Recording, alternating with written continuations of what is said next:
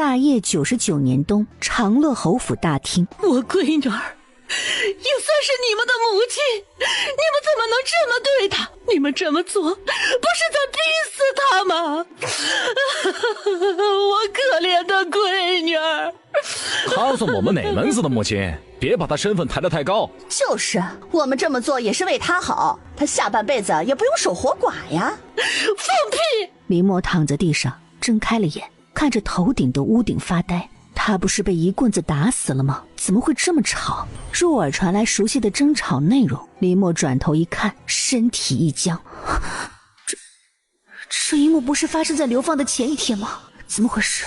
南柯一梦还是重生？林默举起手，不管是梦还是重生，他回到了一切发生之前，回到了流放的前一天。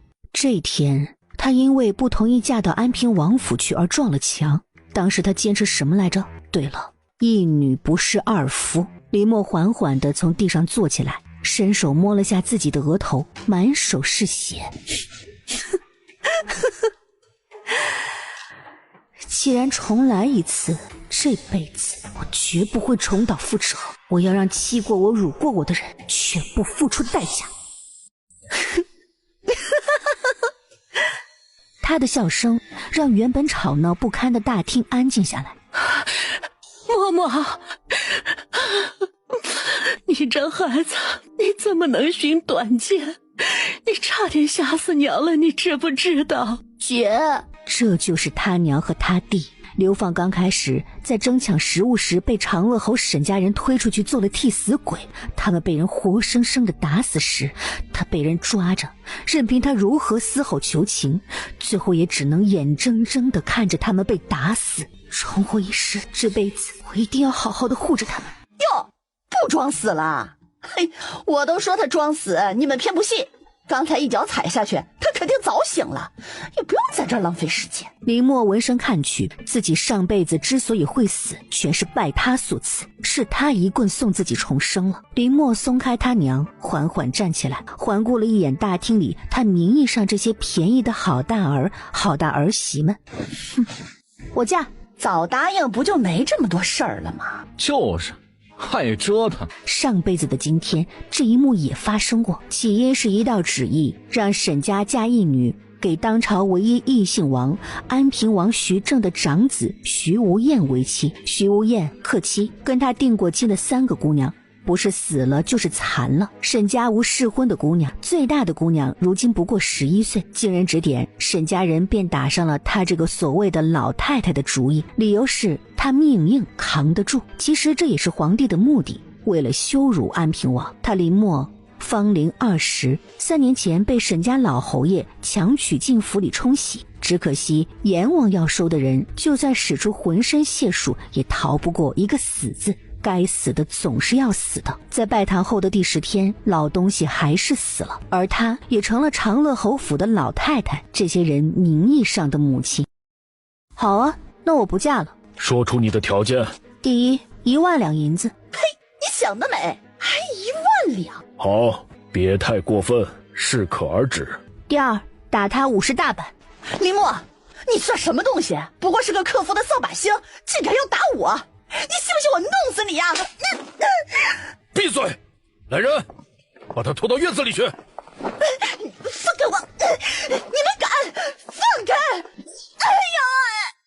林默早就猜到他会让人打，因为沈青云这个人很狠，只要威胁到沈家安全的，他都会毫不犹豫下死手。沈青云让人拿来嫁衣的同时，也送上了1万两的银票。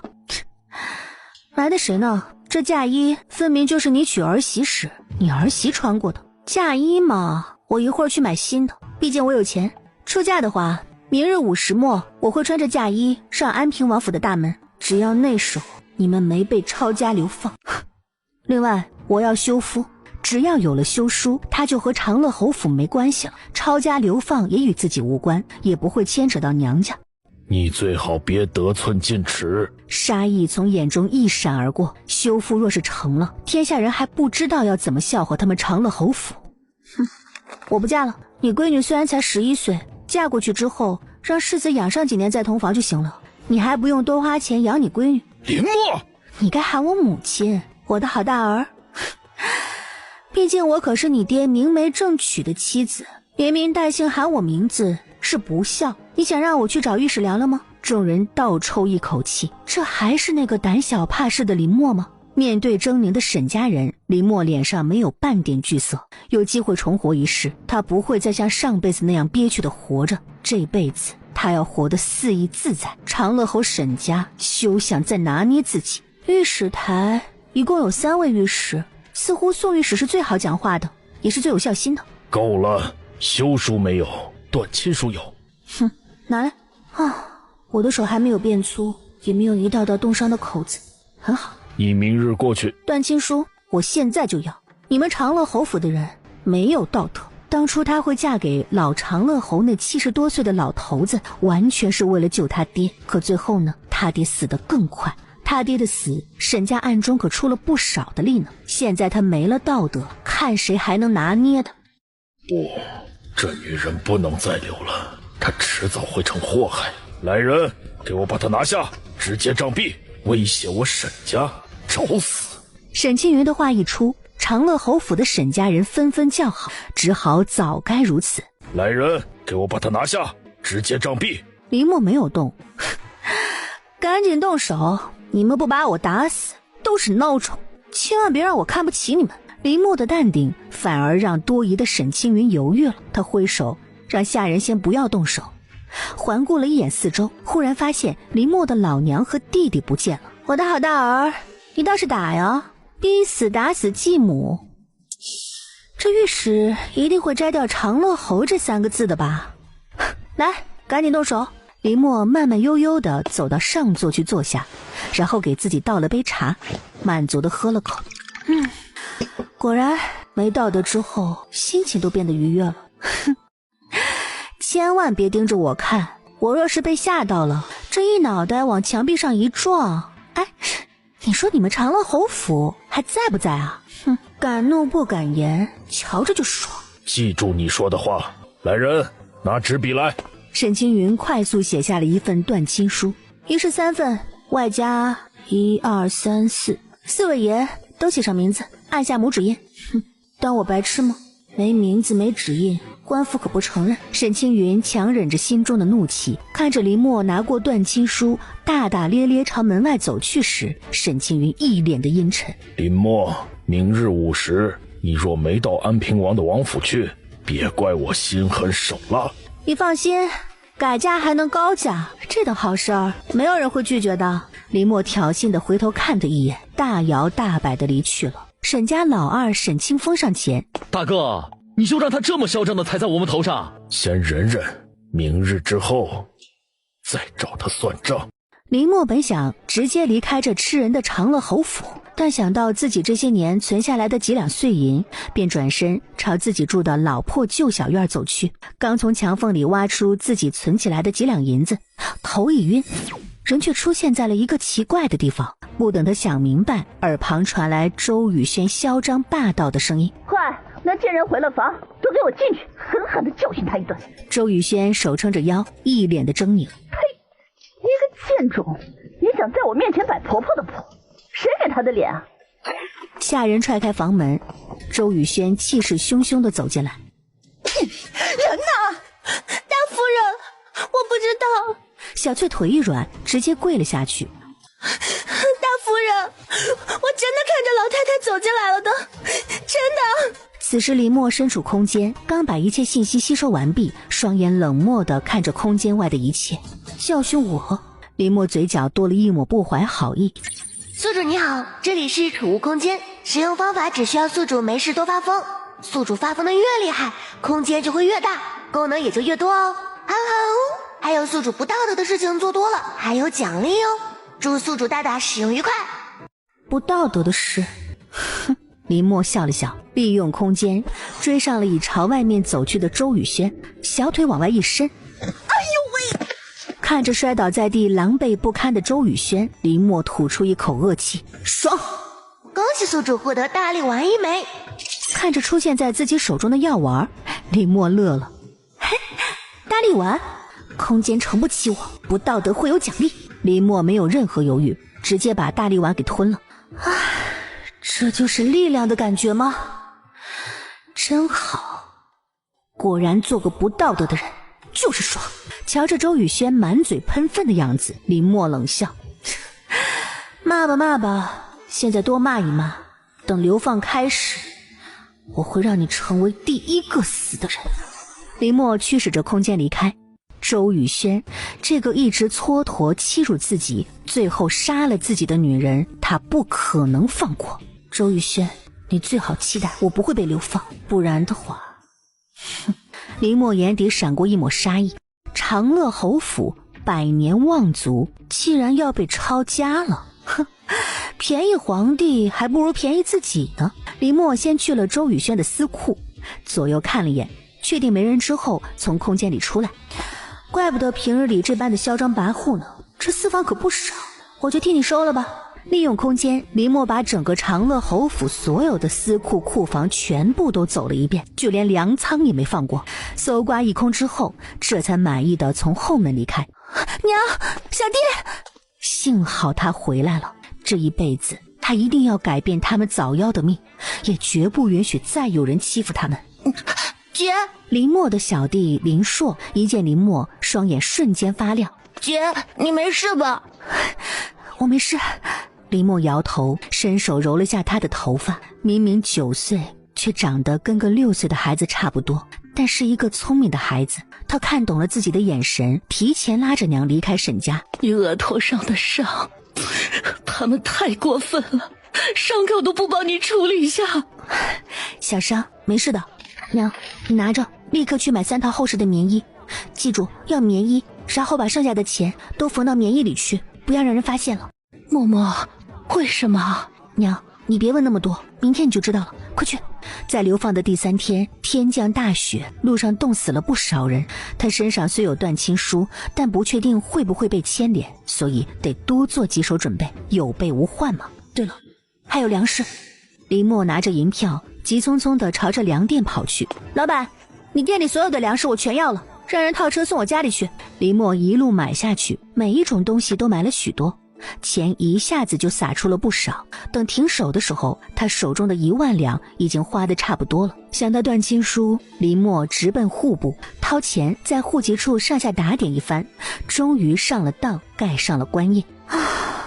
终于和那恶心的长乐侯府摆脱关系了。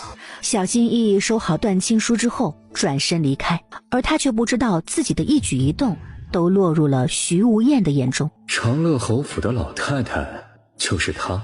本来想查那贪污案的，没想到竟碰上了一件有趣的事。瞧了一眼那断亲书，徐无厌眼底闪过了一抹趣味，看了一眼旁边战战兢兢的官吏，让他如愿以偿，懂吗？林默从户部出来时已经是黄昏了，忍不住加快脚步往回赶。在经过药铺的时候，他停了下来。药，我竟然忘了买药。流放的路上，一场风寒就能要了人的命。林默当即走进药房，再次大手一挥，但凡是药粉药丸的，他全部都买了，反正钱不是自己赚的，花了也不心疼。扫完第1家药铺，再扫第2家，直到京城的药铺都被他扫了一遍之后，这才心满意足的离开，然后直奔安平王的王府。林默敲开大门，我要见安平王世子。赶紧走，我们世子是你想见就能见的吗？快走，不然我对你不客气了啊！说完便关上大门。吃了闭门羹的林默皱了皱眉，看了眼天色，犹豫着要不要放弃见徐无厌的想法。徐无厌，他上辈子没有跟他打过交道，但他的事也听过不少。一路上想要他命的人可不少，但都被他给打退了。安平王府的人口不多，但都很抱团。如果说他们也被流放的话，他希望能和他联盟，所以有些消息他不介意提前分享，但现在看来只能放弃了。而就在他遗憾放弃的时候，却见前面早已停了一辆马车，马车旁站着一名男子，此人正是安平王世子徐无厌。目色之下，林默惊为天人。流放的路上，他曾远远见过安平王世子，污垢之下也难遮其俊俏。如今这贵公子的模样，更让人无法挪开眼睛。妖孽，哼，怪不得就算是被流放，依然会有不少女子对他投怀送抱的。刚想开口，却不想对方竟直直越过他，视若无睹。林默无语了，哼，大哥，你可真是够冷啊，不好相处，放弃。说我跟他说，明日他全家会被流放，估计也能把我给砍吧。算了，不自找麻烦。林默准备离开，跟上。啊，我吗？徐无厌皱眉，在户部时人瞧着挺机灵的呀，现在瞧着怎么这么蠢？除了你，还有别人吗？好高冷啊！林默抬脚跟上。徐无厌把他带到书房。你找我有事？世子，咱们谈一笔交易怎么样？徐无厌拿茶杯的手一顿，随后漫不经心地喝起茶来，放下茶杯，他似笑非笑地看着他。一个后宅的女人找他谈交易，徐无厌不禁来了兴趣。说，世子，这交易我不需要你给我什么，我就一个要求，事若成真，我林家被牵扯进去，我希望世子能够让我林家3人跟着你们，如果没被牵扯进去，就当他做好事了。安平王一家都是好人。可以。世子，明日午后你的父亲会死，安平王府将不复存在，而安平王府的人将被流放到2000里之外的贫寒之地。徐无厌立刻站了起来。你可知你说这话的后果？知道，死。是不是真的？明日之后世子便知真假。事情我都说了，世子记住自己的承诺便是。告辞了。说完行了个礼，转身离开。徐峰，一身黑衣的徐峰凭空出现在他面前。世子，查，想办法把这件事传给我爹，另外动用宫中的暗桩，打听宫中的动静。是。徐峰下去之后，徐无厌走到窗边，修长挺拔的身体靠在窗户边，眉头深锁。他到底知道什么？林默没指望徐无厌全信了自己，但只要他有一点疑心，就会多一分准备，安平王府就不会像上辈子那般狼狈。林默推开门，看见院子里黑灯瞎火，正想说话，忽然一惊，只见黑暗当中有一根木棍快速朝自己打来。林默下意识地伸手去接，木棍入手，手臂一麻。就在此时，旁边有人点燃了火把，而拿着火把的人正是长乐侯府的管家沈西。林默，跟我回去！一个用力，轻轻松松地把棍子抢过来，反手对准刚才偷袭的那个下人，狠狠就是一棍子。林默看都不带看一眼的，拖着手中的木棍朝着沈西走去。我娘和我小弟呢？废物！夫人交代给他一个教训，这点小事都做不好的吗？他们在侯府，你乖乖回去，明日准时出嫁，他们自然什么事都没有。不然，哼！林默一棍朝他的下巴打去，木棍瞬间断成2截。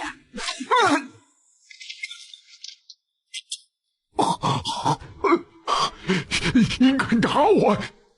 滚！回去告诉我的好大儿沈青云，我晚点会回去的，但是我娘和我小弟若是受了半点的伤害或委屈，我要长乐侯府鸡犬不宁。看到林默眼底的杀意，沈西愣住了，这妥妥一恶鬼啊！直到被张三扶走，他都没反应过来。林默板着脸关上院子的门，可恶，大意了。他没想到沈青云会拿他娘和小弟来威胁自己，他应该多几个心眼的。3件厚实的棉衣静静地躺在木桌上，娘他们怕是在做棉衣时被带走的。对了，物资。他朝着家里库房走去，拧开锁，都在。林默一挥手，把所有的物资收入空间，从库房里出来，看了一眼当空的皓月。既然你们不想睡最后一个安稳觉，我若是不成全，是不是太对不起你们的热情了呢？找了根趁手的木棍之后，林默直奔长乐侯府。夜很黑，从地狱里爬出来的人又岂会怕黑呢？敲响大门，门童打开，看到是他。你个丧门星，来干什么？林默瞧都不瞧，一棍打去。嘴脏，欠打。林默，你别太过分。老爷，这贱人就是蹬鼻子上脸，欠揍啊！他呀，就该狠狠教训一顿。打疼了就听话了。林默冲到他面前，手中棍子毫不客气地打去。如你所愿，打疼了就听话了。棍子如雨点一般的落在他身上，疼得他放声哀嚎。哎呦喂！哎呀，贱人！哎呦喂！住手！哎呀，好疼啊！老爷！哎呦喂！哎呀，救命啊！都是死人吗？还不赶紧把人拖开！林默立刻收手往后退，瞧着周宇轩狼狈的样子，林默心情大好，果然发疯使人快乐。我的好前儿媳，嘴巴给我放干净点，不然我这个长辈不介意教一下你该怎么做人。都给我闭嘴！再闹！家法伺候，我的前好大儿，御史应该喜闻乐见我行使做母亲的责任，好好教导你们做人的道理，都别惹我，我日子不好过，你们也休想好过，明白了吗？说完，拖着木棍朝里面走去。木棍被拖拽的声音刺得众人心头发慌，特别是欺负过林默的人，个个都胆战心惊，生怕找他们算账。侯爷，你就任由他在我们府中这么嚣张吗？杀了他！你愿意把你闺女嫁到安平王王府的话，我不介意你带人去把他杀了。周宇轩身体一僵，这自然不能啊！这安平王世子克妻不说，而且，便宜他了，以后再想办法收拾这贱人。林默回到之前住的小院时，他娘和小弟并没有睡。默默，你有没有事？娘，我没事。你和小弟晚上吃了吗？姐，我们还没有来得及吃饭，就被他们带过来了。林默摇头，掏出一份点心递给他们，让他们先垫一下肚子。林硕吃得一脸开心，但是柳英却食不下咽。默默，你真的要嫁到安平王府去吗？这可不是什么好事儿。你毕竟是二家，若是一般的人家就算了，但那可是王府，而且那安平王世子。娘，别担心，一切有我，不会有事的。等哄他们都睡了之后，才一脸冷漠地走到了院子外。他说了，要成全他们不想睡觉的心愿。进了空间，隐身朝外面走去。等林默回来睡觉的时候，整个长乐侯府早就闹得不可开交了。有蛇！听着外面的催眠曲，林默闭上眼睛的同时，嘴角翘起来。哼，真热闹。林默起来时，破旧的院子外已经里3层外3层的站满了人，而这些人的脸上多多少少都挂了彩。沈青云站在院子门口，而他身后站着一个嬷嬷，他手中托着一个托盘，托盘里放着一套鲜艳的嫁衣。穿上嫁衣，我现在就送你去安平王府。宫里来了消息，让他们立即成亲。你没得选择，我这里这么多人，你或许可以安全离开，但你确定你娘和你弟弟会毫发无损？所以我没得选了。是。哼，拿来。林默接过嫁衣后，带着他娘进了房间，而他弟弟则是守在了门口。默默，你别管我们了，你自己先走。娘，别说傻话，长乐侯府的人是不会让我轻易离开的。娘，帮我穿嫁衣。没想到有生之年，他还能再穿一次嫁衣。到了安平王府，我会让人来把我娘他们接走，没意见吧？可以。哼，惹怒我，我会让你们长乐侯府鸡犬不宁。你能活过今天再说。安平王府书房内，我爹那边还是联系不上吗？没有，世子，宫内暗桩貌似传了消息出来，皇上的确欲对安平王府不利，而且还秘密为世子指了一件婚事，世子早做准备才是。知道是谁吗？不管真假，徐峰，你立即带一批人隐藏起来，万一被那女人说中，你们倒是暗中跟着。若真被流放，怕是这路上危险不断，皇帝不会让他安全活到流放之地的，所以他得做好其他准备。是。管家徐大鹏急匆匆地走了进来。世子，宫里来了圣旨。皇帝还真是给他送了个妻子。看着停在一旁的花轿，徐无艳脸上快速闪过一抹冷意。世子，还是尽快拜堂吧，拜了堂，你们还要进宫去谢恩。皇上说了，世子克妻，一切从简，没必要铺张浪费。徐无艳没拒绝，他也拒绝不了。他现在若说一个不字，整个安平王府便会被立刻获罪。他赌不起。不过在花轿里面的女人出来的时候，他竟然有一种熟悉的感觉。是见过吗？拜堂的过程很快，所有人都是敷衍了事。沈青云看着他们已经拜了堂，满意的吩咐他们立即进宫谢恩，之后便准备离开。慢着，林默掀开红盖头，长乐侯，别走那么快嘛，林默看向一旁一脸错愕地看着自己的徐无艳，世子，不介意借你府中的管家一用吧？徐无艳回过神来，点头，喊来管家徐大鹏。徐管家，我娘和弟弟在长乐侯府，麻烦你帮我去接一下，要多带一些人。若他们不肯交人，不用客气。徐无艳双眼阴沉的可怕，给自己指个寡妇。皇帝对安平王府还真是够用心良苦啊。你别废话，安排好，准备进宫。有什么话以后再说。流放既然已经避不了了，那不打劫一番皇宫都对不起他自己。林默牙直痒，一抬头就见徐无艳双眼犀利地盯着自己看。流放已成定局，改不了了，提前做好一切准备，有备无患，路上也能少受一些罪。说完从怀里掏出一张纸塞给他，按照上面的去准备。徐无艳握着他塞给自己的纸，深深看他一眼，转身离开。他说的或许是真的。林默找了个空屋子，换下自己身上的嫁衣，再出来时，徐无艳已经在不远处等他。进宫。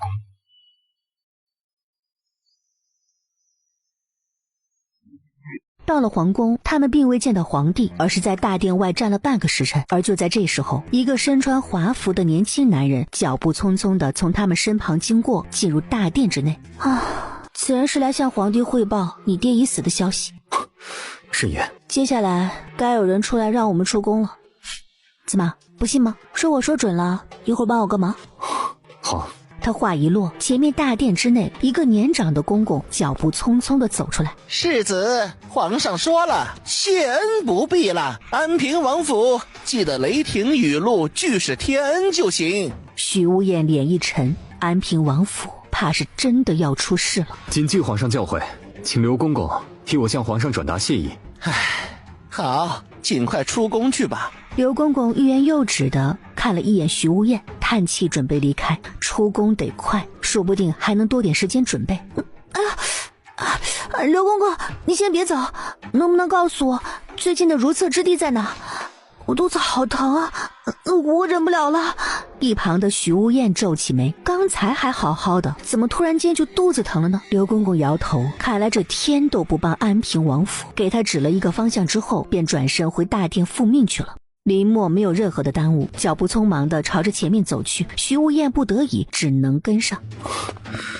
你在搞什么鬼？知不知道，若他说的都是真的，越快离开皇宫对他们越好，起码还有时间安排其他事儿。记得刚才我说了什么吗？所以你要帮我一个忙，你守在这里，我没出来之前谁都不能进来。徐无艳无语了，这算怎么回事啊？林默进了偏殿之后，立刻闪身进了空间，随后以最快的速度离开偏殿。既然进了宫，流放也在即，他自然不会放过搜刮皇宫的机会。皇帝的私库、皇后的私库、皇贵妃的私库、太后的私库，他一个都不想放过。皇帝的私库距离这里最近，林默最先光顾。别说，皇帝私库里的珍品还真不少。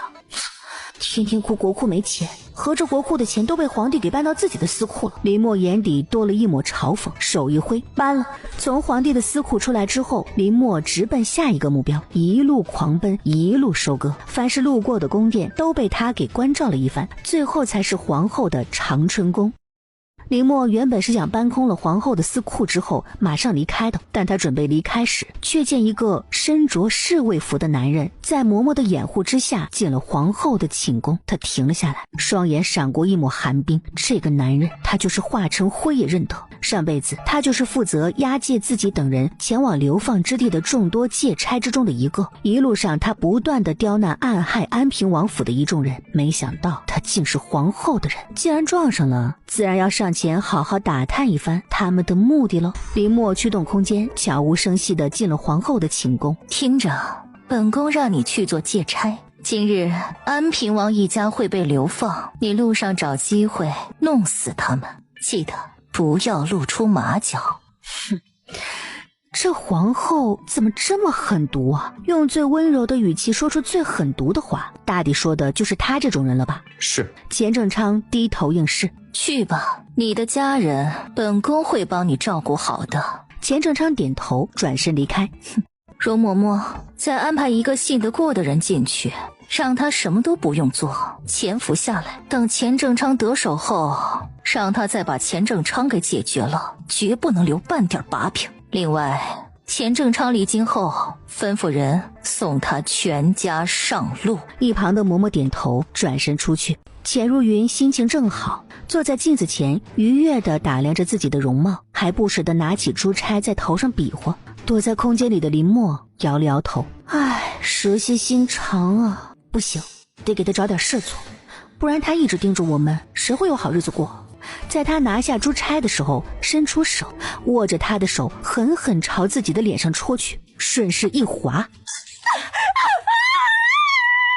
林默趁乱离开了长春宫，准备返回和徐无厌会合。别怪他心狠，毁了他的容，他的注意力就会放在怎么恢复自己的容貌上，无暇顾及其他了。他只要护住他想护住的人就行。经过御膳房的时候，御膳房自然也不能放过，折身朝着御膳房而去。而另外一边，徐无厌眉头紧蹙地盯着前面的大门。他在里面做什么？这都过去半个多时辰了，怎么还没出来？他在里面不会有事吧？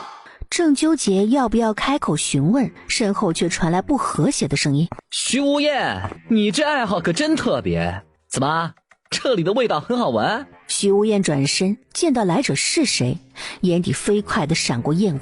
赵仲文，赵太傅之子，太子伴读。他直接移开目光，没打算理会对方。赵仲文一脸的无趣，他跟徐无厌属于话不投机半句多的那种，这会儿见他又端起了架子不理人，心里暗暗鄙视了一番，随即就要进去解决3级。里面有人，都是男人，有什么？快让开，我很急。女人，我夫人。夫人？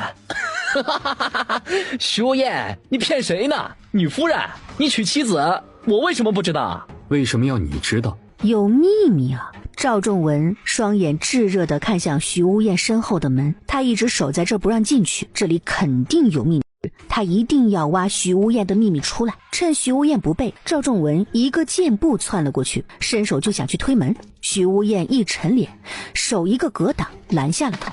父子，徐无厌，你不会是在这儿做了什么见不得人的事情，所以不敢让我进去吧？我说了，是我夫人。骗谁呢？你徐无厌克妻，谁家那么不长眼，敢把女儿嫁给你？还有，昨日之前均没听说你成亲。因为我们是今日成的亲。皇上赐的婚，有意见找皇上去。说完，叫上徐无厌，直接离开了。赵仲文呆若木鸡，真的有个女人从里面出来，所以徐无厌真的成亲娶媳妇了。我去，大事呀！赵仲文顾不得3级，抬脚冲出去，而离开的林默和徐无厌二人一前一后朝着皇宫外走去。路上谁都没有说话。一出宫门，徐峰立即冲过来，他脸色难看地看向徐无厌。世子，刚收到的消息，王爷死了。徐无厌脸色一白，手握紧成拳，他双眼忍不住看向林默。他说的成真了。没时间了，赶快回去，抄家流放的圣旨很快就要到了。徐无厌稳住心神，快速上马，马车以最快的速度冲出去。徐无厌没有浪费时间在追问他怎么知道的事情上，而是在想着安平王府接下来的出路。回到王府，徐无厌立即撇下林默去安排事情。林默不以为然，见到他娘和弟弟之后，便让他们待在院子里。随后他便在安平王府里逛起来。安平王府很大，但人口不多。安平王是一个长情的男人，娶了王妃之后守着王妃过日子，屋内并没有乱七八糟的侧妃姨娘之类。只可惜王妃命薄，3年前去世了。林默看到顺眼的东西就直接收入空间，库房自然也不会放过，留在这儿只会便宜了皇帝，绝对不能便宜了狗皇帝。不过看到库房里面几乎没有什么金银和银票的时候，他便猜到徐无厌昨天晚上有把他的话全都听进去，已经把好转移且容易携带的金银珠宝都带出了安平王府。林默在安平王府转了一圈，来到前院时刚好碰到了徐无厌，两人来不及说话，门外就传来尖锐刺耳的压弓声。圣旨到！徐无厌的心沉到了谷底，最后的一丝侥幸也没了。安平王府上下全部出来下跪接旨，只是这圣旨一读，哭嚎声不断。宣读圣旨的刘公公直摇头啊！皇上说了，让你们立即上路，不得有任何停留。离府时不准带任何东西。世子，对不起了。说完，立刻挥手让身后的侍卫上前赶人。安平王府乱成了一团，林默没有反抗，护着他娘和弟弟，小心翼翼地站在安全的地方。看到徐无艳带着他那2个被吓得脸色苍白，但依然一脸坚毅没有哭的妹妹过来的时候，林默不由得感叹，怪不得安平王府能走到最后，看看人家，女孩子都比男人要坚毅。而长乐侯府，林默眼底闪过一抹讥讽，现在怕是闹开了吧？他没记错的话，今日周雨轩会挨一顿揍。上辈子有自己照顾他，这辈子他很好奇有谁会管他。他的伤又能让他撑多久呢？还有，林默眼底的寒意泛滥，上辈子他加注在自己身上的，他会一一还回去。哼，周雨轩，你可要给我撑住！长乐侯府因为把碍眼的林默送走了，周雨轩心情大好，让人做了一顿无比丰盛的午饭来庆祝。这府上啊，以后就没有辈分比自己大的人压着自己了，值得庆祝。等吃饱喝足之后，准备回房间小睡的时候，宫里来了一道圣旨，直接把他吓得魂飞魄散。抄家流放！他双眼怒瞪眼前宣读圣旨的穆公公，你是不是搞错了？我家犯了什么罪啊？为什么要抄我们家，还把我们流放啊？沈青云早就一脸颓败地低下了头，整个人像是被人抽去了精气神一般，瞬间老了几十岁。皇上真的是要对世家出手了，这只是一个开始。皇上的旨意也是你一个罪妇能质疑的。来人，按住这罪妇，给我狠狠的打，让他好好体会下什么叫做雷霆雨露俱是天。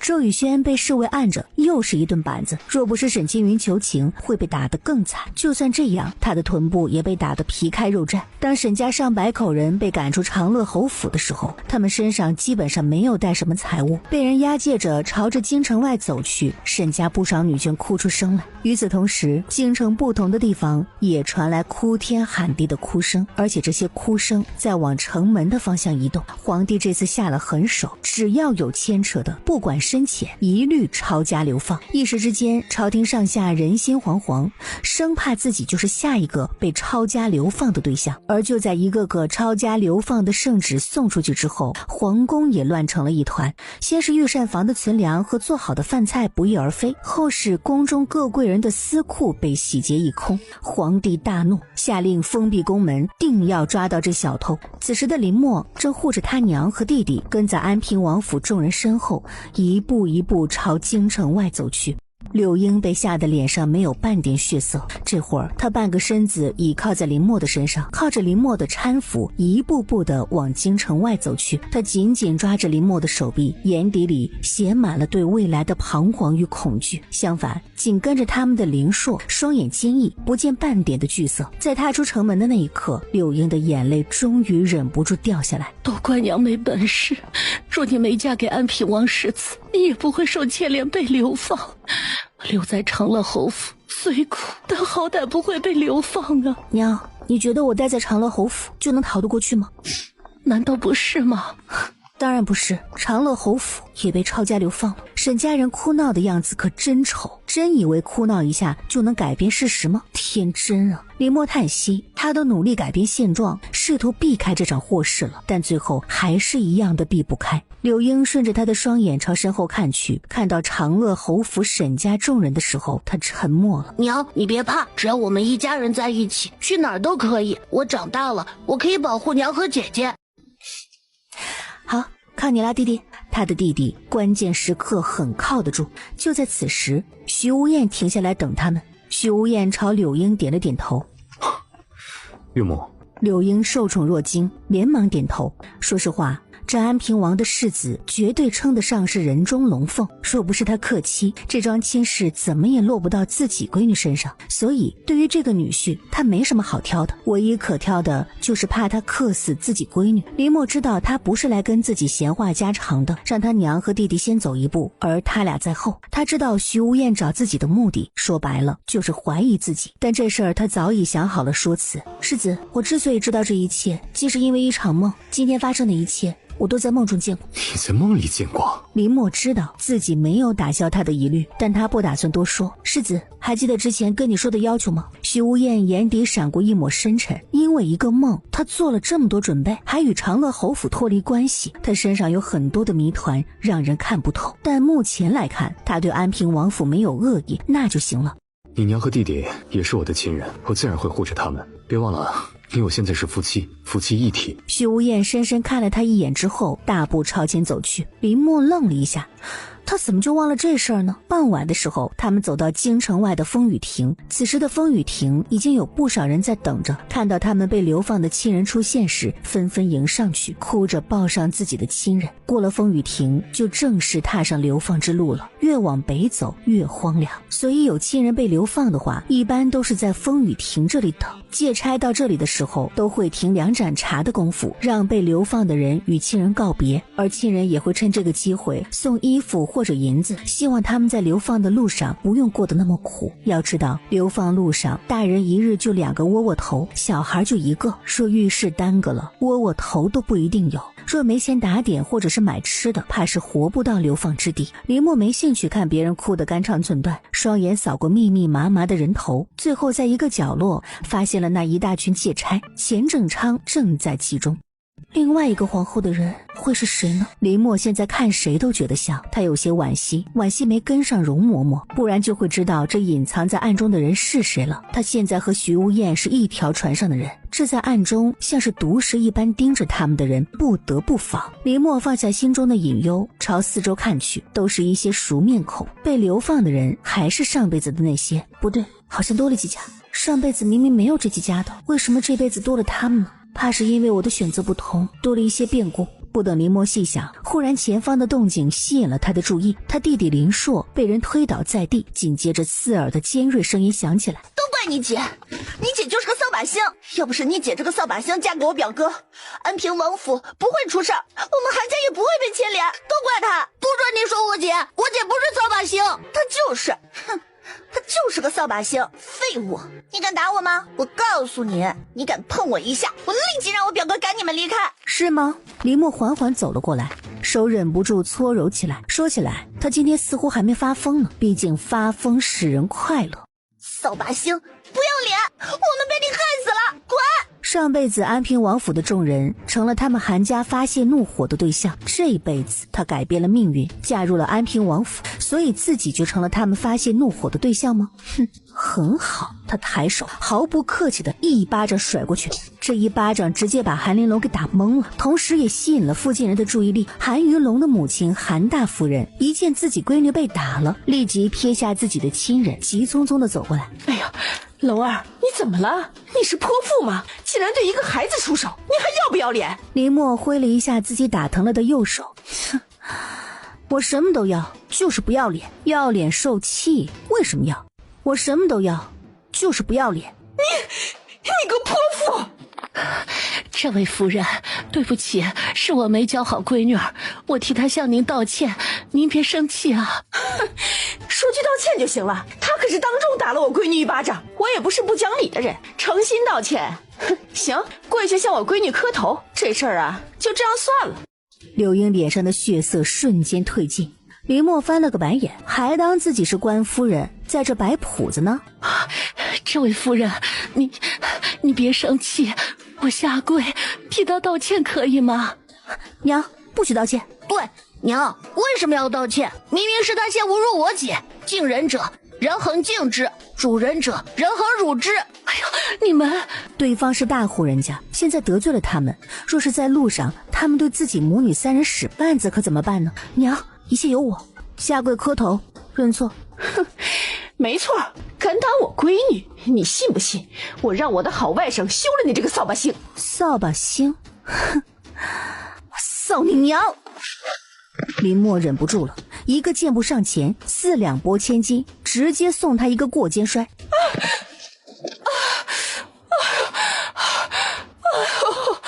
徐无厌的大舅母又如何？惹怒了他一样摔，他没道德的，他就爱发疯。这会儿韩家人、徐无厌都被惊动了，纷纷走过来。怎么了？表哥，你去的好轻直接把我娘摔倒了地上。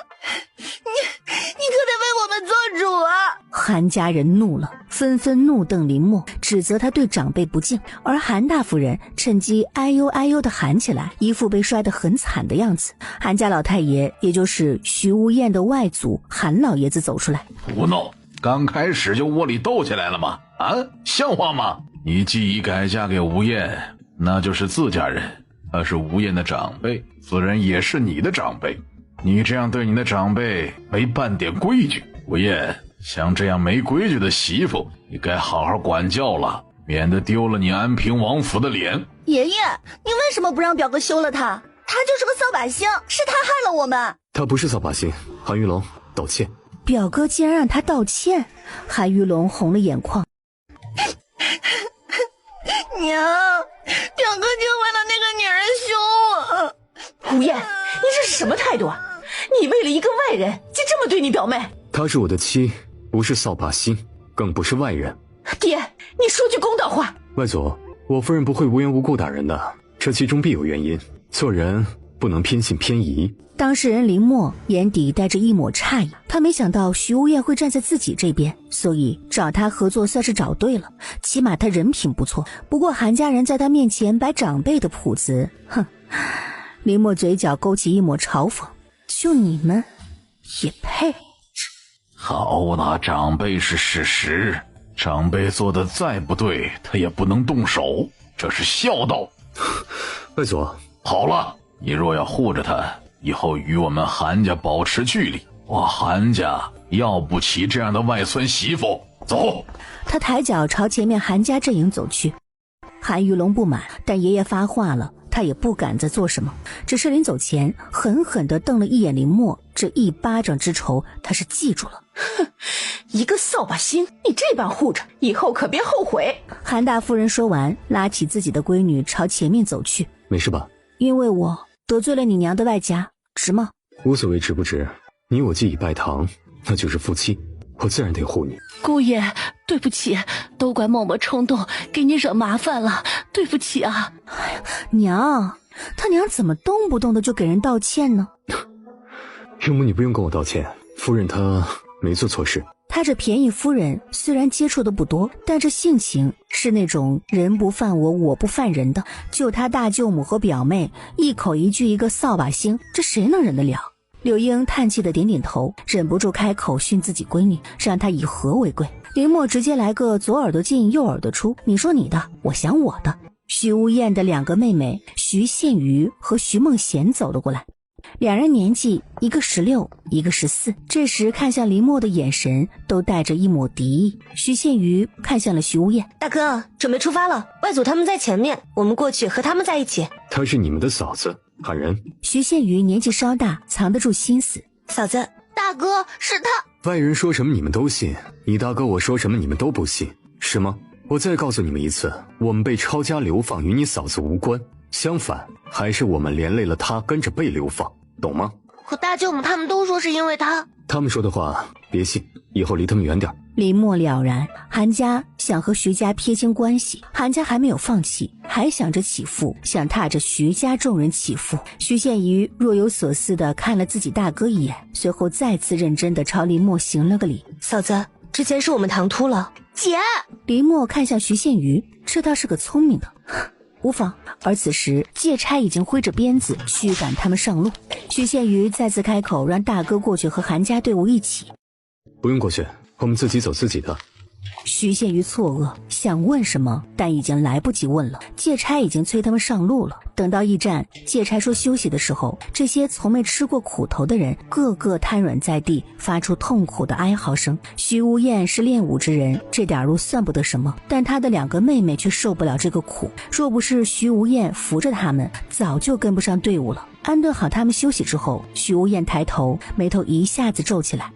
林默呢？他们母女三人怎么都不见了？而此时的林默带着他娘和弟弟直接进了其中一个大通铺，他选了最里面的一个角落，把身上的行李一放，开始简单的打扫。默默，我们先进来收拾，会不会不好啊？不会。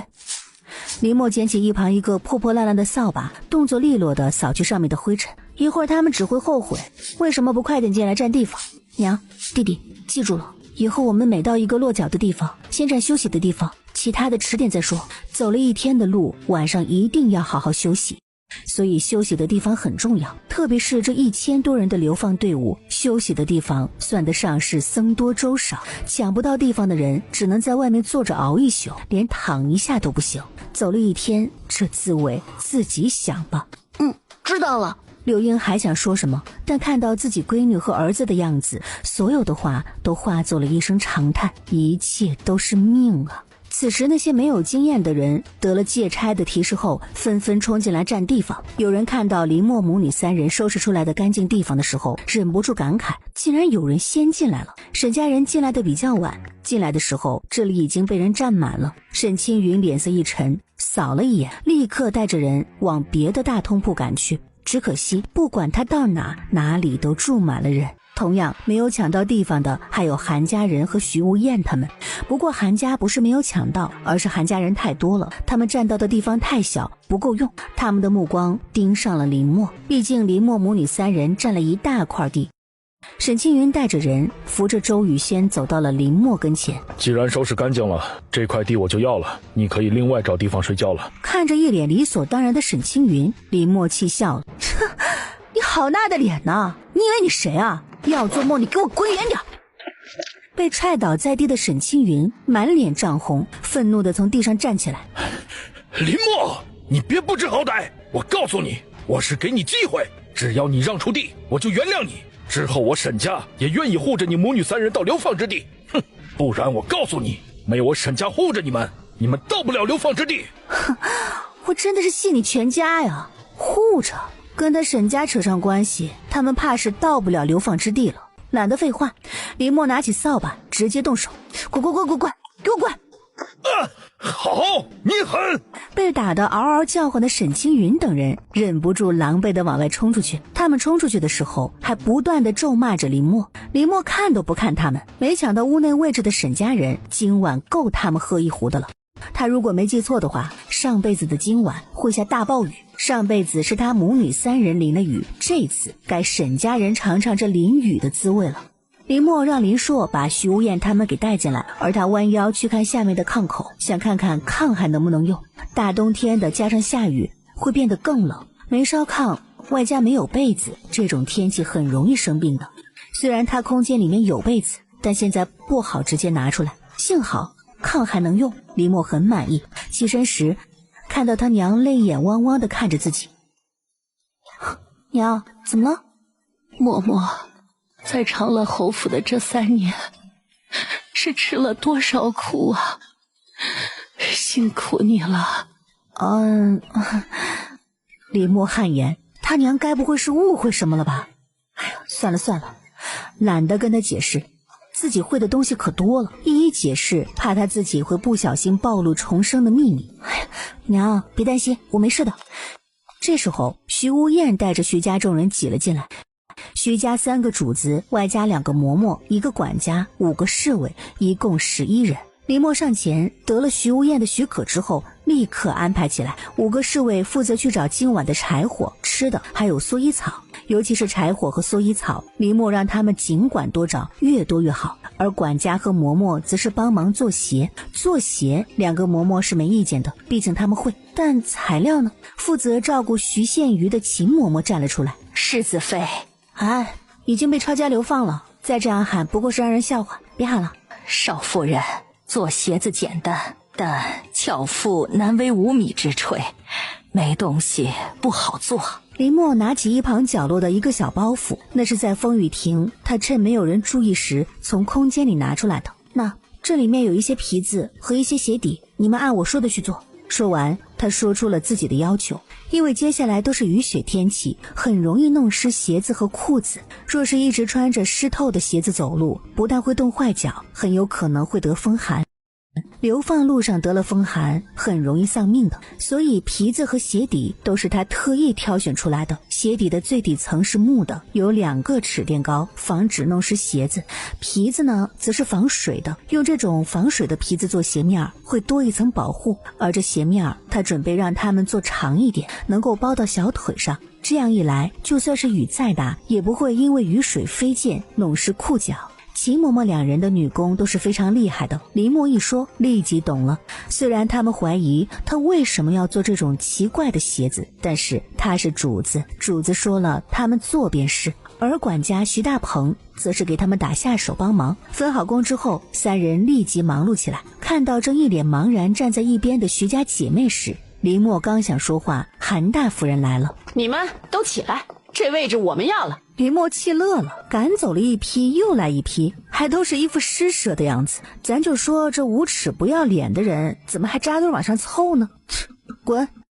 林默，我可是长辈，我让你让出位置是看得起你，你最好别不识好歹，不然不敬不孝的帽子下来，我看世人怎么看你。你要是让我高兴，自然一切都好说。柳英急了，他闺女的名声已经够差的了，要是再被扣帽子，那怎么得了呢？当下就急得要说话，林硕眼疾手快，一把拽住了他。娘，别开口。可是你姐，娘，这事儿让姐处理，你别管。娘，你不掺和，就是对姐的最好帮助。今天的事儿他是看出来了，他娘就是个软骨头，怕事的很。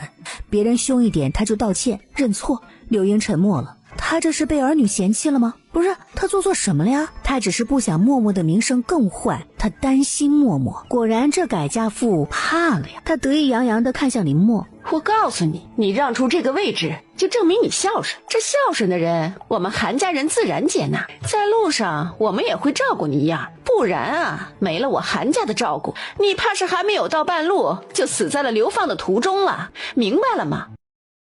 你只能依靠我们韩家。林默翻了个白眼，上辈子的他就是因为怕被人骂，所以乖乖的给沈家人让出了位置，带着他娘和弟弟在外面淋了一夜的雨，导致他娘和弟弟接下来生了一场病。而现在韩大夫人想用这些话来逼他让出位置，想屎吃呢。他既然已经重生，道德这玩意儿早被他抛弃了。哼，没他韩家照顾，他到不了流放地。林默嘴角勾起一抹嘲讽，不，他一定会带着他娘和弟弟到达流放地，而且还会过得很好。至于他们韩家人，那可就不一定了。所以没道德之后，他就爱发疯。林默一个箭步上前，啪啪就是几巴掌。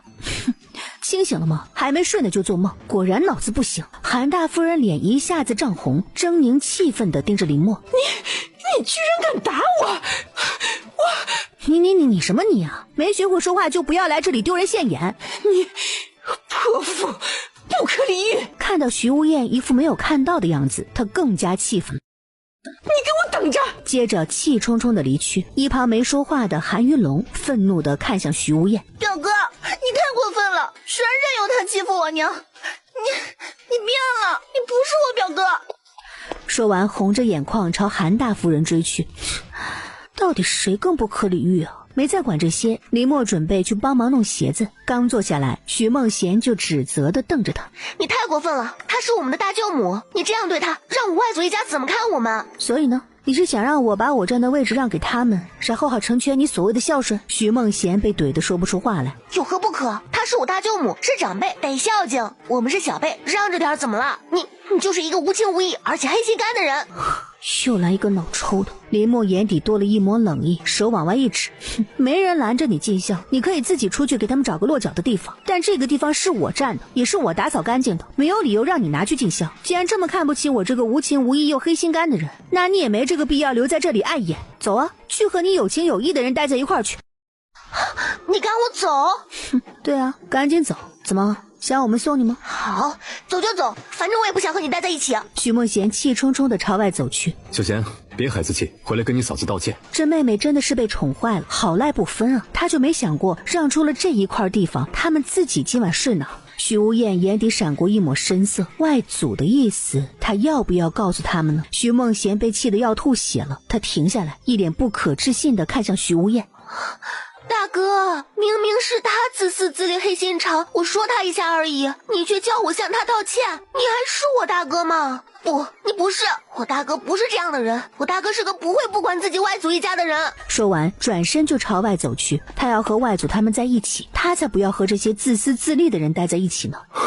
梦贤，徐无厌皱眉想追出去，但林默却阻止了他。看到徐无厌看向自己，林默摇头，我若是你，我就不会管他，有些事他得自己想清楚。流放路上圣母活不下去了，而且人心也是最经不起考验的，他若是后面才犯浑，等待我们的将是灭顶之灾，还不如让他现在去看看什么叫做人心。流放路上越到后面就越容易见鬼，现在才刚刚开始，鬼还少一点。林默脸上闪过一抹意味深长，韩家人都是一群道貌岸然之徒，没损害到他们的利益时，一个个都是一副圣人样，但若是损害到他们的利益，那脸翻得比翻书还快呢。上辈子韩家人可没少坑徐无厌他们，而徐无厌也正是因为这个蠢妹妹没少遭罪，这一次提前点醒徐梦贤，不知道会不会有所改变呢？林默看向徐无厌时，眼底飞快闪过一抹深色，随后拖来另外一旁的大包袱，解开，露出里面雪白的棉花。正在沉思中的徐无厌看到棉花时恍然，怪不得路上他不用自己帮忙，原来是棉花呀！这么一大包棉花的确不重，之前在路上他听到他说不重的时候，还以为是客气呢。你为什么带这么一大包棉花？给你们塞到棉衣里，就他那衣服根本就抵挡不了接下来的冰天雪地。让他把棉衣脱下来，林默没再理会徐无厌，喊来他娘和徐宪瑜过来帮忙，一个拆扣子，一个塞棉花，一个缝合，他们这里忙得不亦乐乎。而其他人早已坐下来吃东西休息，看到他们在忙活，个个脸上露出嘲讽之色。切，丑人多作怪，好好的棉衣还拆开往里面塞棉花，丑死了。小贤，你说这话说得太对了，他呀就是丑人多作怪，没事找事做。大舅母，你说的对。大舅母，你能不能再给我一个包子？我还没吃饱。你吃一个已经饱了，对不对？既然已经饱了，就不要再吃了，免得浪费。这些呀，留着明日再吃。说完，直接把包子包好放到一旁。哼，你来跟着我们韩家，却没带1文钱来，还吃这么多，谁养得起你啊？徐梦贤错愕，他吃一个怎么可能饱呢？龙表姐吃3个呢。但是见他已经收好了，也不好意思再要，看向其他舅母，他们纷纷扭头装作没有看到。徐梦贤心里突然有些不舒服。而林默这边，出去的侍卫带回来一大捆干柴、2只烤好的野鸡以及一大捆蓑衣草。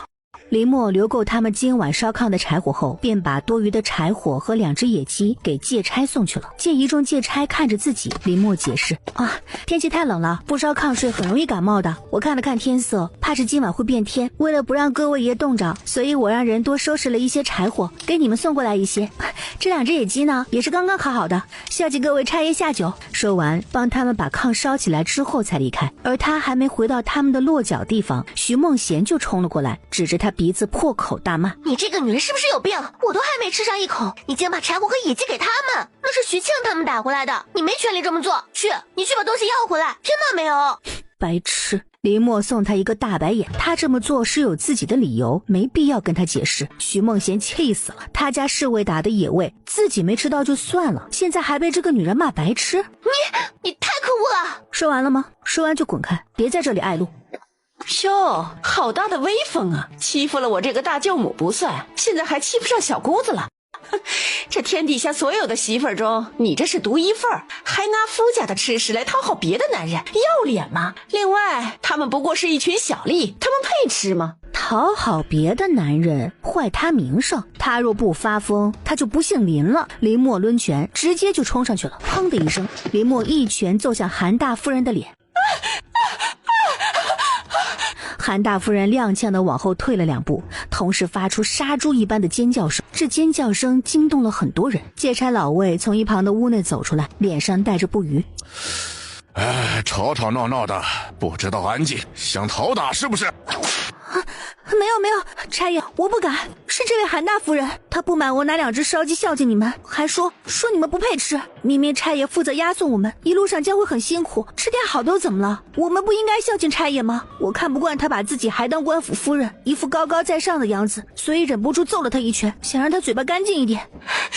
林默，你叫什么叫？我说错了吗？你敢说你刚才没说这些话吗？有，可有就行了。魏爷，您看他都承认了，我可没有诬赖他。不错，做得好，别给老子惹事，敢给老子惹事，老子不好过，你们也别想好过。还有，别把官夫人那套用在这里，牢记自己的身份。你们现在是流民，好好记住自己的身份。气死我了！该死的林默！徐梦贤也不敢再说话，匆匆跟着韩大夫人的脚步离开。很快，不远处传来韩大夫人尖酸刻薄的骂人声，可这与他有什么关系呢？舒服。见徐家人都戒备地看着自己，林默也不解释，慢吞吞地啃着自己手中的包子。吃完之后继续干活，鞋、蓑衣都要继续做，最少要做出4套蓑衣来。说完，动起手做蓑衣，这些都是他上辈子学的，什么都得自己动手，不然就挨饿受冻，活不到流放之地。柳英母子见状，3口2口把包子吃了，挪过去帮忙。徐无艳让徐宪瑜他们去帮忙，随后也在林默旁边坐下帮忙。为什么？他不相信林默会无缘无故的做这种事。今晚会下大雨。徐无艳恍然低头看了一眼手中的蓑衣草，怪不得他要做蓑衣呢。但4套够吗？明日皇帝会有旨意过来，允许其中几家人买1辆马车代行，马车是借差提供，老魏负责送马车过来，而且以后老魏是负责押送我们的借差小队长，所以跟老魏交好，对他们只有好处没坏处。怪不得他果然不会做无用功。一个没忍住，双眼带着探究的看向了他。真的是做梦梦见的吗？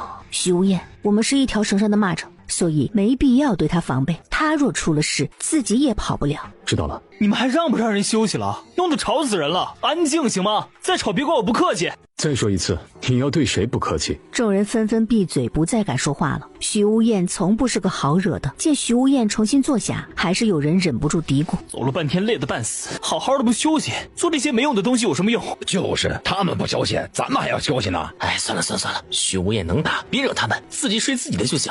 我以为你会跟他们说一会儿会下雨。我说了，他们会信吗？说不定他们还会骂我乌鸦嘴，故意诅咒老天下雨。这绝对有可能。再坚持一会儿，很快就能完成了。而四周很快也安静下来，陆续传来打呼声。只有徐家这边在昏暗的灯光下忙碌地做着自己的事儿，一直忙到深夜。林默低声让5个侍卫用织好的蓑衣铺在地上，靠在灶口旁睡，而2个嬷嬷和徐大鹏上来和他们挤。没办法，他们3个上了年纪，若睡在地上很容易生病的。而等他们睡下没多久，外面下起了雨。突如其来的大雨惊醒了在院子里小睡的众人，也浇灭了一个个火堆。而徐家众人没理会这些，蜷缩在角落里继续呼呼大睡。而睡得迷迷糊糊的林默身体没意识地往旁边温暖园移去，他脑子里现在就一个想法，有马车后明日无论如何都要弄几床被子放在马车上，太冷了。他的靠近惊醒了徐无艳。徐无艳静静地看着蜷缩在自己身前的小女人，眼底带着好奇和探究。林默，你到底是个什么样的女人啊？我真的很好奇。翌日，林默醒来的时候，发现自己竟是靠着徐无艳睡的，脸上闪过了一抹不自然。起来后，立刻让人收拾整理东西。而在此时，一个衍生的妇人走了过来，提出想跟他们买些棉花，没了。对方失望的离开，但是却没有为难林默。我要棉花，你们全部的棉花都给我拿来。没有。他很心肠，没心没肺，难道你就忍心看着你的外祖挨冻？棉花没了，韩家人口众多，挤一挤就不会让外祖挨冻。现在正是表现你们孝顺的时候。好，很好，果然是夫妻同心。说完，气冲冲地走了。不愚孝，很好。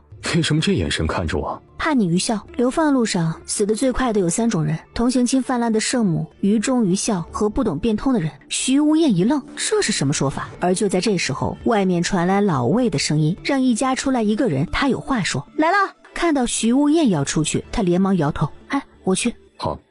默默，你怎么能这样呢？这种事儿应该让姑爷出面，他才是一家之主。姑爷，真对不起，都怪我平时宠坏了他。岳母不必在意这种小事，夫人去比我更合适。皇上皇恩浩大，体谅流放的队伍中有老人小孩，所以特许这几家买1辆马车代行，马车1辆200两，准备好银票，念到有你家的就跟我出来选马车。安平王府、长乐侯府、韩家、荣家、白家、钱家、齐家，一共7家，派1个人出来。为什么没我家啊？我家有2个老人，7个小孩，没马车怎么走啊？我家也是，3个老人，也有几个小孩，也需要马车呀。我要马车，给我马车！想吃鞭子是不是？再吵，老子就赏他一顿鞭子。这会儿走出来7个人，不对，是8个。想闹事是不是？还是欺负老子不识数？戚家给老子出来8人，想挨揍就直接说，老子成全他。一个女人来凑什么热闹？滚回去！安平王府的名额我韩家要了。哼，你好大的脸，你好大的脸！你说要就能要的吗？那是皇上给安平王府的恩宠，与你韩家无关。魏爷，有人想强抢马车，怎么办呢？韩家滚回去一人！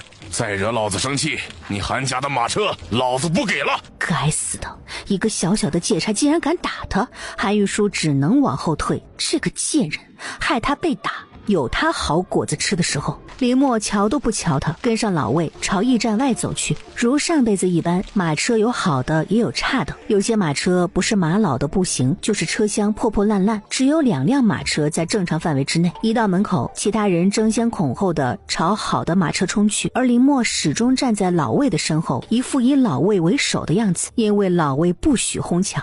老子让你们选了吗？都给老子滚回来！众人虽不忿，但也只能乖乖的走回来。你先去选，选中把你手中的牌子挂到马车上。我吗？真的是让我先去选？对，别废话，赶紧去。哎，好。林默低着头掏出200两银票递给老魏之后，连忙去选马车。而这会儿他的嘴角翘起来了，昨晚的卖好有用了，而他刚才塞出去的银票里还夹着一张50面额的银票。为什么是他先选？林默，不准你选好的马车，听到没有？这时候不选最好的，真对不起自己啊！为什么？就凭他让人省心，而你最后一个选。沈青云脸色发白。等林默选好马车之后，老魏立即让第2个人去选。很快，马车全部都分配好了。我跟你换1辆马车。他挑剩下的最后1辆马车，马不但老，而且车厢又小又破，根本就坐不了几个人。你在想屁吃呢吧？你当真不给？给你个锤子你要吗？你给我等着，林默，我绝对不会让你有好果子吃的。该死的贱人，竟敢这般对自己！车厢里坐了林家3人，徐家兄妹2人，2个嬷嬷，1个管家，其中1个侍卫负责赶马车，剩下的4个侍卫只能走路，不过累的时候可以换人赶一下马车。就在这时候，徐梦贤冒着雨带着韩家的几个小姐气势十足地走过来一开口就是让徐家侍卫把身上的斗笠和蓑衣给韩家人送去。而马车上林默母女3人以及2个嬷嬷管家，他也开口让他们下来，让他和韩家的几个小姐坐上去。林默成功的被气笑了，看到齐嬷嬷他们真的要下马车，林默伸手拦住，滚！你就是一个外人，你没资格说话。还有，这是我徐家分到的马车，与你没关系。哼，他绝不会承认他是徐家的人，他不配。徐梦贤，在我没生气前跟你嫂子道歉。哥，你又帮他，你还是我大哥吗？自从这女人出现，你就不站我这边。你答应过娘会好好照顾我的。小贤，道歉，别惹大哥生气。还有，你上马车就行了，其他人真的坐不下了。嫂子说的对，他们想安全到流放之地，还得靠他们帮忙。姐，怎么你也这样？哼，你们不让韩家表姐们坐，我也不稀罕跟你们坐。表姐们，我们走。徐宪宇想喊住他，但看他那个倔强的样子，只能叹了口气。放心吧，他很快就会悔不当初的。嫂子，小贤年纪还小，14岁，不小了。每个人都要为自己的选择付出代价，不管是他还是我。徐宪宇沉默了，但那是他妹妹，他怎么可能不担心呢？好了，小月，你别管他，让他先吃点苦头。外祖他们若是找你的话，多个心眼，别他们说什么你就信什么，他们让你做什么，别乱答应。大哥，其他不要问，你只需要记住我说的话就行，其他有大哥。好，看来这韩家和徐家之间还发生了一些他所不知道的事情。因为人太多不好管理，所以在出发前，老魏等人以家为单位，把这支庞大的流放队伍分成了几个小队，每个小队由20个借差负责。安平王府、韩家、长乐侯府、赵家、穆家、刘家、许家等12家归老魏管。很不幸的是，皇后的人钱盛昌恰好也分到了他们这边。借差都骑着马，戴着斗笠，身披蓑衣，其中老魏和另外一个在前面带路，3人在最后盯着，防止有人逃跑。剩下的人分布在队伍的2侧跟着，而徐家在队伍的前头。大舅母，能不能给我一个包子吃？我好饿。你以为就你饿吗？你去问问谁不饿，但就你想要吃的没了。哼，一点用都没有，让他去把马车要过来，要不来还想要吃的，做梦去吧。大舅母，我明明看到你包袱里还有包子，你为什么不给我吃一个？我们不是一家人吗？徐梦贤，你搞清楚点，你姓徐，我姓韩，怎么是一家人了？哼，想吃东西去找姓徐的要去。算了，现在还要稳住这个蠢货，还要他帮忙做事呢。算了，谁让我心软呢？那这个给你吃，我告诉你啊，也就只有我才舍得给你吃的，别人可舍不得把吃的给你。还是大舅母好，虽然骂了我，但还是会给我食物吃。韩家的马车上坐着的全是嫡出的男丁，那是他们家族的希望，不能有半点事，剩下的其他人只能走路。流放的路途异常漫长，如果仅靠双腿走，根本走不到目的地。这才走到第2天，他就已经累得不行了。不行，必须得弄来一辆马车才行。小贤，你想吃肉，不想走路吗？想。来，过来，我有个主意。大舅母，我不敢。不敢？那你想走上几个月，你就不想吃香的喝辣的？好，我答应你。这就对了嘛，听大舅母的，大舅母不会害你的，大舅母只会带你吃香的喝辣的。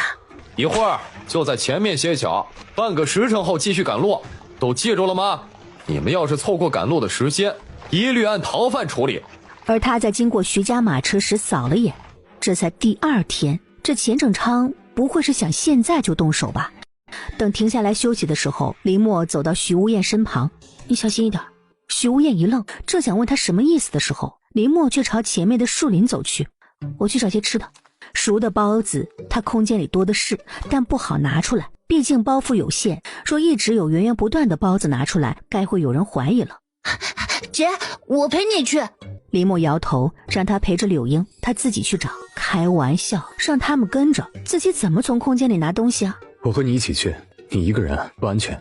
你不能走，你在这里看着马车，让徐平安和徐平贵去，其他人休息。至于担心我的安全吗？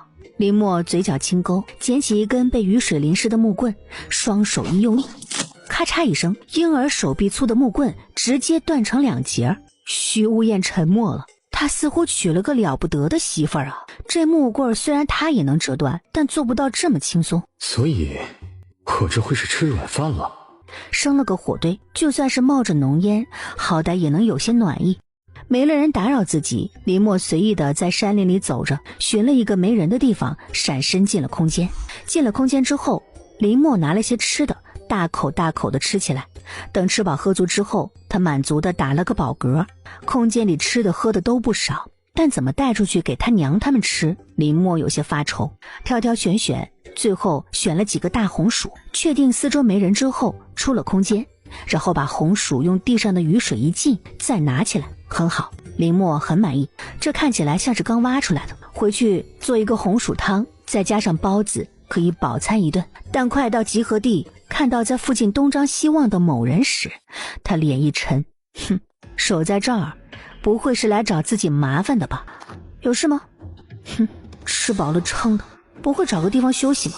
偏偏守在这里找我的麻烦干什么？难道我表现的还不够凶吗？我要和你谈谈。我和你没什么好谈的，比3岁孩童还蠢。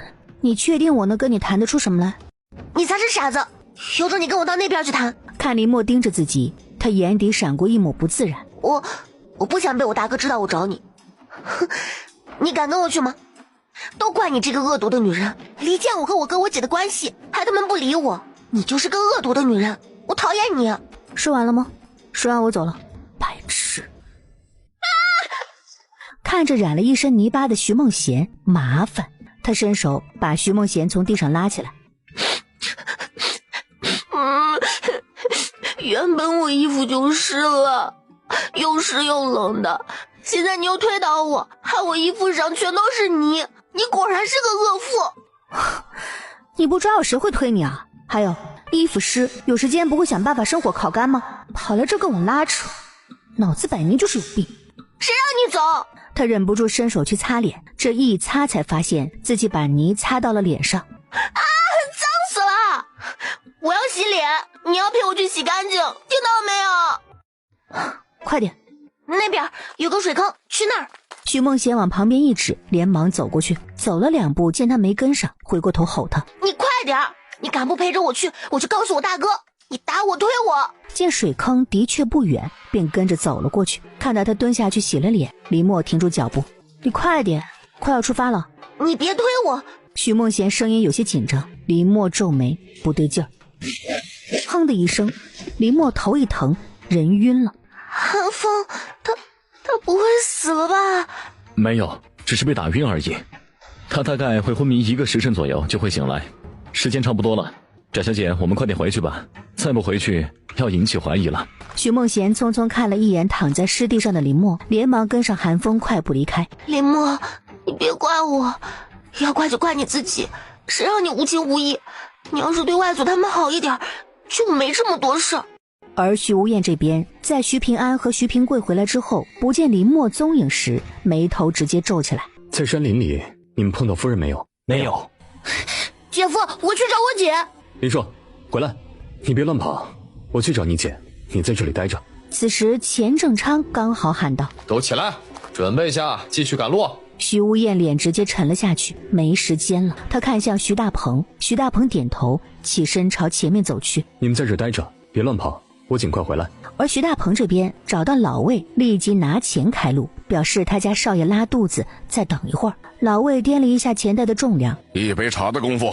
好，有屎尿的赶紧给老子先解决了，我要上路了，就跟老子唧唧歪歪说要拉屎拉尿，听到没有？一会儿上路，谁敢喊，老子送他一鞭子，快去！看了一眼朝四周散去的众人，老魏朝徐大鹏点了点头。徐大鹏会意，转身离开。魏延，为什么？没那么多为什么，钱开路，咱们做借差也是为了钱，晚走1盏茶的时间，多1笔外快，兄弟们也能多几两银子，这买卖划算，只要不耽误行程就行。钱正昌不落痕迹地看了一眼徐家人的方向，在发现不见徐无厌时，他有些惋惜，估计徐无厌还没回来，这徐管家才会拿钱来买时间。可惜了，他没能第一时间发现，浪费了这个机会。1盏茶的时间很快过去，此时徐无厌和林默都没回来，徐宪瑜和林家母子都担心到不行，生怕出发了他们没赶回来，两人被判成是逃犯。徐大鹏眼神暗沉，按了一下袖带，不行，他还得再拖上一拖，为少爷争取时间。就在他准备再去贿赂老魏的时候，徐无厌沉着脸走了回来。无厌，嬷嬷呢？我没找到他。徐无厌让徐大鹏过去再拖延一点时间，但就在这时，韩大夫人带着韩家一众女眷走了过来，刚好拦住了徐大鹏。哎呀，无厌呐，我可是看到了，你那扫把星的恶毒媳妇一直没回来，她不会是被你克死了，或者是做了逃犯吧？哎呀，没了那不孝的恶妇也好，你看看她做的那些好事，恶心人的很。哎呀，她不在了，你把林家人和下人赶下马车去，我带着你那几个表妹过来，跟你们挤挤马车，你不介意吧？克死娘，我告诉你，你死了我姐都不会死，你给我把你的乌鸦嘴闭上！嘿，你这个小兔崽子，谁允许你这般跟我说话的？大舅母，他还只是个孩子。哼，算了，我大人不计小人过，懒得跟他计较。我来是跟你要马车的，你给还是不给？大舅母，韩家也有马车。好你个徐无厌，你恶妇不在了，你也不把马车让出来。好，真的很好。你们走不走？不走，全按逃犯处理。哼，徐无厌，你无情，那就别怪我无义。差爷，我举报徐家有人逃跑了。你说的可是真的？千真万确，徐无厌的夫人逃跑了。只要他们倒霉被贬为逃奴，那这辆马车就成了无主之物。他韩家人多势众，要抢到这辆马车轻而易举。你夫人呢？说话！鞭子打在徐无厌身上，潮湿的空气中立即多了一股淡淡的血腥味。我夫人没有逃跑，女人动作慢点，不是很正常吗？说完，他眼底飞快地闪过一抹疑虑，是错觉吗？为什么他觉得眼前这个借差似乎对他有很大的敌意？刚才那一边可不是吓唬人的，对方是想下死手，最后松了手才转了方向。叫他出来，不然就逃犯处理，而你们全做逃奴处理。对啊，你叫他出来啊，快叫啊！你敢叫吗？你不敢吧？是因为他吃不了流放的苦，逃跑了。前爷，若他们都成了逃奴，我举报有功，可不可以直接买下这辆马车？我可以出300两的。闭嘴！我再说一次，把人叫出来，不然做逃犯处理，你们作为亲人一样捞不到好处。她是女人，女人如厕比男人慢。这里只有刘明，没有女人男人。我数3声，他人没出现，你徐家上下以及与其相关的人全做逃奴处理。1、2。韩大夫人一脸激动，手不自觉地握成了拳头。快点，只要这最后一声落下，他们就成逃奴了，自己就可以名正言顺地拥有这辆马车，不用再走路了。而这会儿徐家这边的人，除徐无厌之外，其他人个个脸色发白，胆小的身体直接抖了起来。3。催什么催啊？拉个屎都不让人放心拉完，怎么着？刘明就不是人了吗？你怎么会出现？哼，你当然不希望我出现了，账迟点再算。差爷，我可没逃跑啊，便秘拉不出来，蹲得久了点。哼，公报私仇是吧？给你机会才行。看什么看？赶紧起来，准备出发。我记住你了。嬷嬷，你没事吧？我没事，先上马车。林默这时才没掩饰他脸上的痛苦，颤着手摸出一瓶金疮药递给了柳英，刚想让他帮自己上药，还没等开口，徐无厌拿着药让他低头给他上药。此时众人这才发现林默头顶上有伤。嬷嬷，我没事。忍一下，伤口有些大，可能会痛。我没事，能忍。你头上的伤是怎么回事？对呀，嬷嬷，是谁这么狠心伤的你？再狠点儿，你还有命吗？娘，你别哭，我没事的，死不了。蹦跶的这么欢，你没看出来？韩家？没错，还有你的好妹妹联合韩家人，一个做诱饵，一个出手，目的你应该看出来了。我这个人睚眦必报，我报仇的时候，你最好不要拦着我。至于你的好妹妹，你放心，我不会要她的命，但苦头必须要她吃。你尽管出手。徐无厌一脸冷漠，这般是非不分的妹妹，不吃点苦头根本就学不了聪明。徐无厌看着她的睡颜，低下了眉。韩家，小邪是怎么回事？他怎么能帮别人来对付嫂子？亲疏好赖不分，真的该打。而此时韩家队伍里，韩大夫人一巴掌朝着徐梦贤的脸上打去。大舅母，你打我！打你怎么了？我差点被你坑死，打你还算是轻的，狠点我要了你的命！你这个蠢货，让你做点小事都做不好，还连累我，气死我了！还有韩风也是个蠢货，都把人给砸晕了，为什么不多砸一下啊？把人砸死了，一了百了多好！可恶！这能怪我吗？我已经把人引过去了，而且韩风也把人砸晕了，他提前醒，能怪我吗？你还因为这个事情打我，你太过分了！哼，有意见滚出韩家队伍，在这白吃白喝，让你干点活你还跟我大呼小叫的，谁惯的你啊？徐梦贤气得浑身发抖，自己就吃了他一个包子一个窝窝头，这叫白吃白喝？我走就走！走了你就不要回来，就冲你对林默做的那些事情，你以为徐家还会让你跟着？他是我哥和我姐。哼，可你不在，他们被林默收买了，现在没人要你，你只能跟着韩家。我告诉你，你听话点儿，我还能对你好点儿，知道吗？哼，留这个蠢货在身边，多个人使唤。林默这一觉一直睡到了天黑，队伍停下来休息时才醒。而这一次不用吩咐，一停车，徐平安几个人就已经冲进去占今晚住的地方了。林默从马车上下来，看到他娘他们几个小心翼翼地盯着自己。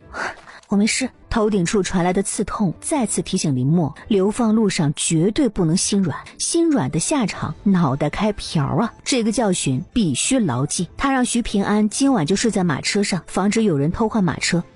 随后他们这才朝屋里走去。徐平安和徐平贵两人很聪明，占了个角落的位置，而等他们进来之后，徐平安4人立即出去找吃的以及可以烧的柴火。林默很满意，不过在他们出去时，吩咐他们看到有茅草割一些回来，这里前不挨村后不挨店的，想要买东西也买不到，茅草烘干之后用来垫一下也是暖和的。林默看了一眼他们带过来的柴火，随即蹲下想要生个火驱散一下这满屋的寒气。你休息，我来。林默想了一下，掏出一瓶药递给徐无艳，一会儿徐平安他们回来之后，你倒一颗给他们吃，预防感冒。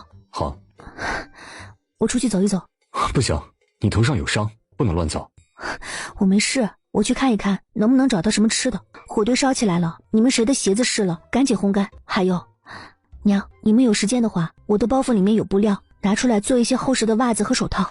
说完，林默朝外走去。徐无艳皱眉，他怎么这般勤快呢？其他家的夫人恨不得什么事都不用他动手，他的夫人倒好，恨不得所有的事情都经过他的手。此时徐大鹏进来了，徐无艳让他看着火，随即追出去。他不放心他一个人，但他出去的时候已经不见了他的身影，正想继续追，他却被人喊住了。喊住他的人正是他的外祖韩老爷子。外祖，之前我跟你说的事情，你考虑的怎么样了？我知道会委屈了你，但也是没办法的事情嘛。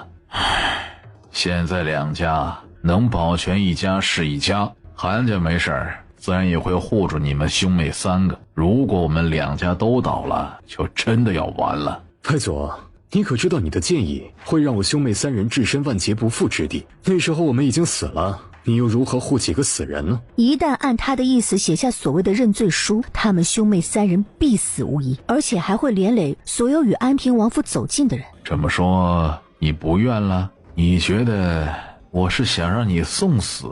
徐无艳啊，你是我外孙呢，我嫡女唯一的儿子，你觉得我会不管你？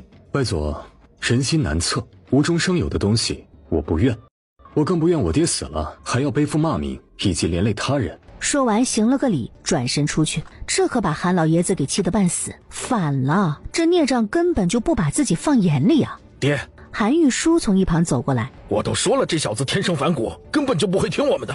爹，没多少时间了，你得尽快拿定主意，那边可不会等太久啊，特别是我们再继续走的话，距离京城就越来越远了，与我们不利啊。能摆脱流放的命运，谁不想？一旦真的到了流放之地，自己终身不能回京外。最重要的是，3代内都不能走仕途。再庞大的家族，一旦3代没人入朝为官，就会彻底泯灭在历史的红尘之中。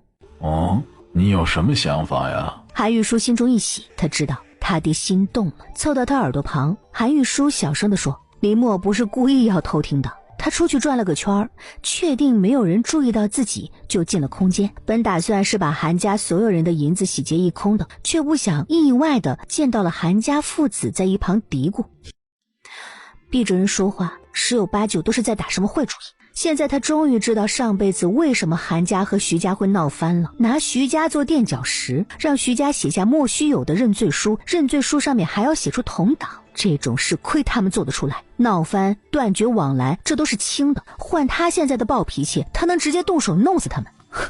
无耻之徒，还想回京去做官。林默嘴角勾起一抹嘲讽，动手神不知鬼不觉的把他们身上藏着的银票全都抽走。在空间里展开一看，林默一脸嫌弃，这俩人加起来就500多两银子，鄙视他们。看到聊得正欢的父子俩，林默嘴角勾起一抹邪笑，伸手对准韩老爷子的后背一推。爹！看着朝自己倒过来的亲爹，韩玉书吓了一跳，下意识的伸手用力往外一推，韩老爷子被他砰的一下推倒在地。哎呦我，哎呀！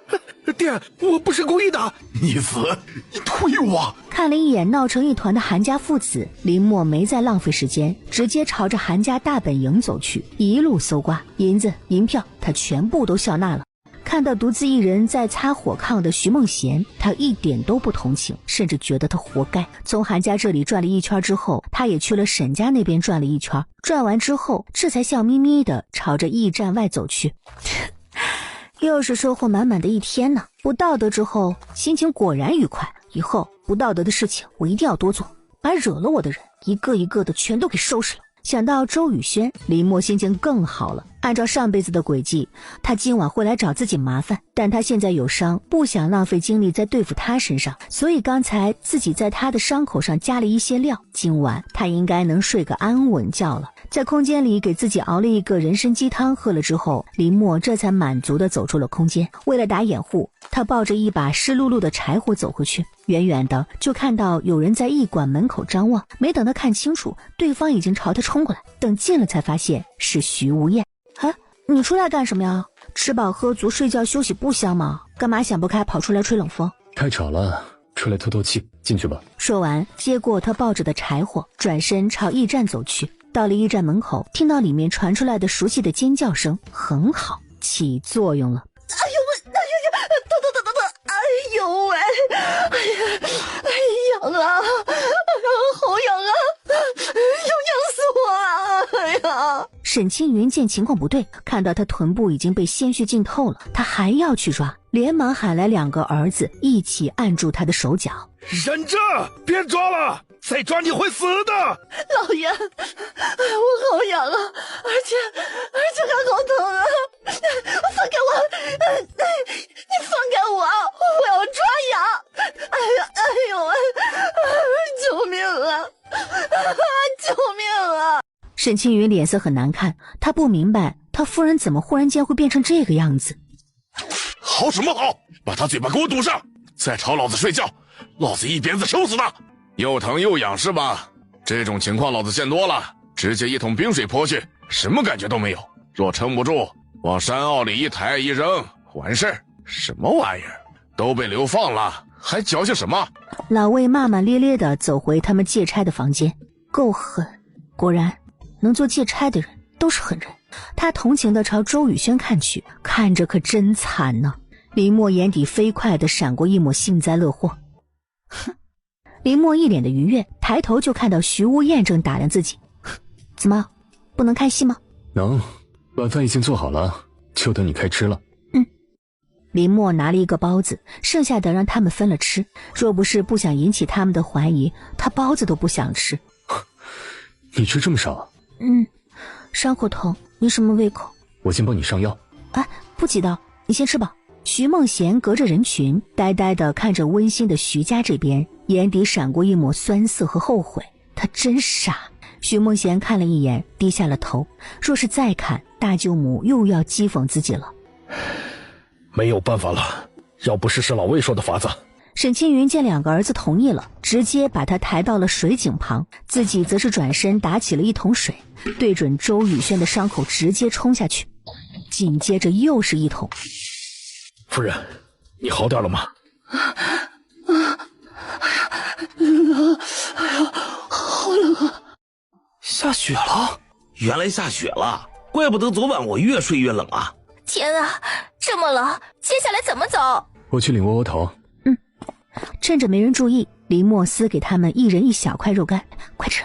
众人见是肉干，心一惊，左顾右盼，朝四周看了眼，确定没有人注意到这边之后，快速塞入嘴中。徐无厌领了窝窝头回来，林默接过窝窝头时，也飞快地塞给徐无厌一块。徐无厌看到是肉干，心一惊，他是从哪里搞来的？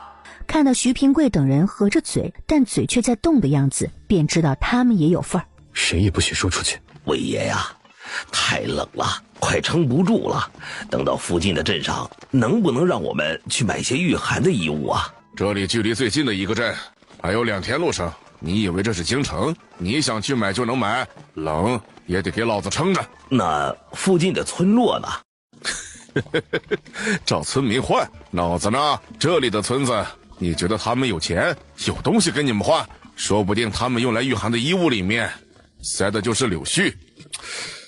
错，估计他们像样的一套棉衣棉裤都拿不出来。这些人就是在京城做习惯了大爷，根本不知民间疾苦，真以为村子很大，村民家什么都有。魏爷，帮我想想办法，太冷会冻出病的。如果大部分人病倒，到时候走不了，最后只会耽误行程而已啊。你说的还是有理。有理有什么用？前不挨村后不挨店的，谁都没有办法。回去继续赶路，别在这里跟老子唧唧歪歪。再唧唧歪歪，老子抽你！说完，一鞭子打在地上。穆老头，若不是看你没给我惹事，不然就冲你刚才唧唧歪歪，我就送你一顿鞭子了。滚回去，听到没有？穆老爷子脸上的表情微僵，最后只能叹气的往回走。等等，穆老。随后他让徐平安把蓑衣送给了穆老爷子，还有茅草席子。这蓑衣穿在身上，好歹能挡一下风，没那么冷。茅草席子也是一样的，弄一下挡在身上，也能御一下寒。还要熬2天，熬过去就好了。再过2天就到山河镇了，到时候老魏他们会让他们去采购物资，毕竟太多人冻死在路上，他们也没办法交代。谢谢。为什么要帮他们？穆家人不多，而老爷子的大儿子是御医，流放路上最怕生病，与他们交好，对我们有好处。蓑衣这些，中午休息的时候再去割一些蓑衣草重新编，不然就撑2天，到时候再去买。徐无厌没再说话，他做事很让人放心。徐平安他们身上穿的棉衣也都加过棉花的，影响倒不大。而且他说的没错，与大夫结交好，对他们只有好处没坏处。众人见穆家的人用蓑衣、茅草来御寒，手中有蓑衣和茅草的，有一样学一样。别说，有这些挡一挡，好歹没这么冷。对，这天气太冷了，我快熬不住了。走在最后面的徐梦贤哆嗦着身体，拖着沉重的步伐，一步一步地往前走。因为饥饿，他好几次差点摔倒。他伸手按了一下饿得难受的肚子，眼眶红起来。如果他没任性听大哥的话，如果他没任性不向着韩家，如果他没有因为韩家人针对林默，现在不说吃香的喝辣的吧，起码不用自己走路，不用挨饿。他后悔了，可他没脸回去。徐梦贤有些哽咽。徐梦贤，你不会告诉我你后悔的哭了吧？没有，我感冒了，鼻子有些难受，我吸一下鼻子而已。这可都怪你自己无能，你要是把马车弄来，咱们也不用受这个罪。真的，徐梦贤，你就应该态度强硬点儿。你是安平王府的小小姐，你可以去把马车给抢过来的，最差你可以要马车的1/3使用权啊！凭什么便宜姓林的？自己算是看明白了，他们根本就是不怀好意，怂恿自己跟大哥作对。笨了一次，他不愿意再笨第2次了。等中午休息的时候，徐梦贤默默地跟人进林子里面去找吃的。韩家人是不会给自己吃的，他不想被饿死，只能自己找。而同样的，林默也进了林子。这一次他没有想着找吃的，而是想报仇。那个打晕了自己的男人，林默见他进了林子，他起了杀意。韩风不知道自己被盯上，进了林子之后直奔林子深处而去，一心一意往前赶路的他丝毫不知道自己身后多了一个小尾巴，就是这儿了。哼，他就喜欢以其人之道还治其人之身。砸死你这个狗东西！韩风应声倒地，直接晕死过去。林默握着染血的石头，一脸冷漠地看着地上的韩风，没有任何犹豫，手中石头再次朝着昏迷的韩风砸去。林默停手，韩风已经没了任何气息。很快你的主子会下去找你的。你们找我有事？哼，你说呢？看着柳英身上穿着厚实的棉衣，韩大夫人嫉妒的不行。凭什么她能穿得暖，还能坐马车，而他们只能挨冻走路呢？她不过是占了安平王府的便宜，原本这一切都该是他们的，这一切都是他们韩家的东西。把你衣服脱下来！你想做什么？我要回去了。我是让你走了吗？你给我脱下来！林硕，娘呢？娘去林子那边找地方如厕了。这身影是他娘啊！娘，嬷嬷，先上马车。娘，你这是怎么了？你穿上，我不冷。娘，别说话，都冻得说不出话来了，还说不冷。娘，你身上衣服呢？我刚才遇到强盗了，他们抢了我的衣服，跑了。对，我遇到强盗了。强盗？哼，娘，我要听真话。我说的就是真话。那你看着我的双眼，再说一次。嬷嬷，你别问了，你就当我遇到了强盗。这天气，我能扛得住的。扛得住？是沈家人吗？不是，韩家人。柳英有那么一秒的迟疑，但很快又摇头。不是。嬷嬷，你别问了，娘求你了，好吗？韩家是不是？林默心里的怒气再也压不住了。昨日让人打伤自己的头，今日又抢他娘的棉衣，行，很好。这些人就这么喜欢逼自己发疯是吧？今日那就发给他们看一看。嬷嬷，你回来！嬷嬷，娘，你知不知道在这种天气被抢了衣服的下场？刚才他们的对话他全都听到了。对于他娘息事宁人的性格，他真的很无语。我当然知道，但韩家人多，我们得罪不起呀。他们要是像昨天那样对你姐下黑手，那可怎么办呢？娘怕呀。林说，娘不希望你们两个有事儿，这韩义忍忍就过去了。娘，你知不知道你这样子会让他们以为你软弱可欺，之后他们根本就不会收手，反而会变本加厉的欺负你。不可能吧？为什么不可能？你看到没有，他们这2天不断的来找我们麻烦，一次比一次离谱。韩大夫人母女2人满足的坐在一旁休息。娘，穿多一件暖和多了。这事儿不要说了，免得被人发现。娘，我们抢了他的衣服，那柳英会不会说出去啊？他不敢。娘，要不下次逼他把马车让给我们坐，他走路。我不想再走路了，我走得好累啊。不会吧？柳英那女人把这件事告诉了林默，该死的！看来我看错柳英这个女人了。娘，怎么了？别说话，走。林默原本还在寻找着是谁动的手，但一看韩大夫人母女那臃肿了一圈的身形，脸上立刻露出一抹冷笑。哼，是他，新仇加旧恨。原本想要晚一点再找你算账的，那现在就一起算吧。做了亏心事还想跑，谁给你的脸？小心！哎呦！娘，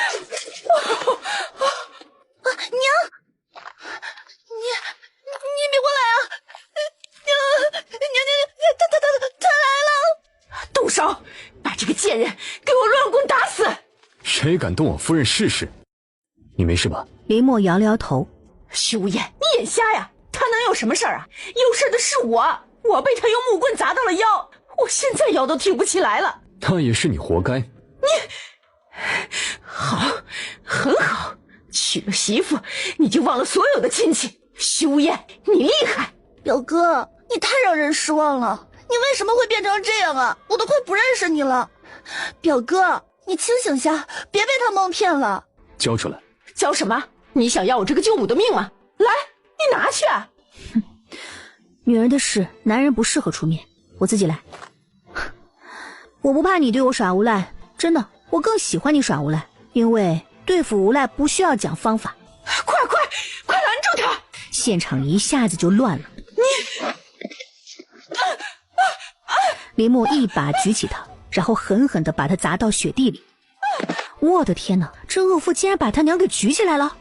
看到他朝自己走过来，他害怕地往后退，不想一个踉跄，跌坐在地，双腿一热，直接吓哭了。你不要过来！滚开！不要靠近我！清冷的空气中多了一抹尿骚味。林默嫌弃地停下脚，扫了他身下那一滩褐黄色的液体，眼底多了一抹嘲弄，这能让他这一辈子都抬不起头了。住手！都给我住手！韩老爷子在韩玉书的搀扶之下踉踉跄跄地走过来，看着躺在地上的韩家侍卫以及韩大夫人母女时，韩老爷子倒抽一口气。孽障！你就是这样对你外祖一家的？你眼中还有孝道这2个词吗？敬人者人恒敬之，外祖，大舅母是咎由自取，怪不得别人。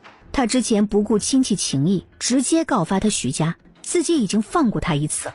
这一次他抢他岳母的棉衣，再放过他，接下来就该是其他人欺辱上门了。这种人给他点脸就会上蹿下跳，闹个不停，而且自己再放过他，林默也会跟自己离心的，这是他不想看到的。是你舅母徐无厌，你眼里还有没有我这个舅舅？有的话立刻让这女人滚开，听到没有？徐无厌没出声，他的态度表达了他的立场，他他选择林默。好，很好，来人，把这女人给我拿下，生死不论。生死不论，还当自己高高在上呢。韩家侍卫想上前执行命令，却被徐平安等人拦着。这边林默再次动手，他一把抓住韩大夫人的衣襟，对着她的脸啪啪就是几巴掌。韩大夫人的惨叫声让韩玉书目眦欲裂呀！夫妻一体，打他夫人跟打他有什么区别吗？住手！你这个恶妇，你给我住手！都围在一起做什么？快让开！收拾下，准备出发。众人立即散开，露出里面的韩徐两家人。操！又是你们给老子找麻烦！怎么，老子的话都是耳边风，听听就算是吗？他手中的鞭子狠狠朝两家人扫去。说，怎么回事？老魏，是这恶妇，她无缘无故冲来就殴打我妻女，你看看我夫人被她打得有多惨，是她故意挑起事端。老魏眼底闪过一抹阴沉。老魏，他说的可都是真的？对，我打了这个老钱婆了，但是魏爷，这件事情事出有因，并不是我故意挑起事端。魏爷，有人暗地里抢同行之人的衣服，这要怎么说？当真有这事儿？老子说过，不许内部斗争，哄抢东西，都当老子的话是废话。这种事一旦开了先例，不遏制住的话，以后就会有一样学一样，这队伍根本就管不了，到最后就会演变成暴乱。抢你们的衣服，破落户的东西谁看得上？老魏，你可别被这女人骗了，这女人最奸诈狡猾，经常欺骗人。林默无声地扯了下嘴角，韩家嘛，哼，还当自己高高在上呢，得罪了人都不知道。老子要你教怎么做事！啊！痛！老魏，是你可以教的吗？魏爷，我有证据，他们母女抢了我娘的衣服，只给她留了一件里衣遮羞，而衣服现在就在他们身上。魏爷，你别听他胡说八道，没有的事情，我怎么会做这种事情呢？你别被他骗了。没有，哼！林默冷笑，突然上前，伸手一把抓住他外面的衣服领子，用力一扯，在林默的暴力之下，韩大夫人的棉衣直接被扯开，露出里面另外一件厚实的棉衣。大家都不是傻子，就这些人混了2天，谁穿什么衣服谁不知道吗？这衣服大家一眼就认出了，这是林夫人身上穿的那件。众人低声议论，而看向韩大夫人时，眼底露出鄙夷之色。韩大夫人脸色发青，身体瑟瑟发抖。她忘了借差不敢扯自己的衣服，但林默这个恶妇敢呢，竟敢骗老子，找死！就连韩玉书也是一脸的嫌弃，蠢货，害他丢脸。说再发生这种事情，老子打死他！现在都给我起来，准备出发！说完骂骂咧咧的走了。贱人，你不得好死！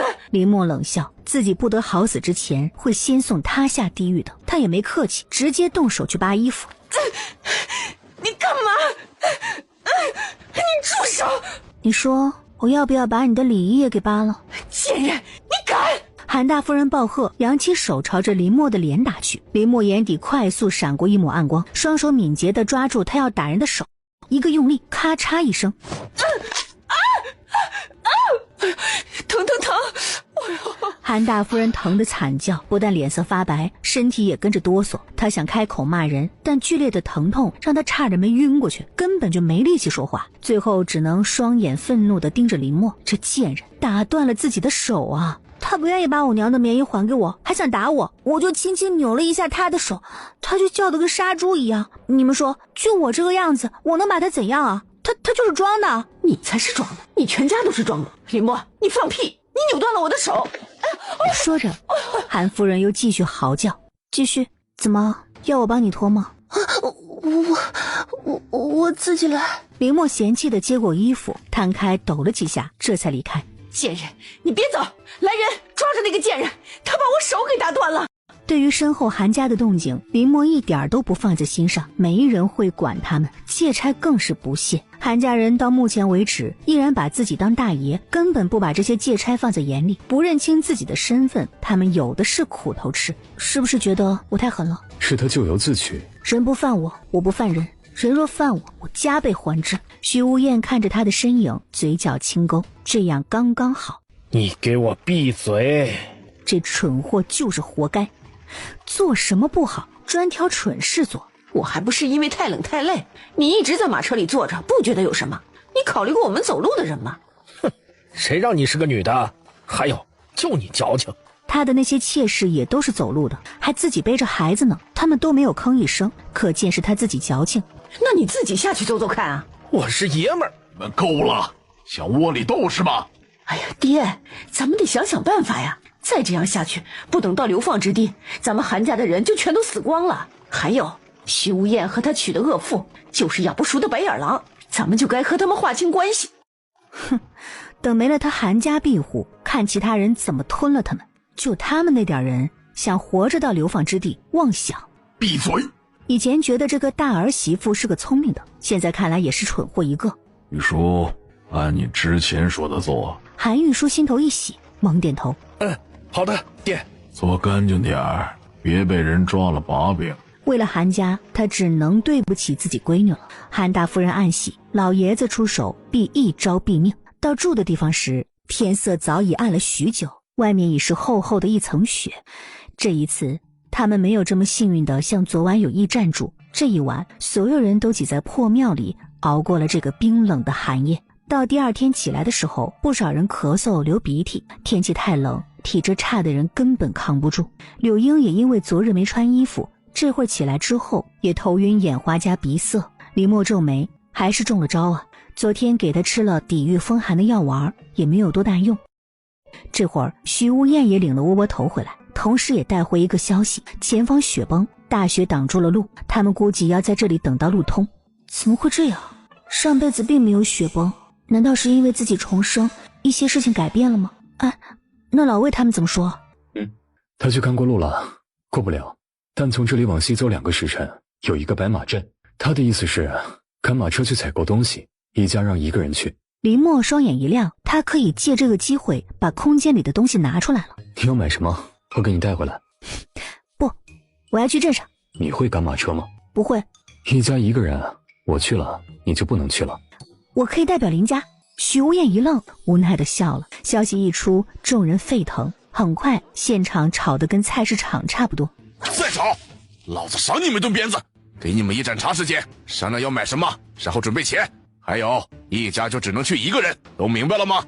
你们有什么要买的吗？少夫人，能买2斤烧酒吗？天气寒冷，喝2口能驱下寒气，身体也能暖和点儿。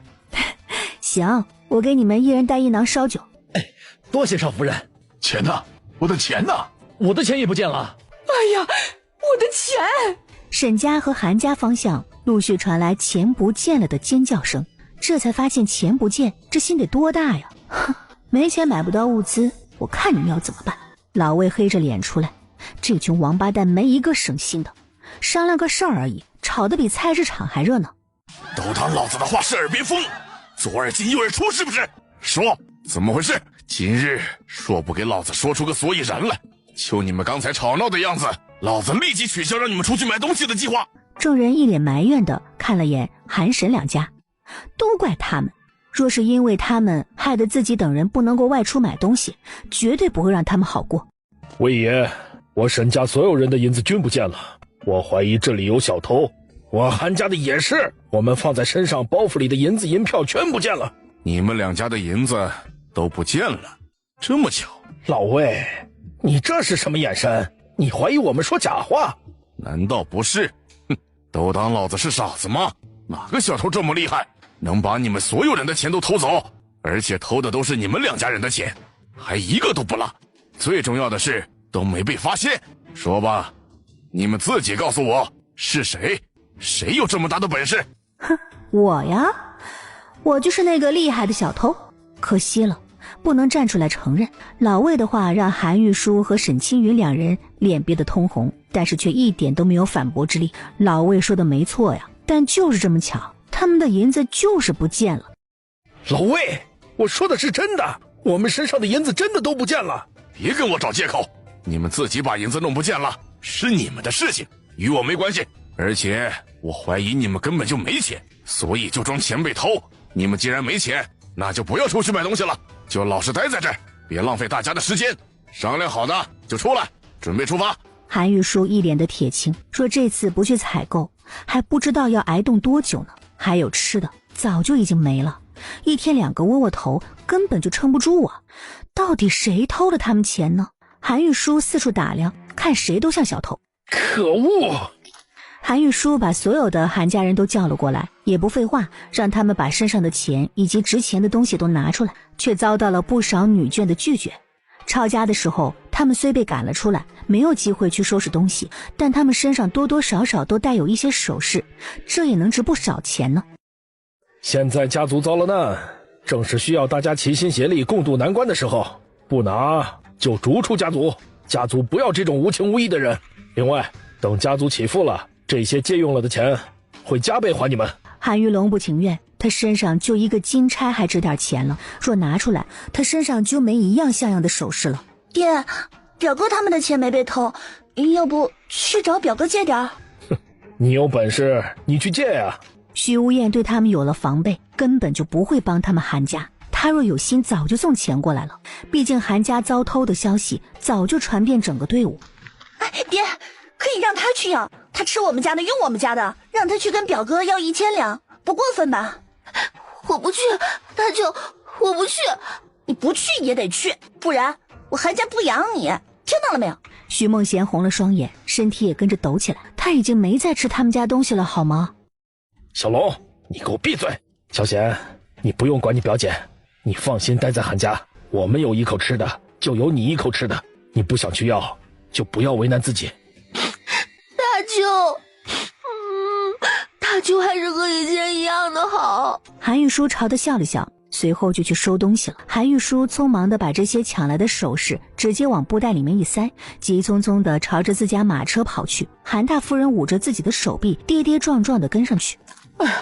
等我一起。一家一个。哎呀，我手臂不找人接上就废了。你自己去找县尉的说。韩大夫人知道他靠不住，也指望不上他，自己摇摇晃晃地朝着老魏走去，心中一阵悲凉。因为马车少人多，所以一辆马车负责装3家人的东西，而借差用来拉东西的那几辆马车现在东西也都卸了下来，也借给他们去拉东西。林默他们家这辆马车，他邀请了穆老和他们一起，这样他们就够3家了。看到穆老冷得直发抖，林默把手中的水囊递过去。谢谢，我不喝水。里面是热水，你抱着能暖一点。少夫人啊，您留着自己抱吧，你已经帮我穆家很多了。我穿的厚，不算太冷，你穿的太薄了，而且马车跑这么快，你会更冷的，很容易生病。你若病倒了，你穆家一大家子人谁来照顾？穆家被流放的有30多口人，除穆老和他儿子之外，其他都是妇孺，而且女孩居多。可偏偏能扛事的穆太医流放前挨了板子，别说走路了，起身都难啊。这2日他全靠着几个女眷轮流抬着走，偏偏穆家的女眷也是能吃苦的，没有人吭过一声。穆老沉默了，眼眶发红。这一次他没拒绝，接过水囊放入怀中。水囊的温度驱散了他周身的寒气以及心底的冷意。谢谢。客气了。随后跟他们说起一会儿要买什么。御寒的衣服是必须要买的，因为越走越冷。他们被流放的地方是一个冬季特别漫长的地方，药他们不用。一路上林默注意到穆家人不时地拔着一些野草，他们家的人都认得这些，所以不缺。吃什么？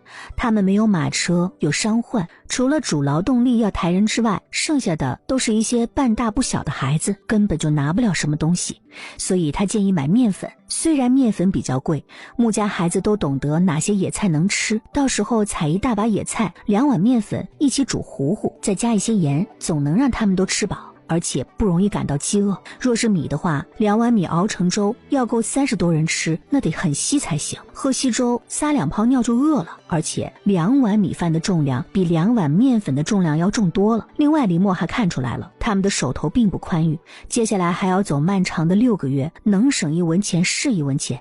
少夫人是个会过日子的。林默摇头，表示这些没什么，另外还特意的提醒他一定要买盐，若是不吃盐，身体很容易疲乏无力。上辈子就有人出现过这种情况。马车外负责赶车的徐无艳嘴角轻翘，他夫人知道的东西可真多呀。白马镇林默下车时，刚好瞧见一脸苍白的韩大夫人手扶着断手，小心翼翼地从马车上下来。他嘴角勾起一抹邪意，居然能说得动老魏同意他来看大夫，应该是掏钱了。这阵子应该不大吧？林默笑得一脸不怀好意，注意力全在韩大夫人身上的林默，并没有注意到徐无厌正在打量着自己。他这是在看大舅母，想报仇？报什么仇？他们是亲戚，好歹也是相处了22年的亲人，他会不会站在自己这边，林默不知道，所以他不会让他轻易知道自己的想法。徐无厌看他一眼，随后扭开头看向其他方向，他知道他对自己还有所防备，所以没有追问下去。而此时老魏开口了，他这次废话不多，说了集合的地点和时间之后，便让他们各自行动去买东西。解散之前，老魏再次强调了一次逃跑的下场。一听可以解散了，众人一哄而散，纷纷朝镇上跑去。成衣店、粮店成了众人光顾的重点。在来的路上，林默就已经和许无厌确定好分头行动，他负责去买锅以及其他一些零散的东西，而林默则是负责去粮店买粮食，然后在门口等徐无厌过来和他会合。目送徐无厌赶着马车离开之后，林默便去了包子铺。天气这么冷，包子馒头这些耐放，他手一挥包了圆，而他付了钱，也有2家人过来问包子的事儿。听到林默都买完了，两人面露遗憾。包子铺老板也是一个会做生意的，一见来活，开口表示他们立即动手做馒头，让他们半个时辰之后再来。2家人同意，随后急忙跑去买别的东西。老板，你是个会做生意的？哎呦，没办法，生意难做，难得有生意啊，谁想放过啊？媳妇儿、爹、娘，快出来帮忙，来大生意了！林默到粮店的时候，众人正哄抢粮食呢，韩沈2家抢得最凶，还差点动起手来。林默瞬间没了兴趣，干脆就没进去，选择了在粮店外面的角落里站着。此时韩玉书带着粮店的伙计正扛着一袋袋大米往车上搬。不好意思，你来晚了，这里的大米都被我买完了。你若是跪下来求我，说不定我心情好让你一包。不用了，5、6包大米就装了半马车，那就意味着之前坐马车的人要有一半下来走路，谁走谁坐。韩家怕是要打起来了，而他呢，只需要看戏就行了。哼，怎么，你真以为我会让给你？哼，做梦呢！说完，直接赶着马车离开。若不是时间有限，他还有很多东西要买，一定会留在这里好好嘲讽一番这个女人。有些人就喜欢自以为是。韩青云也走了出来，不过他只抢到了2袋糙米。他也是一脸高傲地看了林默一眼，赶着马车走了。而其他人也陆续地扛了一些粮食出来，直奔其他地方。最后出来的是穆老，穆老抢到了1袋面粉，林默让他把面粉放在自己这儿，然后再去买其他东西，而他在这儿等徐无厌，可以帮着他看着，一会儿直接放到马车上就行了。穆老放下面粉之后，千恩万谢地离开了。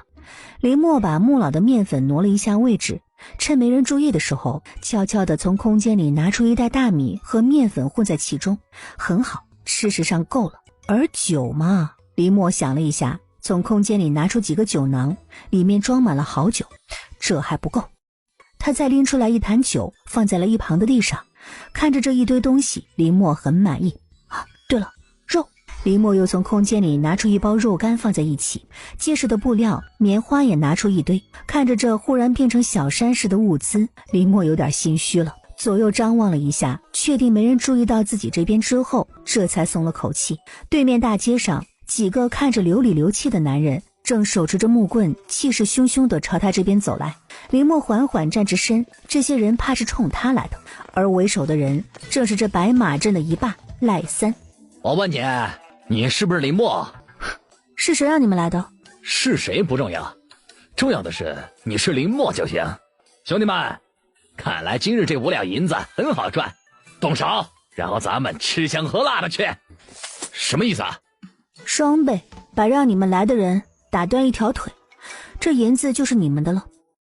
但凡钱能解决的事儿，那都不是事儿，毕竟他可是搬空了整个皇宫，银子的多的是啊。10两啊？那就20两，做人不要太贪心了，不然……林默一动，然后对准一旁的墙壁用力一敲，咔嚓一声，木棍断成了2截。林默把手中剩下的半截木棍往地上一扔，明白了吗？一棍子就把比婴儿手臂粗的木棍给打断了。赖三知道眼前这女人可不好惹呀，伸手拿过她手心的银子，掂量了一下，哼，没人会跟银子过不去。说完转身带人离开。兄弟们，走了，又换活了。就在此时，一辆马车在他旁边停了下来，是徐无艳。徐无艳从马车上跳了下来，看一眼他身后，东西都买齐了。有一袋面粉是穆老爷子的，其他的都是我买的。徐无艳便让他上车，现在去镇口会合。你先过去，我还有东西要买。你还要买什么？我陪你一起过去。我要去买约时代，你确定要跟着去？徐无艳脸一红。那你小心点，买了尽快到镇口来会合。他要去看看到底是谁。看着被自己踹翻倒地的男人，赖三狞笑，高举起自己手中的木棍，对准他的小腿狠狠一棍子打了下去。不要，我可以给你更多的钱。这棍子竟然没断，果然那女人的力气大得很，不好惹，不能惹呀。别怪我，谁叫你出价低呢？有钱？赖三轻身上前，伸手就朝他身上摸去。你这个无赖，你想做什么？住手！赖三一拳朝他脸上揍去。给老子闭嘴！趁着他被自己打懵的机会，赖三顺利地摸出了韩玉书身上的钱袋。兄弟们，走，喝花酒去。林默，还有这些小混混竟然不守江湖规矩，收了自己的钱，没收拾那个贱人就算了，现在还反过来被对方收买，打断自己的腿不说，还抢自己的钱，太可恶了。韩玉书想报官，但动一下断腿处的伤就疼得他放声尖叫。疼！但过往的人没有一个敢多管闲事过来扶他的，街道两侧的铺面也没有人出来。他再次哀嚎。韩玉书是吗？很好。林默驱动着空间走过去，伸脚一勾，失去平衡的韩玉书惊恐地朝地面砸去，砰的一声，他疼得脸都扭曲了。他抬起头，嘴巴一疼一张，一口鲜血被他吐了出来，而鲜血中夹着一颗发黄的牙齿。林默没再管韩玉书，冷漠地抬脚朝前走去。他咎由自取，本想一刀杀了他的，但他不想脏了自己的手。断了一条腿的韩玉书现在就是个废物，流放的路上不能行走的废物，最后肯定会惨遭抛弃。他很好奇韩家人会忍他多久。找了个没人的地方，林默从空间里出来，随手从空间里拿出3床被子，扛起便朝镇口方向赶去。徐无艳见他扛着一大堆东西过来，你买了这么多东西，为什么不喊我去接你？不重，我能拿。徐无艳叹口气，媳妇儿太能干，也挺愁人呢。他把棉被塞入马车之后，顺手拿起一个油纸袋递给他。这是什么？鸡腿。你头上有伤，需要吃些好东西。谢谢。林默爬上马车，打开油纸袋，拿出鸡腿，慢慢吃起来。徐无艳看他一眼，嘴角翘起来，然后移开眼看向四周众人，忽然他眼一闪，扭头看向马车里的林默。夫人，你一个人可以吗？可以的。徐峰找我去见一下他，这里就拜托夫人了。去吧。看着他离开的身影，林默继续啃他的鸡腿。若没事，暗中跟着他们的徐峰不会贸然出现要见的，应该是徐峰发现了什么。你们遇到这镇上的小混混没有啊？你遇到了小混混？有没有被抢东西？我操，那我们买了这么多东西，这些小混混不会来找我们的麻烦吧？这里有魏爷他们呢，若是敢来，肯定会被魏爷他们给收拾的。而且你们也不用怕，那些小混混见钱眼开的，有钱不会为难人，他们真来，咱们给钱消灾就对了。哎呀，有些人收买这些小混混，想让他们来教训我直接掏钱4倍的价格，让他们去打断之前收买他们的人的一条腿。你们觉得怎么样？20两银子买一条腿，挺划算的吧？众人都安静了，个个眼神诡异地看向了林默，的确挺划算的。而就在此时，韩玉书夫妻2人回来了，他们是被人用板车推回来的。等众人眼神看到了断了一条腿的韩玉书时，恍然，所以这个倒霉蛋儿是他呀。我不小心摔到了腿。哦，看到没有，就是摔的。我还摔断了一颗牙呢。众人笑了，笑得很暧昧。韩玉书被这阴阳怪气弄得脾气暴涨，但却不敢发作。扭头看到一旁的林默正一脸看好戏的样子看自己的时候，戾气从眼底闪过。这贱人该死啊！若不是他，自己的腿就不会被人打断。他竟敢在一旁笑话自己，可恶啊！韩玉书满眼杀气，他原本只想给他一个教训的，现在好了，他要这个女人死。强忍着怒气，他让人把自己扶上了马车。谁让你们买这么多东西？都塞满了东西，我们怎么做啊？很轻很轻，都是棉衣、棉花和棉布，就是占空间而已嘛。对，不重的。韩玉书骂骂咧咧的让他们把东西塞好，做好后，他这才安静下来。而断了一只手的韩大夫人安静的坐在一旁，谁也不知道他在想什么。少夫人啊，韩家人睚眦必报，你可得小心点啊。我知道，韩家人睚眦必报是吗？可是我也一样的睚眦必报啊。你们两家本是亲戚，应该守望相助才是，怎么会闹成这样呢？家人，你也说了，守望相助的才是家人，但某些一心想踩着你往上爬，见不得你好的人，算什么家人？这样的人不如不要。该死的贱人，害自己断了一条腿，这个仇他一定要报。若是马忽然发狂朝他冲过去，把他撞飞，不死应该也残吧。贱人，这是你逼我的，我让你跟我韩家作对，我让你害我。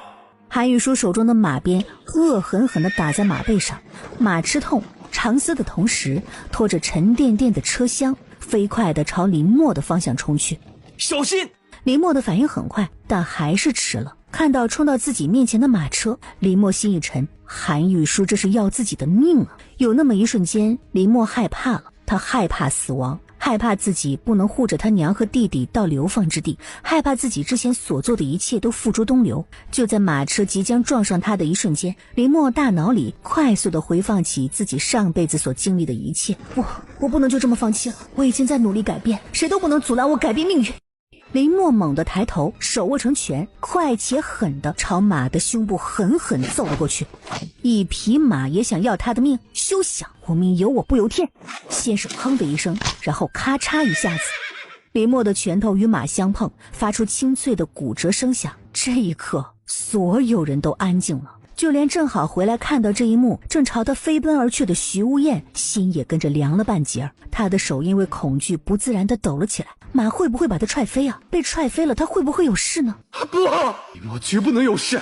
徐无艳黑着脸，拼尽全力朝林默奔去，想在他被踹飞之前救下他，最差也要在他被踹飞时接住他。看着马马上就要撞上了林默，韩玉书这个兴奋呢，这个贱人死定了。穆老等人不敢直视这血腥的场面，直接惊恐地挪开了眼。下一秒，众人不可思议地瞪大了双眼。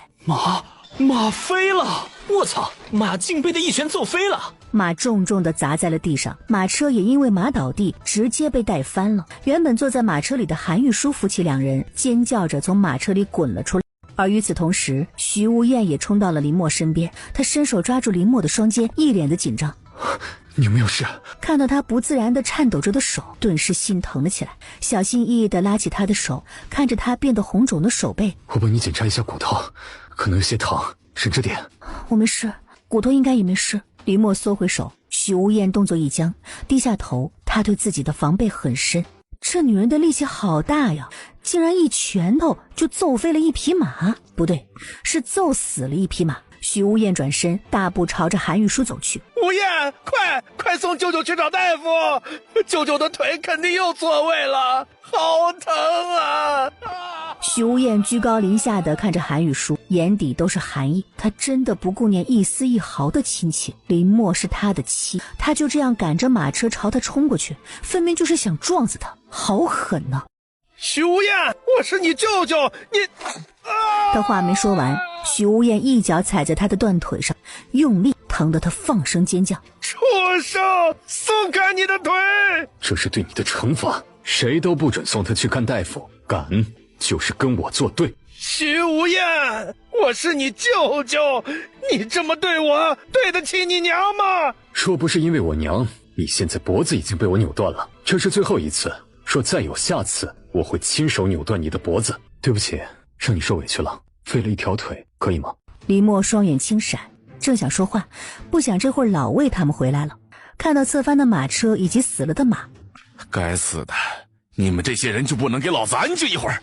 这才多久，又给老子闹出事来，马还死了，站个人出来，给老子说明白，这是怎么回事？说！众人被吓了一跳，连忙七嘴八舌的把事情的经过给说了出来。又是你给老子惹麻烦，很好。疼！一直抽打到他只剩下一口气才住了手。谁才敢给老子惹麻烦，老子抽死他去！现在收拾好东西，准备回去。你也给老子悠着点，什么事都有你的份。再有下次，老子连你一起揍。魏爷，能不能给我家老爷请个大夫呀？他请什么大夫？他是咎由自取，死了活该。那我可不可以重新买一辆马车？我们韩家马车的马死了，马车也坏了，不重新买根本走不了。还马车？我看你们韩家人精神旺盛得很，马车就没这个必要了，以后走路得了。魏爷，韩家的马车坏了，可我们的物资……看看谁的马车空，往他们的马车上塞。就这点小事，还要老子教你们？脑子呢？张鹏拂晓，猛点头认错。此时风雪渐大，而在破庙里的众人又冷又饿，闻到徐家这边传来的香气，不少人馋得口水直流，双眼中的羡慕怎么也藏不住。徐家人命可真好啊，出去找吃的能打到野鸡，而他们呢却是颗粒无收，看着人家杀鸡炖鸡汤，也只有羡慕流口水的份儿。等鸡汤炖好，这香味一出来，饿了2天不懂事的小孩可就坐不住了，个个嚎着要吃肉。他馋呢。柳英端着自己的鸡汤，难受的有些喝不下了。这么多孩子啊！娘，别看了，喝吧。林硕一看他的表情就知道他在想什么，忍不住的头疼。娘，一只野鸡并没有多大，我们这边10几个人一分，一人也就3、4块肉，跟一碗很淡的汤而已。你就算是不喝，让出去，这么多孩子，你给哪个呀？唉，我只是觉得这些孩子很可怜。娘，这里的人谁不可怜？娘，我们谁也管不了，我们只要顾好了自己就行。娘，你千万别同情心泛滥，害了姐，知道没有？哦，娘都听你的。林硕这才点点头，让他赶紧吃了。娘还是别喝了，留给你姐和你姐夫，他们在外奔波，需要营养。娘，你吃你的，姐和姐夫去镇上，不会委屈自己，有什么好吃的，他肯定会买。就是啊，英姨，你赶紧吃吧，你放心，有我大哥在，嫂子不会饿肚子的。而且英姨你身体不舒服，你吃了赶紧休息。好。很快天逐渐的暗了下去，而且风雪也越来越大。柳英双眼不断的朝破庙大门外张望，脸上带着焦急之色。林硕，你姐他们怎么还没回来呀？走，林硕，你和娘一起出去看看，这雪越来越大了，娘担心你姐他们。娘，姐和姐夫在一起，他们绝对不会有事。还有，现在雪越来越大，你要是出去路滑摔倒了怎么办？柳英知道他说的没错，尽管担心，却也没再叫着要出去，而是在破庙这狭小范围内走来走去，还不时地抬头朝破庙大门的方向看。等听到外面传来马蹄声，看到他们出现在庙门口的时候，他那一直悬着的心才放了下来。哎呦，菩萨保佑，菩萨保佑！除了韩家人之外，其他人脸上都带着喜气，因为今晚不但能穿暖，还能饱餐一顿。而徐家人在知道韩玉书对林默做的事情之后，个个瞪大了双眼。哎，干嘛呀？姐，他差点害死了你，我去找他算账去。不用了，他已经付出代价了。林默意味深长地看了一眼韩家方向，等这一批粮食吃完，韩家就会一地鸡毛，一旁坐看着他们闹不好吗？林硕板着脸，气冲冲地在一旁坐下。好了，都别气了，我什么都吃，就是不吃亏。放心吧，我不好，他们也别想好过。今晚白米饭加红烧肉，不香吗？啊？徐建瑜双眼担忧地看向韩家的方向。韩家现在这个样子，小贤在韩家怕是更不好过了。娘，我没事，你女儿我不是那么好欺负的。不信你看，说完，捡起一根柴火，一个用力，轻轻松松的把柴火掰成了2段。看到没？这还是他闺女吗？明明他闺女手不能提，肩不能扛，是一个弱女子，现在力气怎么变这么大了？是不是这柴火腐烂了？林默拿起另外一根柴火，啪的一声，再次掰成2段。这根也腐烂了吗？这根呢？林默连续掰断了6根柴火之后，柳英这才颤抖着手阻止他。够了。娘，现在放心了吧？你闺女现在不欺负别人就好了，哪有人敢欺负你闺女啊？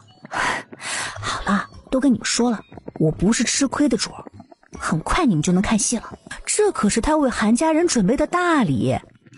你做了什么呀？等韩家这边，在看到韩玉书被打断了腿且浑身是伤送回来之后，韩家人都被吓了一跳。等知道马被林默打死，而且他们之后只能走路到流放之地之后，韩家2房3房不干了，直接嚎着让韩玉书去把马车给弄回来，甚至还动起了手。最后是韩老爷子出声把这事儿给按下去了，但韩家2房3房却是恨上了韩玉书的大房。好好的，你去招惹人家干啥呀？现在好了吧，连累他们要走路。因为韩老爷子，韩家众人维持着表面的和平，但也生出了嫌隙。吃饭的时候，这份和平却被打破了。韩玉龙兄妹几人躲在一旁偷偷的吃鸡腿，被韩家2房的孩子给撞破，直接闹到了2房韩云峰面前。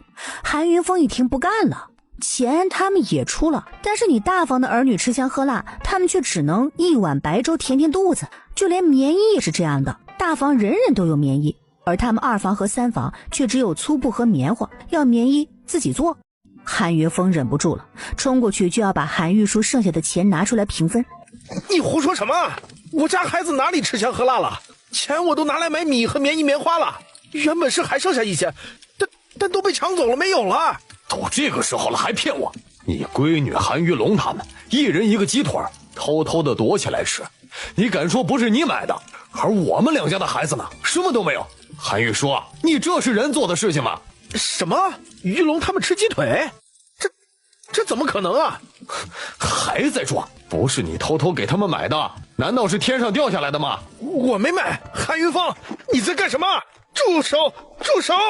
我已经说了，我身上没钱，钱都被抢走了。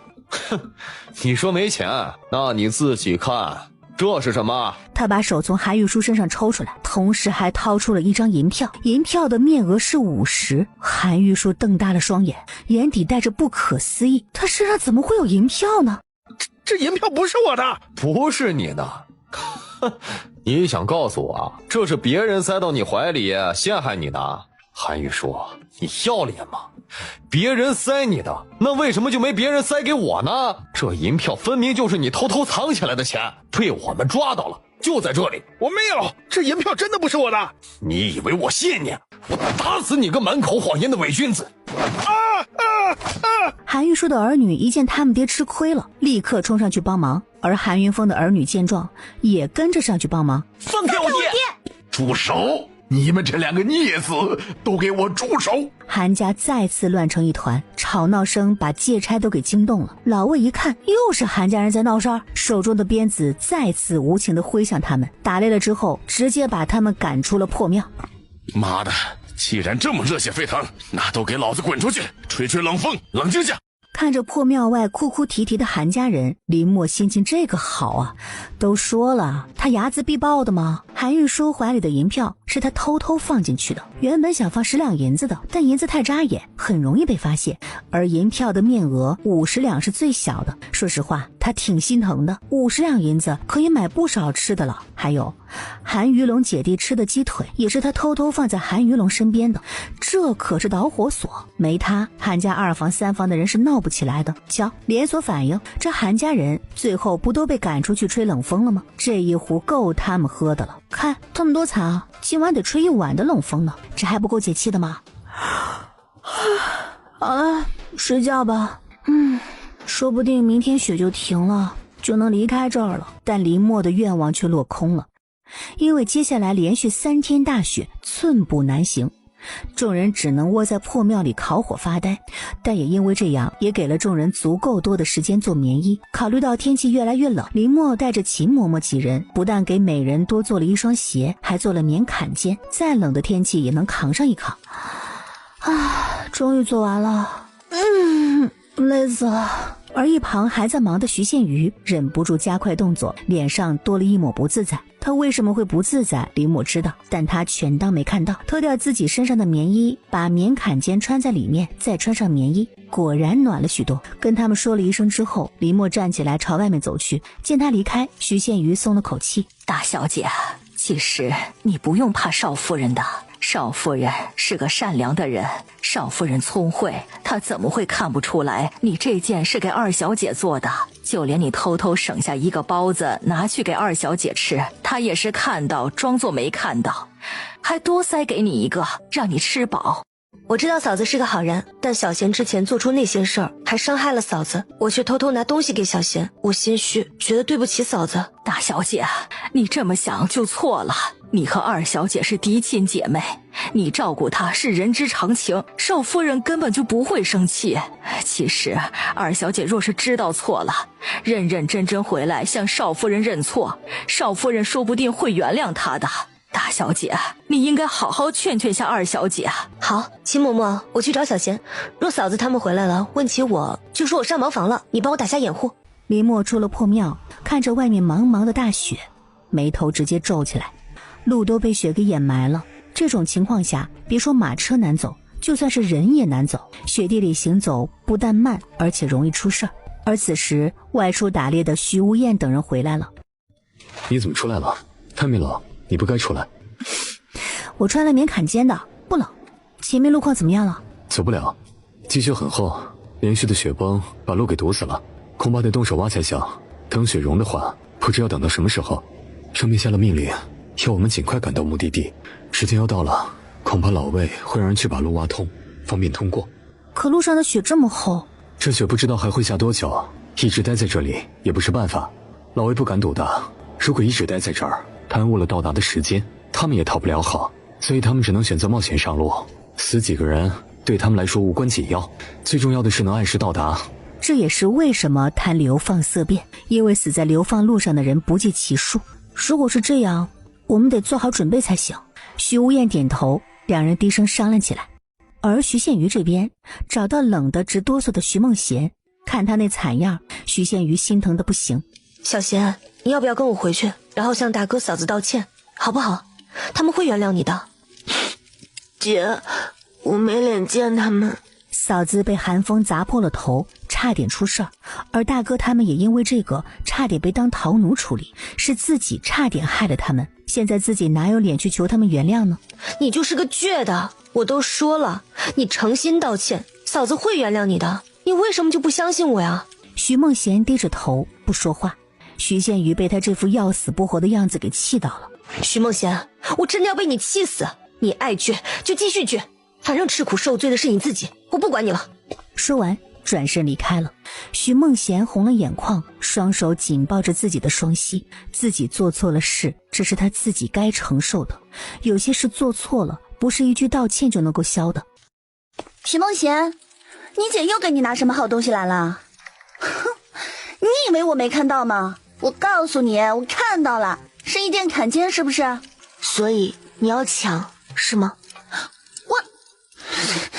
谁要抢你了？别诬赖我啊！徐宪瑜回去刚坐下，就看到林默和他大哥走了过来，顿时松了一口气，幸好回来的及时。林默一回来，立即让秦嬷嬷用锅煮米饭。少夫人，这时候做饭会不会早了一点儿？做了吧，不是今晚吃的，做好之后放凉了，然后做成饭团，方便带着也方便吃。秦嬷嬷点头，立即去煮米饭，而林默则是开始和面，准备做馒头。冬天馒头耐放，而且放在火里烤一下就能吃，还很香。就在林默他们忙碌的时候，老魏来了，他让有马车的几户人家所有的男丁都去帮忙铲雪。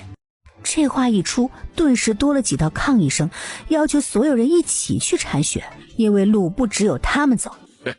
有意见可以给老子不去，雪崩造成路堵塞，行人可以走过去，但马车走不了，所以有马车的，不愿意去铲雪的，那就把马车让出来，让给愿意去铲雪的家族。怎样？有谁想把马车让出来的？徐无厌没说话，带上徐大鹏和徐平安5人直接朝外面走去。其他人见状也只能郁闷地跟上。姐，我也去帮忙。默默，林硕这是在胡闹，他还是个孩子呀，能帮得上什么忙啊？娘，林硕不小了，你别一直把他当小孩子看，他可以帮忙做很多事，何况有徐无厌在呢，他会看着林硕，不会让他出事的。魏爷，有事赶紧说，有屁赶紧放，别浪费老子的时间。队伍里闹事每次都有他的份儿，虽然最后每次他都是无辜的，但是参与闹事就是麻烦嘛，还真是够直接的。这个是烧酒，大冬天的喝一点可以暖身。他知道自己的酒喝完了，老魏双眼危险地眯起来。你想做什么？或者说你想要什么？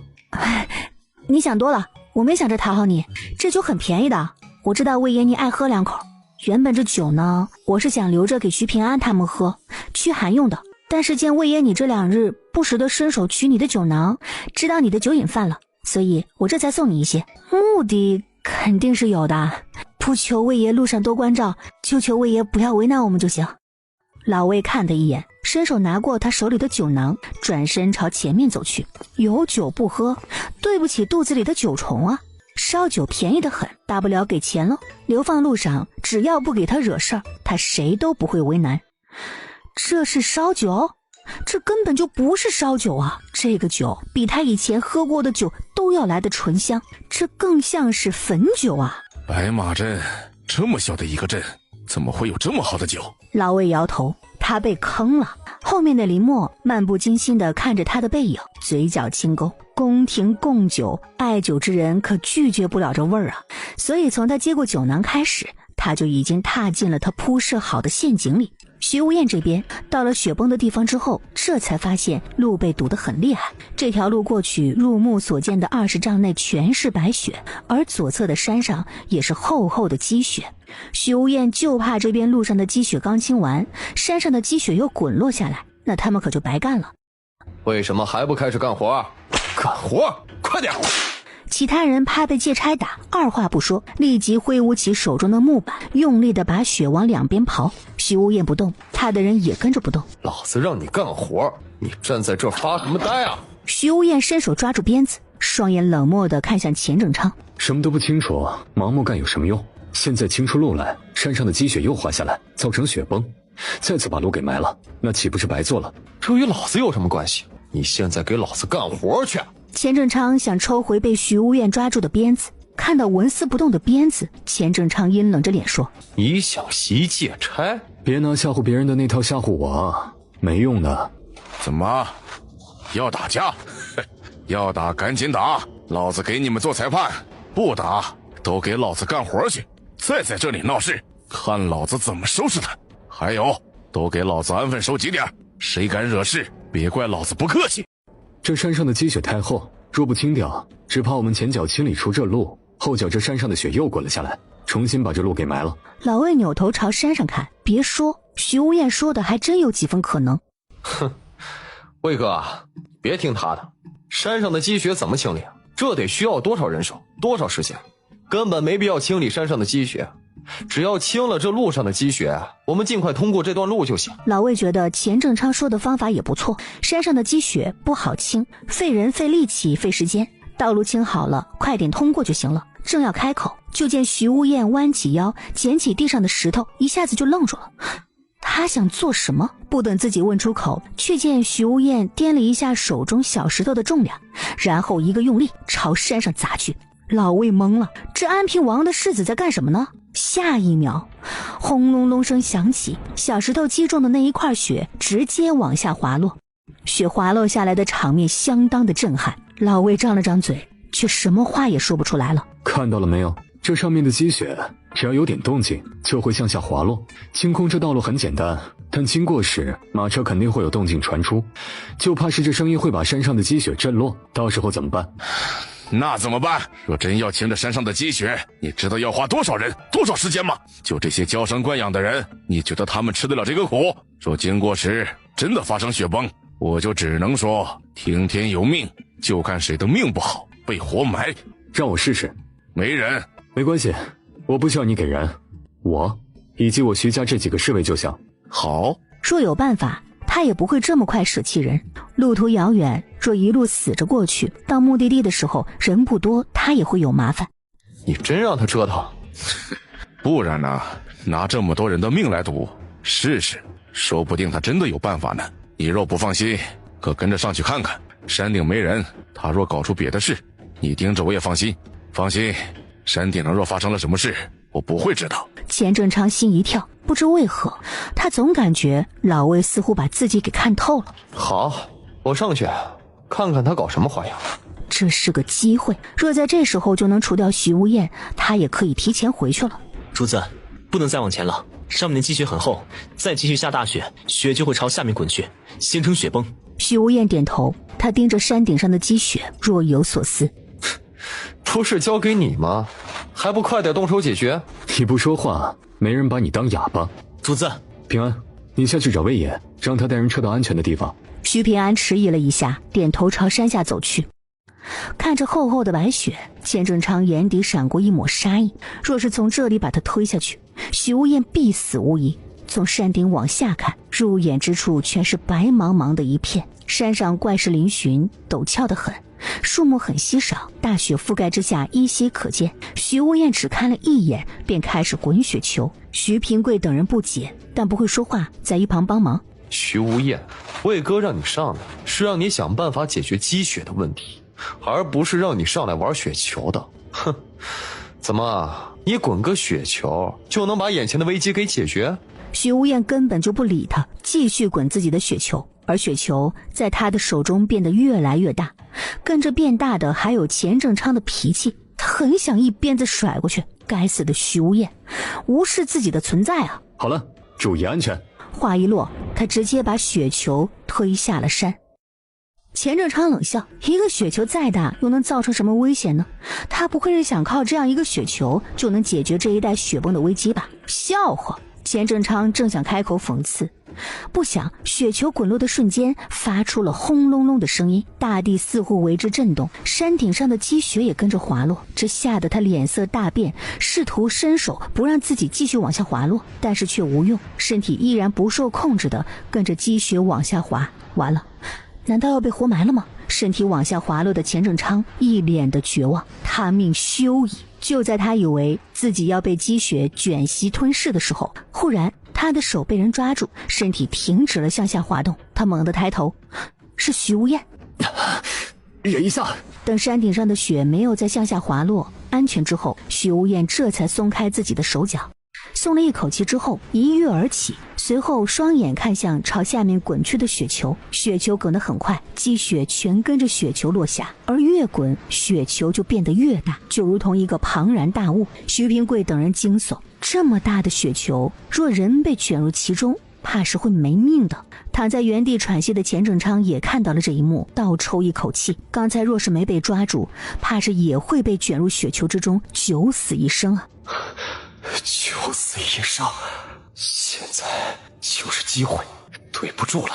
钱正昌心一狠，腿朝着徐无厌一个横扫过去，但落空的感觉让他心里一惊，定睛一看，却见徐无厌已经跃到了一旁凸出来的石头上，正双眼冷冷地看着自己。钱正昌心虚，不自然地扭开头，不敢与徐无厌对视。徐无厌没理会钱正昌，身体再次一跃，回到了徐平贵他们身边。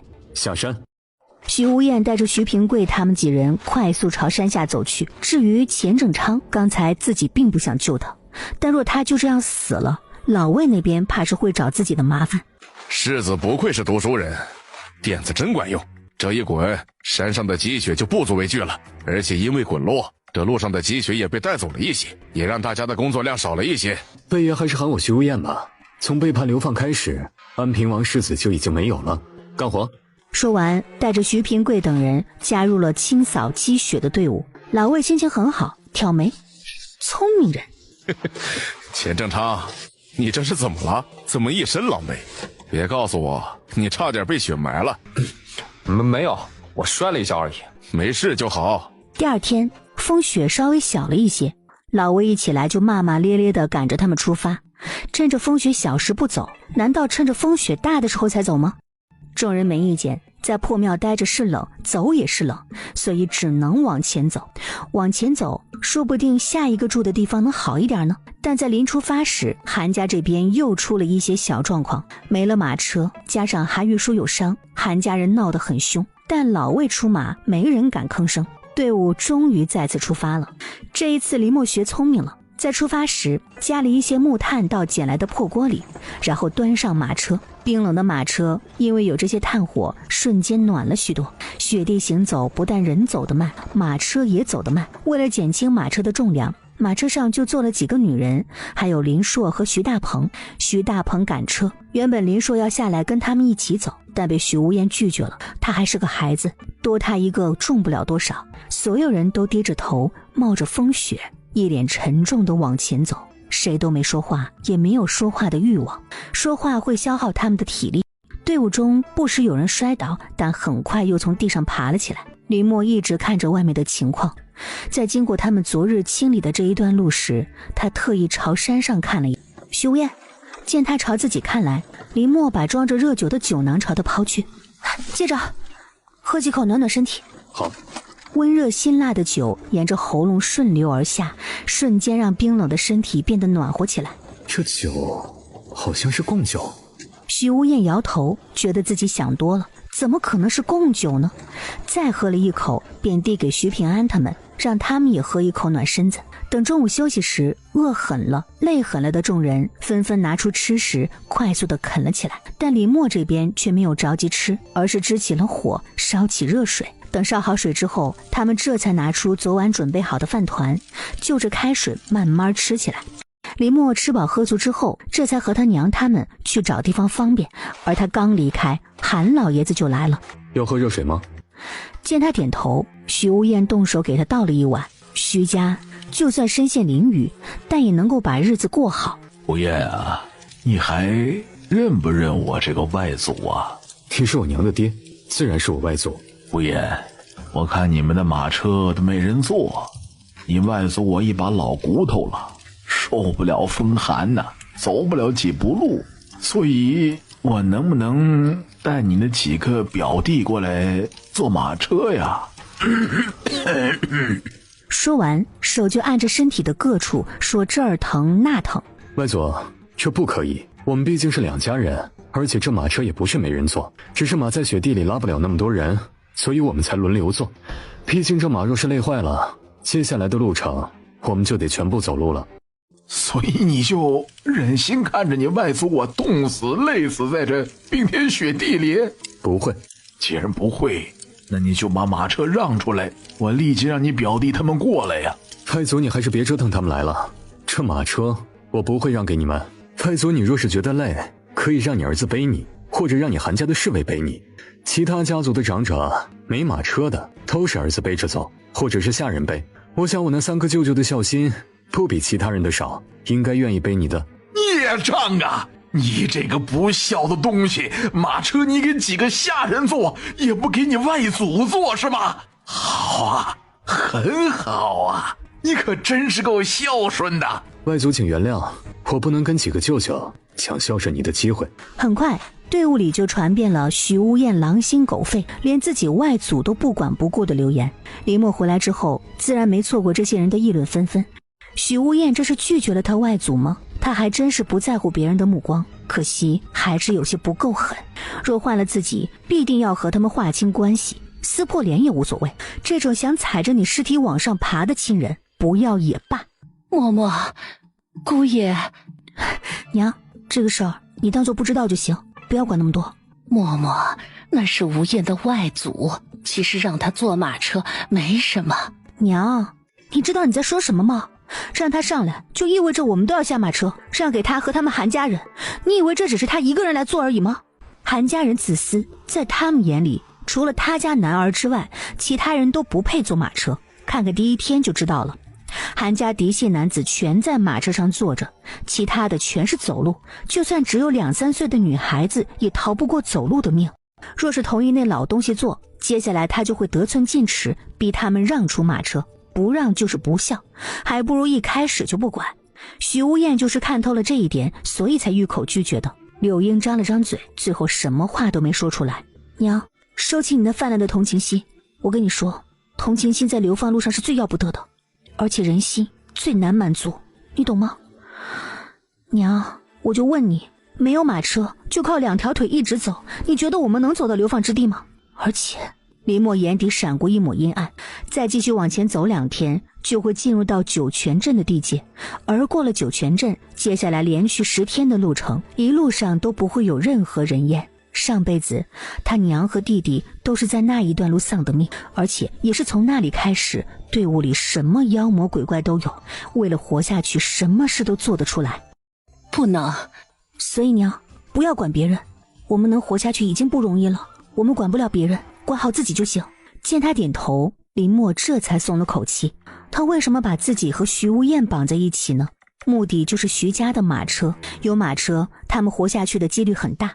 这2日病重的人多了不少，怕是很快就会有人撑不住了。林默的心情有些沉重，他很自私，他只想保护他娘和弟弟。没什么想问我的。见他心事重重的样子，许无厌以为他在担忧他外祖的事儿。没有，林默莫名其妙。就在许无厌想开口时，有人走了过来，来者是沈青云的长子沈志轩。找我吗？沈志轩，沈青云引以为傲的长子，他对这个儿子管得很严，不是在读书，就是在去书院的路上。他在长乐侯府3年，只不过见过他几次，每次碰面，沈志轩也只是点头示意一下，然后便离开。这是给你的。沈家忽然让人给自己送吃的，任谁都看出来他们不怀好意。哼，沈青云倒还挺聪明的，让与自己打交道最少的沈志轩过来。你拿回去吧，我不需要。这份是你的。无事献殷勤，非奸即盗。沈家在打你的主意？这么明显，我会看不出来吗？你说他们打的是什么主意呢？你敢吃？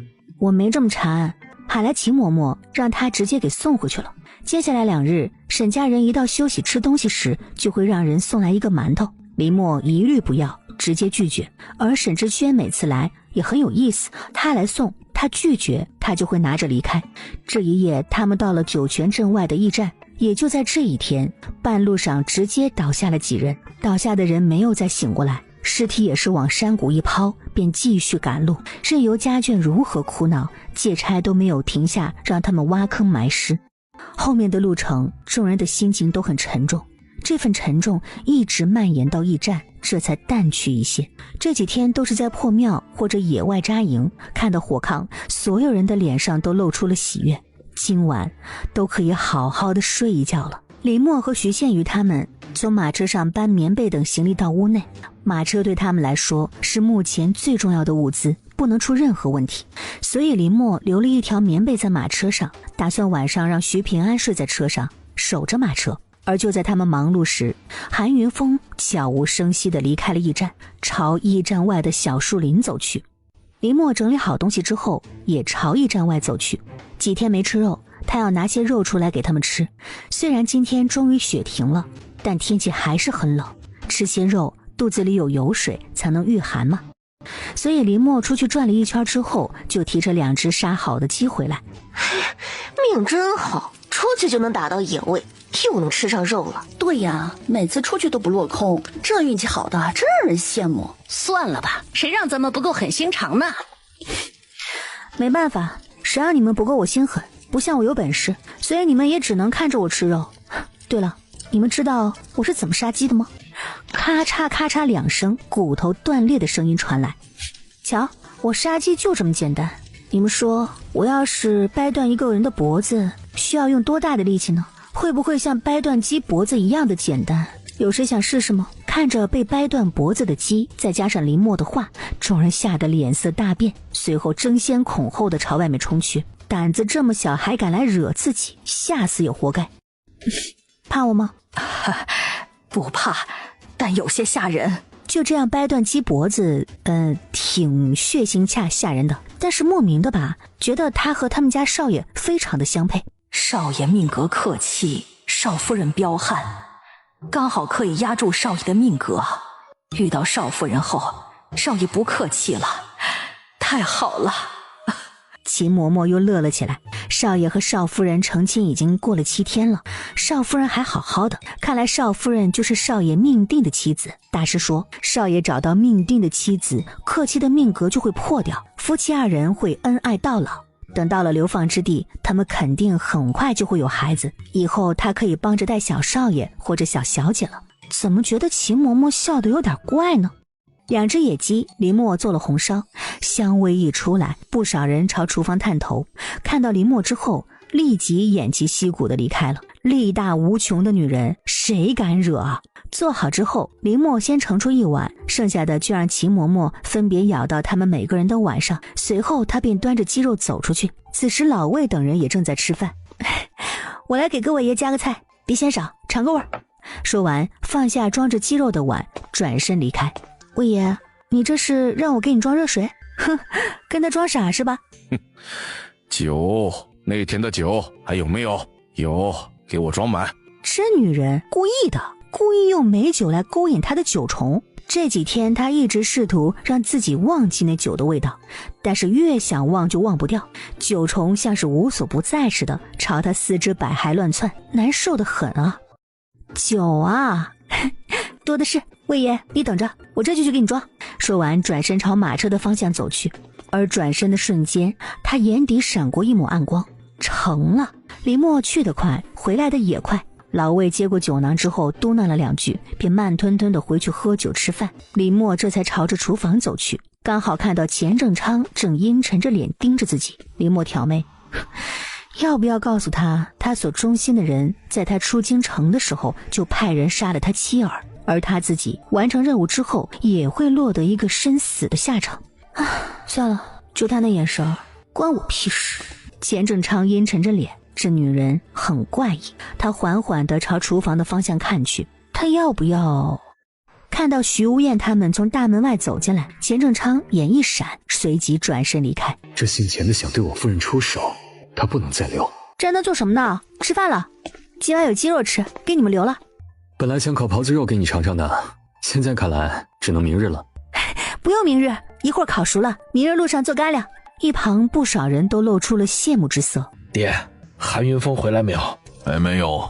爹，你不该让老二去，老二性子……耐心点，心急吃不了热豆腐，你就是太心急了，才落此下场。所以爹他也嫌弃自己是个废物了吗？就在此时，韩云峰满脸潮红地走了回来。爹，已经安排好了，他说了，上面只要有徐家嫡出签字，然后把徐无艳引出去，事就算成了。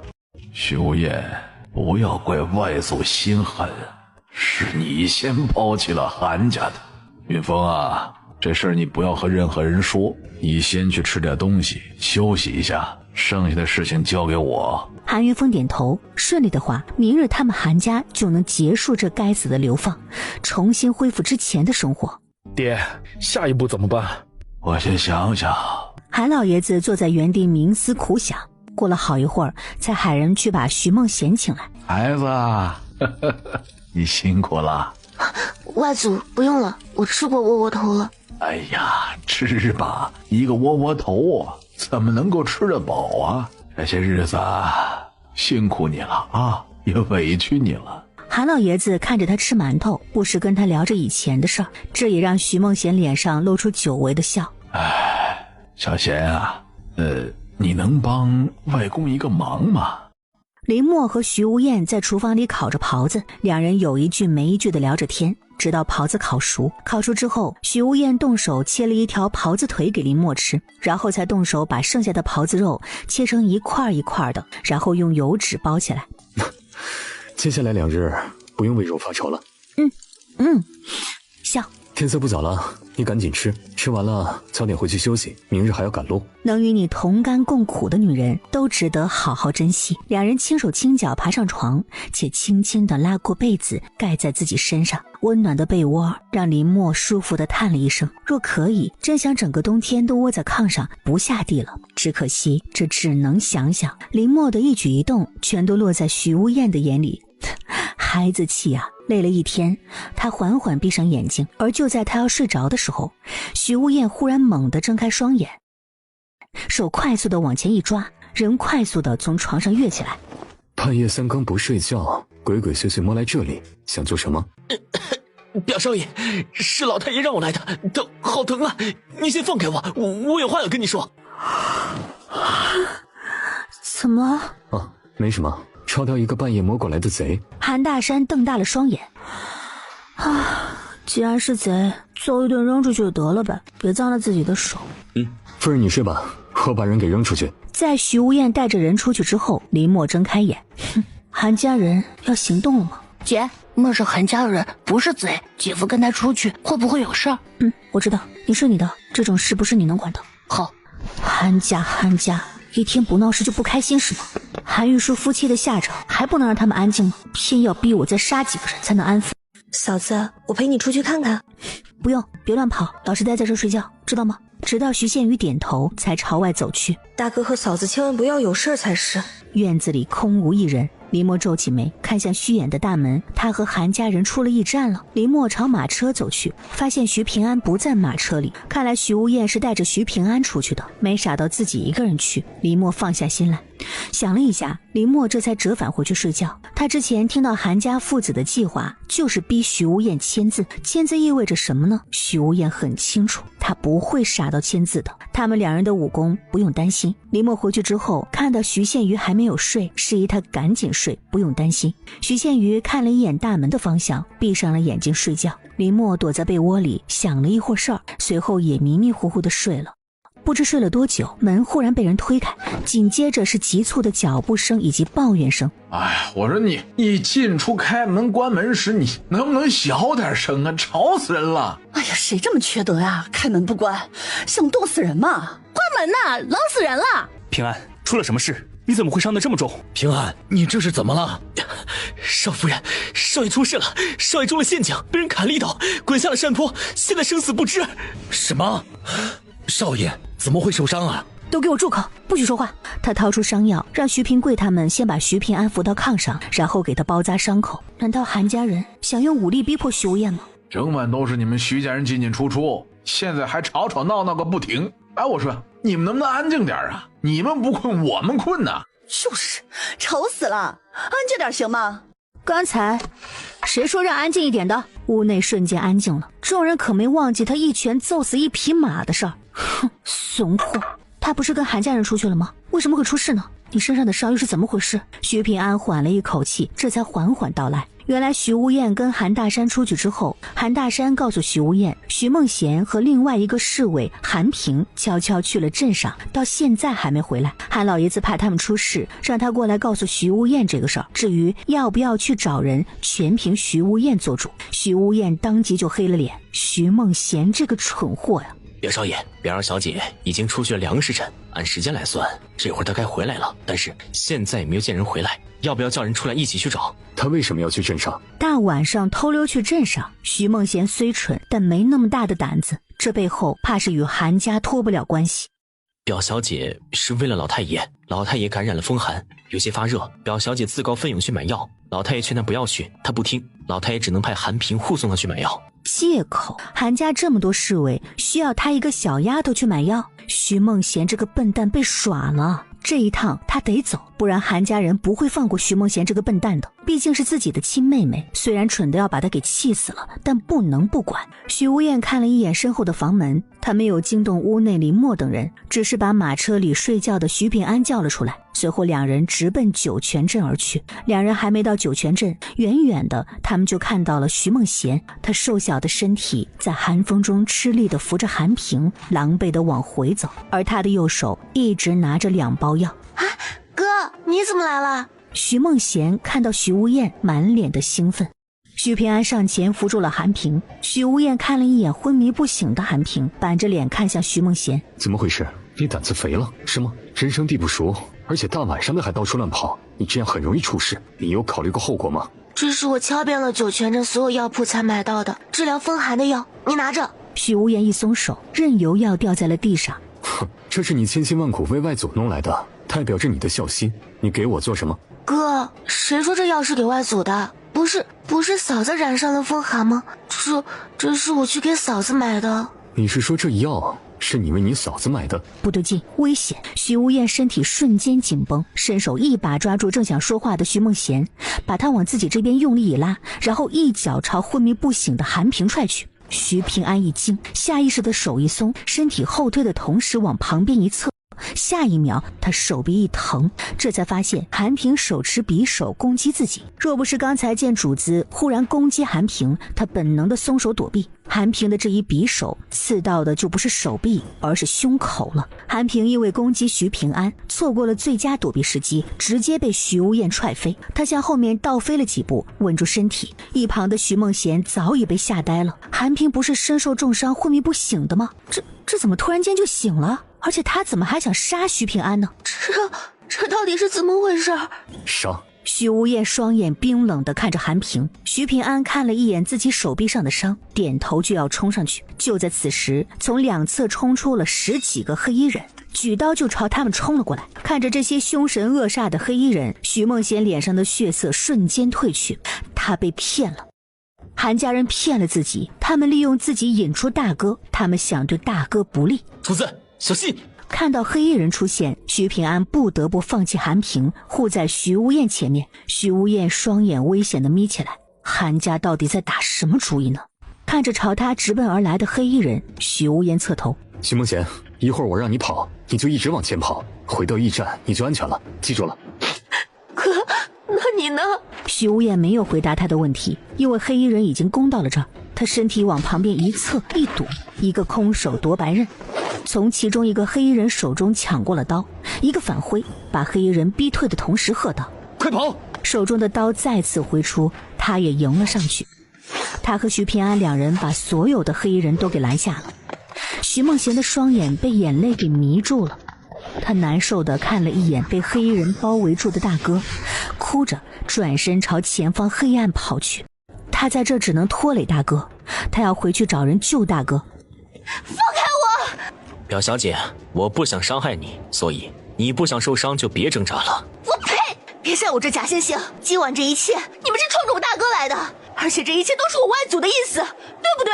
说，你们想对我大哥做什么？韩大山，放开他！你敢伤他，我要你死无葬身之地！大哥，你不要管我了，你快走，他们要对付的是你，是外祖。想要命就闭嘴，别逼我动手。表少爷，不想表小姐出事，你自我了结。你自我了结后，我就放了表小姐。哥，保重，还有对不起。说完，用力撞向韩大山，带着他一起滚下了身后的山坡。小贤！徐无厌大惊，连忙冲过去要救人，但却晚了一步，而他身上也被追过来的黑衣人划了一刀。徐无厌一刀反扫，逼退黑衣人之后，立即纵身一跃，朝下面冲去。少爷！徐平安大惊，等他解决了黑衣人，冲下去要救人的时候，却没找到人，他不得已回来找人帮忙。徐平安说完之后，现场静默。徐平安，你留下来养伤，其他人跟我出去找人。谢宇，你和我娘留下，别去添乱。我能帮忙的。不行，待在这儿守着咱们的东西，说有不老实的不用客气。少夫人，我的伤都是小伤，已经包扎好了，我没事，我和你们一起去找，我带路还能节省一些时间。你确定你真能行吗？是。走。随后带人朝屋外走去，不想刚踏出房门，便见到了站在院子里的老魏。魏爷，行个方便，我男人遭人追杀，现在下落不明，我要带人去找他。冒失末出发，没回来，全案逃犯处理。好，林默点了点头，带着人踏着夜色快速朝外走去。老魏眼底闪过一抹暗芒。魏哥，你怎么还没睡啊？刚才是有人出去了吗？回去睡了。是啊，这一趟活好累啊。天气又异常的冷，若不是被尿憋醒，打死我也不起来。以后还是睡觉之前不要喝这么多水了，这种天气半夜起来太遭罪了。谁让你喝这么多？钱正昌呢？我起来的时候他就不在自己的床铺，我现在回来了他也不在，我上茅房的时候茅房也没见人呢，大晚上的跑哪儿去了？魏哥，我要不要把门锁上啊？小六，别管他了，是你的门就不要锁了。少夫人，少爷他们就是从这里下去的。徐平安把他们带到他们之前打斗的地方，而地上依稀可见几具身穿黑衣的尸体。一会儿下去分开找，找到人就出声提醒。山坡很陡很高，几人走得很慢，山坡的下面是一条沟渠。庆幸的是，现在是冬天，里面没有水，只有少许的积雪，而积雪上面的痕迹很凌乱，看得出来曾经有人在这活动。二小姐和韩大山是从这里滚下来，随后就往这边去了。继续往前走，前面是一片山林，分散找，注意安全。李默看了一眼大口喘气的徐平安，让他在这休息，不用跟着他们去找。看到他想说话，你要是想把命留在这儿，我不拦你；若不想死，就老实的休息。找到人，我们回来叫你。平安，听少夫人的，你在这儿休息，我们去找少爷就行。徐平安点头同意。众人分开去找人的时候，徐大鹏想跟着李默，却被李默拒绝，让他往另外的一个方向去找。天快亮了，留给他们的时间不多，必须要尽快找到人。李默选了一个方向，举着火把往前走，找到许无厌，他大概想掐死他吧。知道韩家人想要暗算他，还掉以轻心，不是找虐是什么？许无厌，许无厌！他不知喊了多久，直到天蒙蒙亮的时候，才听到前面传来微弱的哭声和回应声。我们在这里。找到了，忍不住加快脚步，但走了没多远，扑鼻而来的血腥味让他忍不住皱起了眉。好多死人啊，全都是黑衣人，目测超过20人。嫂子，是你吗？你快走，别过来，有危险！驿站里，林默带人走后，徐宪瑜就再也睡不着。他坐在炕上，怀抱着木棍，双眼直勾勾地盯着房门方向。只要外面有一丁点的声响传来，他都会忍不住伸长脖子张望。不管旁边的柳英等人怎么劝，他都不肯躺下休息。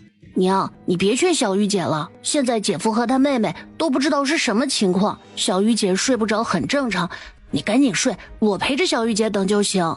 小玉姐，你别担心，我姐夫你哥他很厉害，他不会有事的。两人一直坐着，有一搭没一搭的小声说话。天亮了，他们还没回来，怎么办啊？哎，大小姐，你要去哪里？金嬷嬷，我去外面看一下。今日就麻烦你和英姨收下东西，然后搬上马车。小玉姐，你等下我。林硕，你留下来照顾你娘，我去找他们。不行，小玉姐，我姐说了，不管发生什么事儿，我们都不能离开驿站。你若是去找他们，出事了怎么办？或者是你刚去找他们，他们就从另外的方向回来，你们又刚好错过，你说这要怎么办？可他们还没回来，而且很快就要出发了，那你说我们要怎么办？等。林硕小小年纪就展现出了与他年纪不相符的成熟，我们要为他们拖延时间。好。而就在此时，韩云峰走了出来。徐建瑜一看到他，双眼立刻充满了敌意地盯着他。小鱼啊，不认得二舅舅啦？你想干什么？韩家人没把他们当亲人，大哥之前这么说的时候，还觉得大哥是不是过分了？但昨晚徐建瑜双眼一寒，他大哥说的没有半点错。想不想把你大哥他们找回来啊？快要出发了，他们要是再不回来，就要被认定为逃跑，成逃犯了。徐宪瑜心里突然升起了一股不好的念头，大哥和嫂子他们被吸引走，可能这只是一个开始，韩家人真正盯上的人怕是自己。徐宪瑜心里凉了半截儿，嘴角勾起一抹自嘲，这就是他的亲人。说吧，你的要求。小鱼啊，我一直说你是个聪明的孩子，你看看你反应多快啊！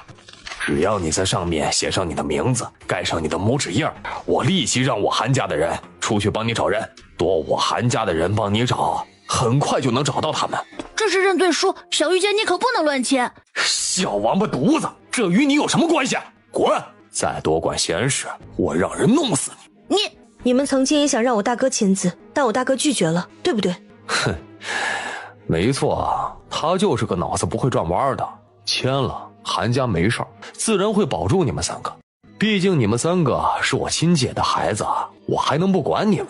别学你哥，我跟你说啊，你签了名字，不但能救回你哥和你妹，而且你也能做回像以前一样的千金大小姐，不用被流放，不用再吃苦受罪，多好啊！来，小玉乖啊，快来签字，签了字，一切就能恢复到从前，你也能过上好日子，天天吃香喝辣，不用像现在饥一顿饱一顿。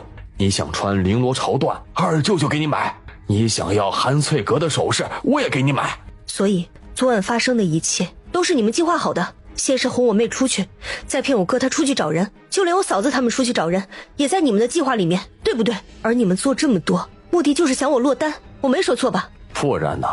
谁叫你哥冥顽不灵，守着名声有什么用？命都快没了，都不知道变通。真的到了流放之地，我们两家都要完了。小鱼啊，你是个聪明的孩子，知道怎么选对你们最好，对不对？当然了，给我吧，我签字当二舅舅。你可要记得你刚才答应我的事情。徐宪瑜眼底闪过了一抹暗光。徐宪瑜，你疯了吗？你知不知道你签字的后果？你会彻底毁了安平王府的名声，你爹和祖先会成为被人唾骂的奸人。你这样做对得起你爹、你大哥他们吗？滚！小王八蛋，给我滚！再废话，我弄死你！宪瑜啊，你不要听他的话，你放心，你二舅舅啊是个说话算话的人。你签了字，我立即让人去给你找人。回到京城后，我立即给你买好吃好喝的。见徐宪瑜点头，韩云峰立即笑眯眯的把手中的认罪书递给徐宪瑜。小鱼啊，你别怕疼，咬破手指，用血写上名字就行。韩云峰激动的有些手抖，这字一签，他们就要脱离苦海了。徐宪瑜双手拿着认罪书，嘴角勾起一抹嘲讽的同时，双手一动，嘶的一声，认罪书被撕成了2份，紧接着是4份、8份。韩云峰瞪大了双眼，呼吸一下子也变得急促。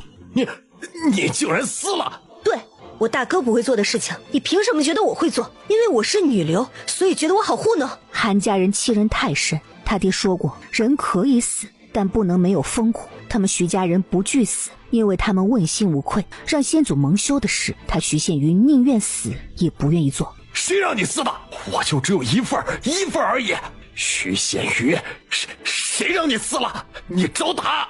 小玉姐小心！林硕想都不想，直接扑过去替他挡了这一巴掌。林硕，你没事吧？没事。你惹怒了我。哼，怎么你还想打我不成？对。下一秒，他一棍朝着韩云峰打去。徐宪瑜的这一棍正中目标，打得韩云峰嗷嗷叫唤，但他没有停手，继续挥着棍子狠狠地朝韩云峰的身上招呼，把这一段时间对韩家人的不满全部发泄在他身上。韩云峰吃喝玩乐就行，打架绝不行。这样的一个大男人被徐宪瑜打得原地蹦跳，一旁的林硕看呆了。原来温柔的人被激怒之后也可以这么凶，这么可怕。小鱼姐这会儿是真的凶，有点吓人啊。这一幕吸引了不少人围观，同时也把韩家其他人给引来了。徐宪瑜这才停住手。动手，给我狠狠地揍这死丫头！快！哎呦，疼死我了！那个不要命的，大清早就给老子闹事，想死是不是？魏呀，这死丫头打他救救我！哟，还好意思跟老子告状，被一个小姑娘打，还好意思说出来，你要脸吗？说完，一鞭子朝他打去，疼得韩云峰再次嚎叫。再给老子惹麻烦，老子先杀了你！都给老子散了，收拾好东西，准备出发。等人都散了之后，别给老子惹麻烦，听到没有？给老子惹麻烦，没你好果子吃。怪不得嫂子喜欢以牙还牙呢，这滋味怪好的。抽打了韩云峰一顿，他整个人变得神清气爽。怎么办？快没时间了！一旁的林硕也是眉头紧皱，急得在原地走来走去。小玉姐，你别担心，我有办法了。而韩家这边，你这个废物，一点小事都做不好，不知自己的斤两，竟想顶替自己的位置，愚蠢！爹，你打我？我打你打谁呀？啊！你这个蠢货！让你去让徐宪瑜签字，连这点小事都做不好，还要把认罪书让他给撕了，你是猪吗？爹，你别侮辱猪了，猪挺聪明的。韩玉说：“你才是猪，你全家都是猪。”哼，我全家也包括你。够了！韩老爷子气得头晕，两个孽子只会窝里斗，其他的什么都做不好。爹，那现在怎么办？韩老爷子深呼吸一口气，在原地跺脚走来走去。爹，再不想办法把认罪书给对方，我们之前做的一切努力就要白费了。爹，你快想想办法呀！吵什么吵？没看我正想呢吗？吃钱干什么去了？现在急有什么用啊？而就在此时，老魏出来了，给众人1个时辰的时间去酒泉镇上补充物资，1个时辰后不回来的，全按逃犯处理。还有1个时辰。没了那认罪书无所谓，现在想办法抓住徐宪瑜，逼他写下血书，用血写的认罪书比毛笔写的认罪书更有用。但刚才一打草惊蛇，想抓他就范恐怕都有些难啊。那臭丫头狠起来好狠。韩老爷子瞪他一眼，还不是因为他废物，一点小事都办不好，还想做韩家的主事人，妄想。让玉龙他们过来吧，只要把那臭丫头抓来，我有办法让他写。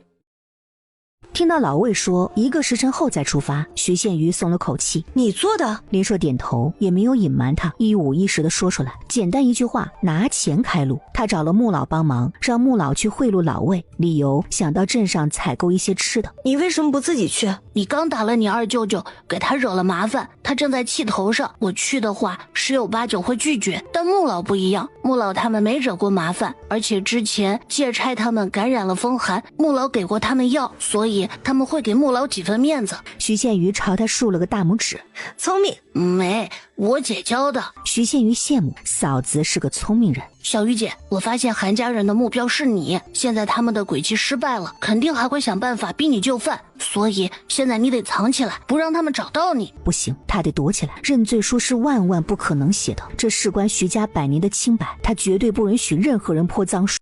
徐宪瑜双眼一亮，朝着林硕挥了挥手，示意他靠近。行，就这么办。小玉姐，你这招可以。而林默这边顺着声音寻了过去，看到浑身是血的钱正昌坐在地上，虎视眈眈地盯着躲在石缝里的兄妹。此时兄浑身是血，昏迷不醒，而妹妹拿着一块石头，虎视眈眈地盯着对面拿着刀正坐在地上大口喘息的钱正昌。嫂子，你快走，去找其他人来。我不是喊了让你不要过来吗？你快走，这里危险。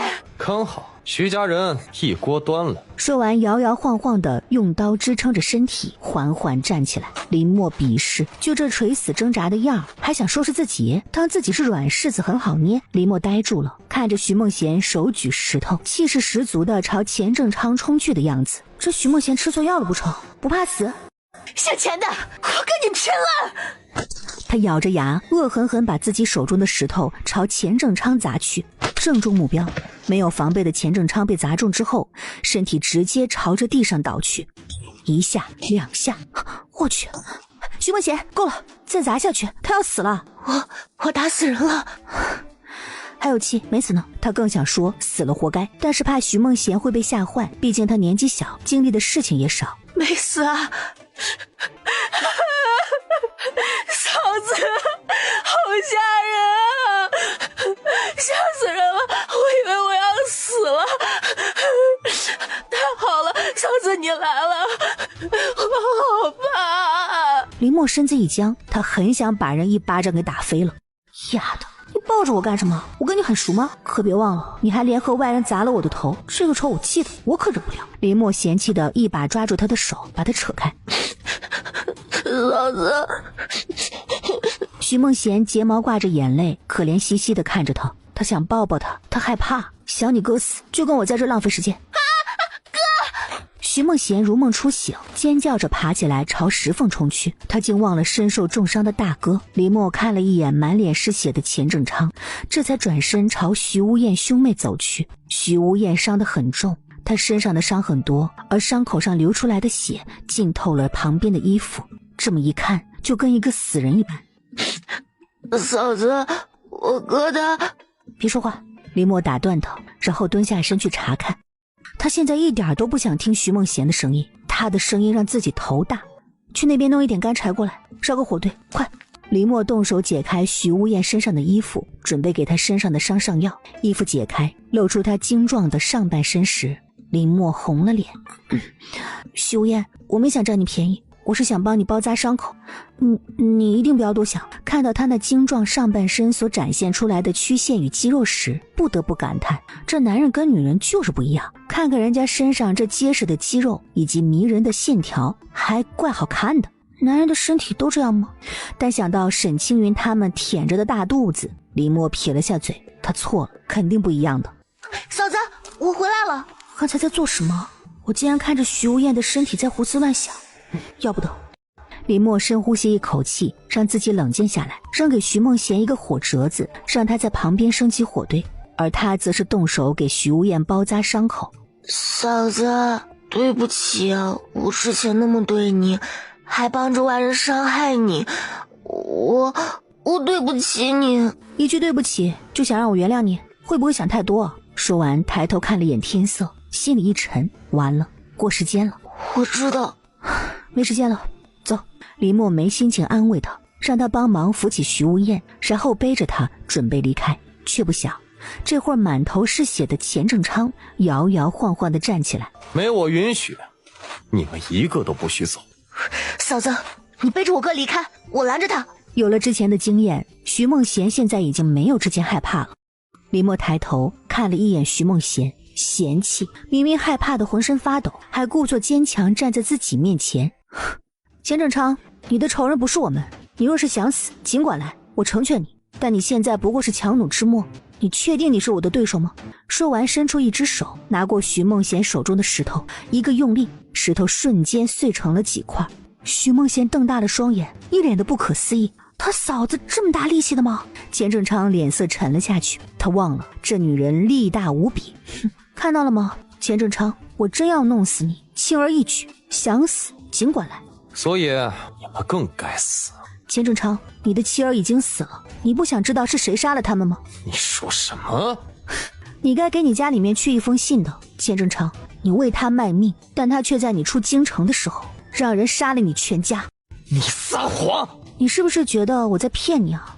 钱正昌，你是在为皇后卖命，皇后让你来杀掉安平王府的人，对不对？这事很隐秘，就3个人知道，他是怎么知道的？你怎么知道？你到底是谁？你管我是谁？钱正昌，你只要知道我杀你很容易。我告诉你，你妻儿被谁杀了，目的很简单，就是想看你们窝里斗，我坐收渔利。你怀疑我的话，你可以找皇后身边的容嬷嬷对质，就是她找的人去杀你的妻儿。说完，他背起徐无厌直接离开了。徐梦贤紧张，拿着石头边退边盯着钱正昌，直到走远，见他没有动静之后，徐梦贤这才放下心来，转身追上林默。看着背着自己大哥还健步如飞的林默，他脸上露出了羡慕之色。这个嫂子很不一样，有空看我，不如走快一点。走得慢吞吞的，还左顾右盼，也不怕摔倒。好。下一秒，重物落地的声音，听到声音，林默连忙回头去看，这才发现徐梦贤摔倒在地，他没忍住扯了下嘴角，差点怀疑自己是乌鸦嘴了，幸好没说出来。徐梦贤，起来，我们没有时间了，再浪费时间，我们就要被当成逃犯处理了。徐梦贤，林默这才发现不对劲儿，连忙把背上的徐无厌放在一边，然后折返回去检查徐梦贤，发现他竟然晕过去了。一摸额头，入手滚烫的温度让林默忍不住骂娘：该死，自己与他真的是八字相克，碰到一起准没好事儿。他们在赶时间，他给自己晕倒，给自己添麻烦。他利落地从空间里拿出治疗风寒的药丸和水囊，然后动作粗鲁地给他喂下去。真是欠你们兄妹的。收拾好东西，单手抱起他，朝一旁的徐无厌走去。看着昏迷不醒的兄妹二人，不管了，没时间了。林默弯腰，一边扛起一个，大步往前走。韩启沉着脸，一把推开守在马车旁的林硕，让开，我要找我表妹。她不在马车上，你不准过去。她不在马车能在哪儿啊？我们已经找遍了整个驿站，都没找到人。大哥，你别被骗了，徐宪宇肯定是在马车上。小子，滚开，不然我可就对你不客气了啊！小雨表妹，我是你齐表哥呀，你快出来，表哥找你有事。可惜不管他怎么喊，马车方向却没有任何动静传来。我说了，他不在马车上就是不在。你们这么想上马车，是不是想抢我们的吃食？我告诉你，妄想，我们的吃食是不会给你的。哼，你以为谁都跟你一样没见过世面？谁知道你们，毕竟你们这么久没吃过肉了，刚好我们马车上有肉，你想借找人之故实则行小偷之行为，也不是不可能。大哥，别跟他废话，他们就4个人，我们这么多人，直接冲上去，我就不信上不了马车。哼，徐宪宇，你躲得了吗？他躲过去，自己等人就惨了。闻言，其他韩家人也跟着蠢蠢欲动。林硕少爷，你让开，他们想看马车就让他们看，但他们若敢弄乱我好不容易叠放好的行李，以及敢拿我们的吃食，老婆子我绝对不会放过他。齐嬷嬷说完，直接往前一站，让出位置。别说身材魁梧的他，往前这么一站，还真有那么几分吓人。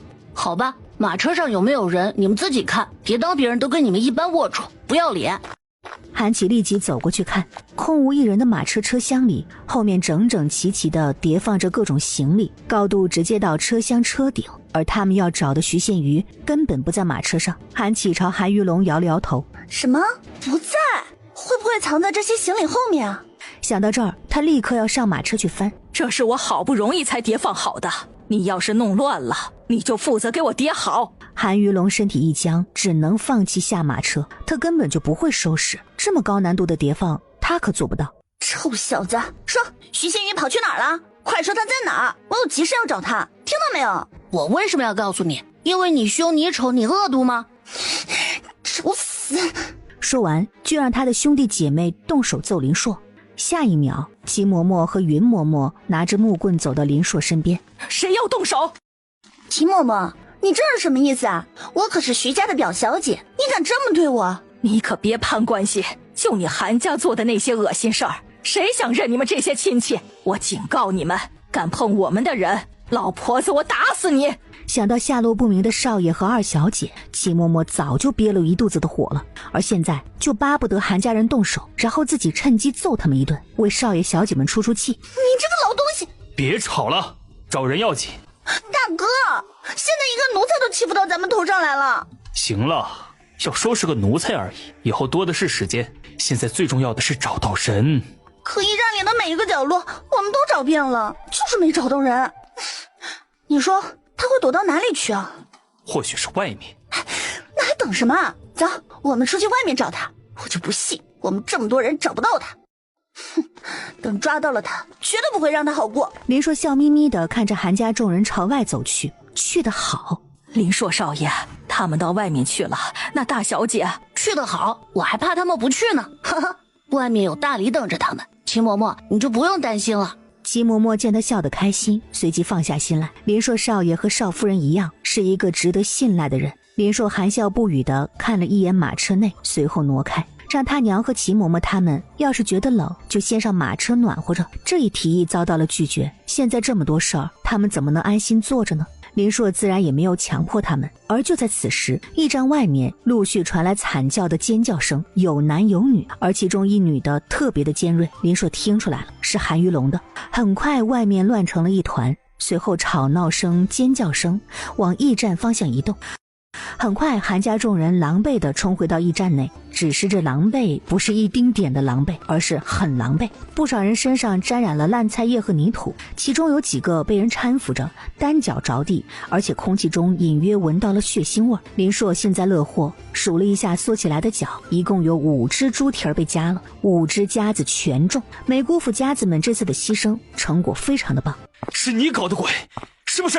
你在说什么？我还想问你们这是发生了什么事儿？怎么看着有些惨？韩琦一脸铁青。他们出去之后，在左手边方向捡到了徐宪瑜的手帕，随后沿着左边的方向去追。不知谁踩到了一块板，木板上腐烂的落叶全都朝他们身上飞去。众人被吓了一跳，纷纷往两侧躲。更离谱的是，两侧竟然藏有夹子，倒霉的人脚直接被夹住了。外面的夹子是不是你们放的？手帕也是故意放在那儿引我们过去的，对不对？证据呢？没证据的事情你最好别胡说。对了，夹子是小鱼姐拿走的，她说要去捕猎抓野味，等我姐夫回来吃。没想到夹到了几个倒霉鬼，没捕到野味，小鱼姐怕是要不开心了。韩琦气得脸扭曲，动手就要打林硕。你想做什么？好，很好，我看你们能嚣张到什么时候？你们想等他们回来，想拖延时间是吧？我告诉你们，他们回不来了。现在快到时间了，你们就等着全被判为逃奴吧！你们谁说我们回不来？姐，你们回来了。不好意思啊，让你失望了。嫂子，看到徐宪瑜从马车上下来，韩琦脸一下子白了。他们都被骗了，徐宪瑜就藏在马车里。嫂子，看到昏迷不醒的妹妹和浑身是血的亲哥时，嫂子，他们死不了。林默把徐梦贤交给齐嬷嬷他们，让他们把兄妹2人送上马车，然后让徐大鹏去请穆太医，让他过来看一看徐无艳的伤，大家都放心一点。至于徐梦贤嘛，累加感染了风寒而已，给你1刻钟的准备。林默扫了一眼韩琦离开的身影，转身进了厨房。再出来时，他手中多了一根趁手的木棍。今日谁都别想阻止他发疯，道德什么的他没有，发疯使人快乐，他今天不快乐，需要发泄。穆太医，马车里的2人，麻烦你了。小事，我都没感谢少夫人这一路的帮忙。还有，少夫人以后喊我穆大夫就行。看着穆大夫被徐大鹏小心翼翼扶上马车的身影，林默眼底闪过一抹内疚。上辈子穆家并没有被流放，这辈子完全是因为自己的缘故。因为他伤了前皇后的脸，穆太医被皇后招来看伤，穆太医只说了一句这伤好了之后会留疤，疤是去不掉的，惹怒了前皇后。因为他的话等于宣告了皇后毁容了，他一怒之下便让人打他一顿板子，然后以在其位不谋其事为罪名把他给抄家流放了。这些都是他这几日和穆老走近了才知道的。林默对穆家人多多少少有些内疚，所以这几日对穆家就多了几分照顾。默默，你拿着木棍做什么呀？娘，这事你别管，你好好休息，可能今日你得走一段路。没事儿，别人能走，娘也能走。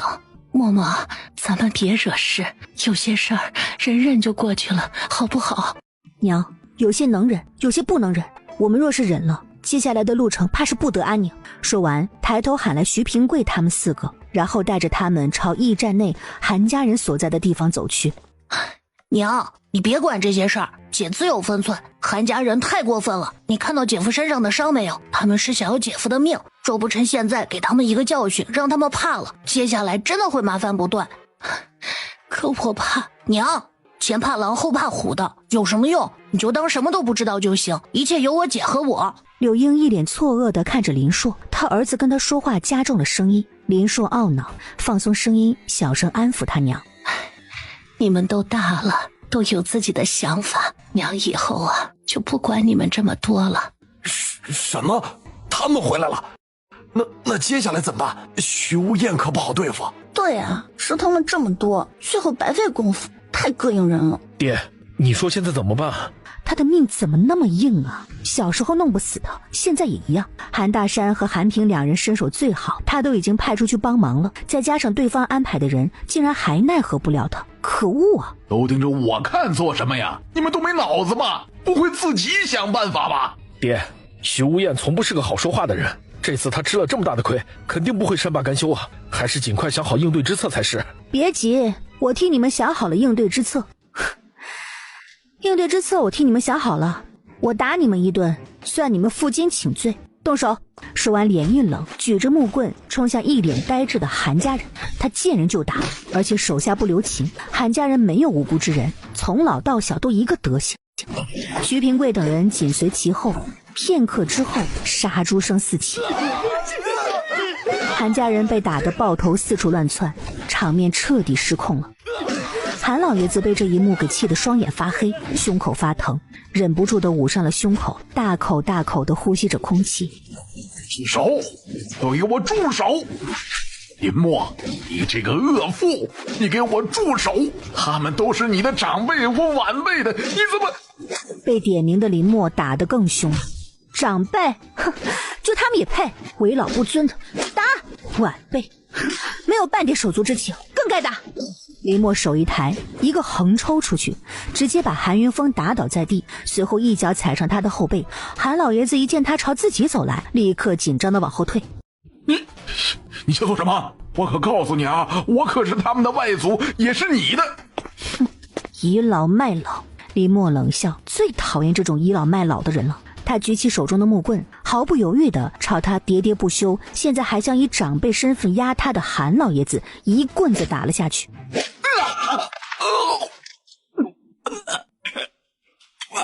爹，你怎样啊？哎呦，我真狠啊！这么老的人他也下得了手啊？这一点都不尊老，恶妇泼妇！哎呀，可不是嘛，年纪轻轻的就这么凶了，谁敢惹他？这有什么？他一直都这般嚣张跋扈好吗？在长乐侯府时也这样，对沈家人啊喊打喊杀。没想到嫁到了徐家，竟然虐待徐家的亲戚。这女人不但没教养，也没道德。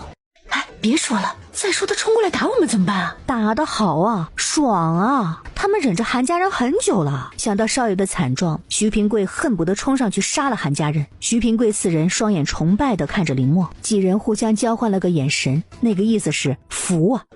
爹，你没事吧？你说我有没有事？动手，都给我动手，给我往死里打，打死这个目无尊长的贱人！去，把这贱人给我收拾了！爹，我不敢，这女人很凶，她连你都敢打，我上去的话，她肯定会打死我的。你，爹，你别慌，儿子替你去教训她，不过是个女人而已。贱人，敢打我爹，老子打死你！白痴，一个就知道吃喝玩乐玩女人的废物，也敢在我面前叫嚣，不揍你都对不起你自己送上门来。手中的木棍再次朝韩青燕打去，直到把人揍翻在地，林默才停住了手。来啊，这滋味够不够酸爽啊？要不要再加一点，一次酸爽个够。打老人，打长辈，你就不怕铁打雷劈吗？上天为什么会把你这恶妇给劈死？也不是先劈死你吗？为老不尊的老东西！现在是不是要说你要被我气得晕倒啊？也是，一些老东西呢最会装晕博同情，不像某些笨蛋被所谓的亲人差点害得要了命也不敢吭声，最后还要被人骂凉薄没人性，我都替某些人臊得慌。徐家从今日起和你韩家断绝关系，从今往后老死不相往来。你韩家人若是再敢来招惹我徐家，动一下我徐家的人，就如这根木棍。林默双手握住木棍，一个用力，咔嚓一声，跟婴儿手臂一般粗的木棍断成了两截。你不过是个女人，你有什么资格说这些话？他没这个资格，那我有吗？夫人，辛苦已经委屈你了，接下来就交给我。他的夫人一心向着他，他又怎能舍得委屈他呢？徐无艳扫了他们一眼，目光看向了韩老爷子，他让人扶着自己跪下，朝韩老爷子磕了3个头。外祖，你为韩家，我懂，这3个响头，我替我娘还你韩家的。从今日开始，徐家和韩家恩断义绝，老死不相往来。这徐无艳疯了吗？抛弃外家，这可是不忠不孝，要被世人唾弃。哎，可不是嘛，他媳妇儿还打他外祖，更是不孝。哎，你们知道个屁！什么都不知道就在这批判徐家，这徐家人呢，要是不跟韩家人断绝关系，就要被韩家人害死了。他们这是在自保。徐平贵，去把韩云峰的腿给我打断了。徐无艳，你真要把事情做得这么绝吗？把事情做绝的不是你们吗？要杀我一个不够，还要赔上我徐家祖辈的名声，为你们韩家人铺路。你们怎么就没想过给我们留一条活路？你怎么就不说你们把事情给做绝？我错了，别打我，这不是我的主意，都是我爹他们的主意，与我无关啊！你们还傻站着干什么？快去拦下他呀！快来！众人惊悚，来真的呀，不是开玩笑的。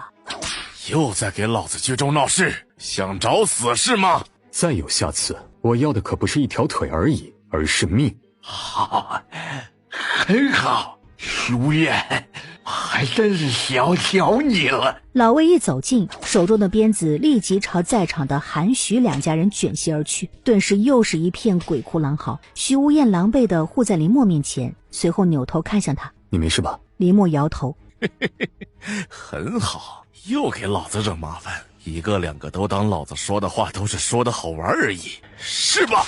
这一次没有任何的犹豫，挥起手中的鞭子，狠狠地朝他们打去。这群王八蛋就是欠揍，自己这一次不打到他们听话，他就不姓魏。惨叫声四起，老魏停手时，现场哀嚎声一片。再给老子惹事，老子弄死他去！既然不爱休息，那就立即出发。你没事吧？林默伸手扶起用自己身体挡住自己的徐无艳，他自己都身受重伤了，为什么还要挡在自己面前呢？没事，死不了。你呢？徐无艳强忍着疼痛，双眼紧张地看着他，看到他摇头，才松了一口气，说：“徐大鹏，扶我回马车。”他想自己走回去，怕是有些难了。我来抱。林默朝徐大鹏摇了摇头，伸出手直接把徐无艳抱了起来。夫人，你放我下来。天啊，让我晕过去吧。我力气大，没事的。别不好意思，你伤得重，走路不方便，我抱你走。说完，大步朝他们马车的方向走去。徐无艳有一种生无可恋的感觉，但更想的是找个地方把头埋进去。他有一种没脸见人的感觉。看到众人眼神正诡异地看着自己，徐无艳干脆眼睛一闭，得，装死吧。徐宪宇也瞪大了双眼，这画面的违和感怎么这么强呢？角色调换一下，画面叫做唯美，现在叫诡异。大小姐，咱们也走吧。彭叔，你不惊讶吗？我已经淡定了。我们去找少爷时，是少夫人先找到的少爷和二小姐。当时少夫人一边扛一个。徐宪宇沉默了，一边扛一个呀，这嫂子可真不一般呢。沈青云双眼冷漠地看着这一幕，随后看了一眼狼狈的韩家人。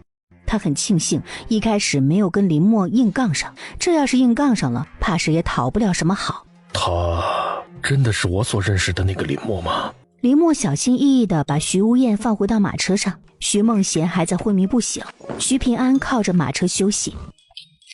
想笑就笑，夫人，下次我可以自己走的。哦，好。哦，对了，你怎么会被伤得这么重？小贤落入他们的手里，为了救他，我才受的伤。另外，我解决了黑衣人和韩家人时，已身受重伤。钱正昌从暗处偷袭，我拼尽了全力才重伤他，然后我自己也昏迷了过去。别担心，我看着严重而已，养段时间就会好。还有，昨晚辛苦你了。我没什么，只是刚才韩家那边的事，你不要怪我擅作主张才是。韩家是想踩死你们往上爬，如果不跟他们划清界限，我怕很难会活着走到流放之地，毕竟流放之路并不好走。我知道，我不会怪夫人，反而还想谢谢你。夫人做得很好，谢谢你。其实我早有这个想法，只是有些犹豫，你帮我下定了决心。而就在此时，驿站的大门外传来骂骂咧咧的咒骂声，是去镇上买物资的人回来了。看到这些人进来时都是空着手时，林默一点都不意外。上辈子他们也如今天一样去镇上买物资，却什么都没买到。哎，气死人了！这镇子的人有病啊，竟不卖东西给我们。是啊，不管我怎么求，他们就是不卖，有生意不做。他们在想什么呀？没买到吃的，那就只能等到下一个地方再买了。去买物资的人回来了，很快就要出发了。而就在他们出发时，钱正昌踉踉跄跄地走了出来。钱正昌在看到他们之后一个不知，直接倒地晕死。老魏看了一眼，让小六子把钱正昌扶到后面的马车，而他去请穆大夫给钱正昌包扎伤口。他伤得很重啊，魏爷，我不确定能不能救活他。你尽力而为，说是他重伤不治身亡，那是他的命，没人怪你。这2天你就在这盯着他。好。这钱正昌命还真够大的，都伤成那样了，还能走回来这儿。姐，你好厉害。你也很厉害，要不是你找穆老去拖延时间，我们可能就要惨了。唉，我弟弟林硕长大了，也厉害了。姐，我哪有你说的这么厉害？可你已经做得很好了，让姐姐对你刮目相看。小鱼姐才厉害。林硕有些兴奋，悄悄地把徐宪瑜做的事情说出来。你们做的都很好，他们这样子很好，懂得保护自己，保护自己在乎的人。姐，我刚才听到借差他们说是有人吩咐了，不让镇上的人买东西给我们，背后之人是冲姐夫来的。这件事情有多少人知道？借差应该都知道了。借差说这个事的时候是背着我们所有人的，所以其他人应该不知道。不要告诉任何人，知道了吗？徐燕，在看到他睁开眼睛扇动的睫毛时，林默有一瞬间的晃神，好长好翘的睫毛，比他的还长还翘呢。夫人。林默回过神来，把林硕听到的事情低声说出来。我觉得这件事情有必要告诉你，因为如果处理不当，被人利用的话，徐家怕是会被孤立。夫人担心的对，此事若处理不当，的确会惹来麻烦。我想想怎么处理这件事。夫人，这件事恐怕还得麻烦你。你说。徐无艳的唇角轻勾，示意他靠过来，然后在他耳旁轻声说起来。林默张大了眼睛，他终于知道上辈子为什么这个事儿没爆出来了。他可真是够大方的。夫人，你没听明白吗？我听明白了，我只是有些吃惊。夫人莫要担心，我养得起你。你想太多了。谁让你养了？银钱我多的是。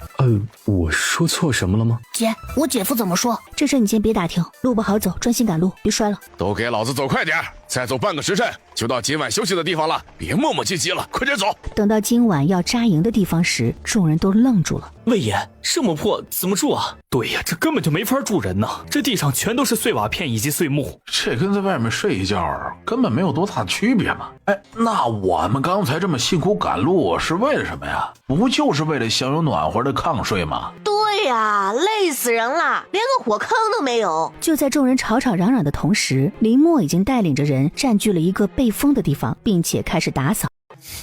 嫌弃可以呀，你们到外面睡去，有个地方给你们避风已经不错了，还在这给老子挑三拣四，真当这是你家？这地方脏乱，你们不会自己动手收拾？怎么等老子收拾好给你们住？不想住在这儿就到外面去，没人拦着你们。这些人还没有认清自己现在的身份，还把在京城中的那一套搬到这儿来，蠢不可及啊！看看徐家人，人家就懂得识时务者为俊杰，看清形势才会让自己在流放路上过得舒服一点。坐下休息。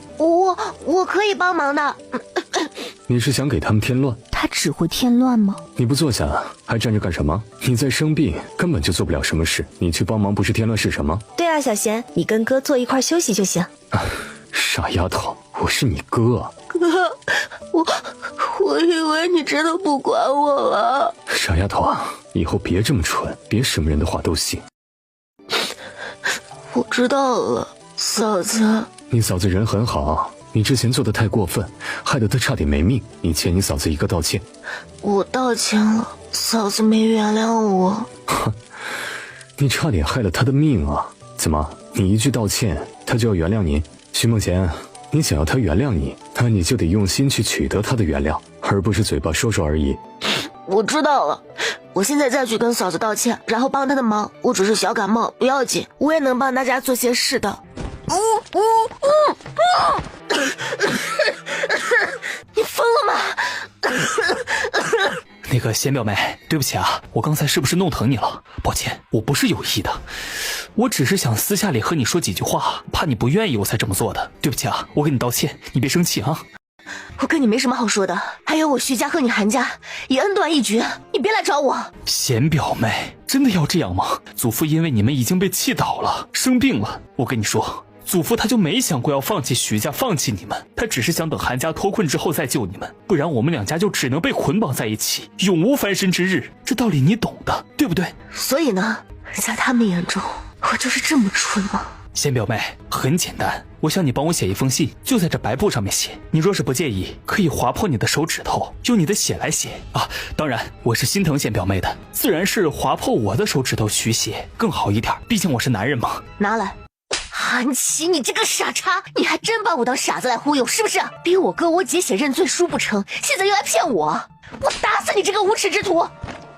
住手！住手！徐梦贤，你再不住手，我就对你不客气了。我打！我跟你拼了！敢打我，不是让你打我！韩琦，你再敢打我家人的主意，我弄死你！完了，自己打人的这一幕全被他给看到了。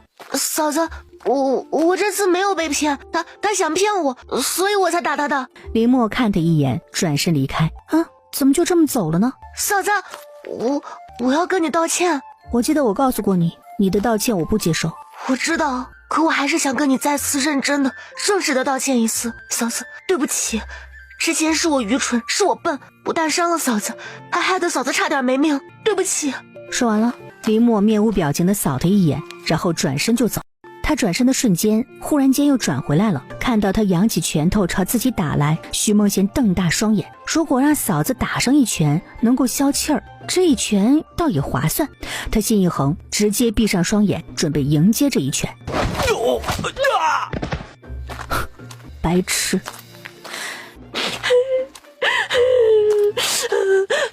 哥说的没错，嫂子是个好人，而韩家人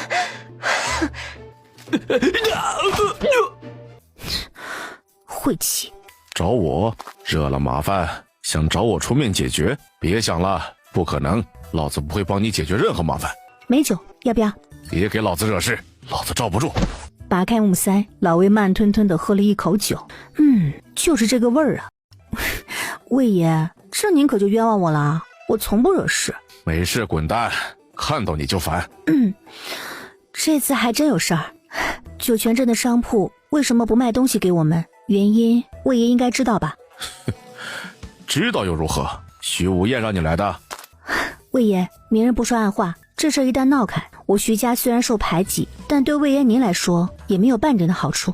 他们闹开来找徐家的麻烦，我们自然不会坐以待毙，两方动手，魏爷自然头大。而且万一动了真格的，出了人命，死的人会更多，对上头魏爷您是交代不过去的，对吧？魏爷是聪明人，对方这么做显然就是想要弄死安平王一家，让安平王一家绝后。魏爷，您平心而论，安平王一家该受这样的待遇吗？不用给我戴高帽子，这事儿我不会管，但若是事儿闹大了，可别怪我不客气。魏爷，这事只要你们帮忙搞定，1万两就是你们的了。魏爷，我们也只是自保，1万两。安平王府还真是让人意外。这次抄家流放主打就是一个措手不及，几乎各家没反应过来就被赶出了家门，根本没有时间收拾银钱，所以他们身上基本上也没什么钱。但这安平王府现下却一下子拿出这么多银子来，看来世人都小瞧了这安平王府的底蕴了。你不怕我拿了这银子不做事？不怕，魏爷应该也不想我们鱼死网破。与您说句交心的话，我们只想活着到流放之地。你可以滚了。林默二话不说，直接转身离开。老魏依然在原地喝酒。小六子，出来吧。魏哥，我不是故意偷听的，我刚才在那边拉屎，谁知道你们刚好就在这说事儿。无妨，你去把兄弟们都叫出来，我有事要说。好的，魏哥。一回到屋内的林默看到这一幕，低声对一旁的徐无厌说：“好了，夫人辛苦了。”嫂子，喝粥。林默皱眉，一言不发地接过来，然后端着走到另外一旁去吃，主打一个懒的理念。接下来的几日，众人都是在赶路加缺吃的，情绪都变得消极的同时，心中也多了一股怒火。而林默这边情绪也变得焦躁。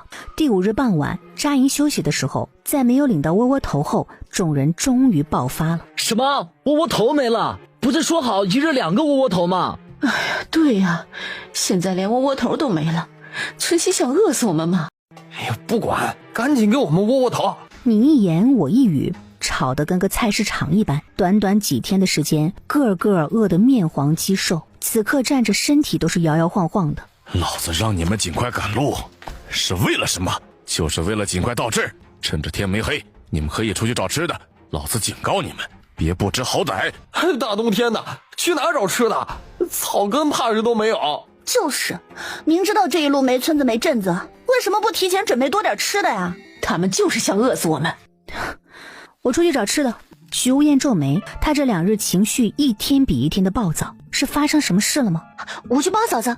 在看到徐宪瑜要去拿米煮粥时，徐无厌阻止了他。大哥，等你嫂子回来先，现在不要煮任何吃的。那我去附近收拾柴火。果然，最聪明的就是徐家人。出去找吃的林默被这么冷风一吹，烦躁的心也渐渐平静。他在慌什么呢？自己重生了，而且手里吃的多的是。他娘和弟弟不用再像上辈子一样去抢吃的，只要他们不去抢吃的，就不会丧命。他不应该因为上辈子的事而忧心忡忡。这辈子他已经努力让所有的事情都往好的一方面发展了，不会重蹈覆辙的。对，上辈子的事绝对不会再发生了。嫂子，这能吃吗？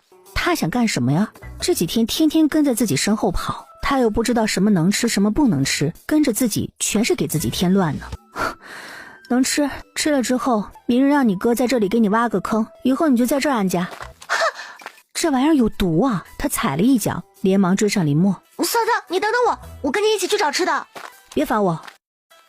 林默懒得理他，双眼朝四周看着，寻找可吃的东西。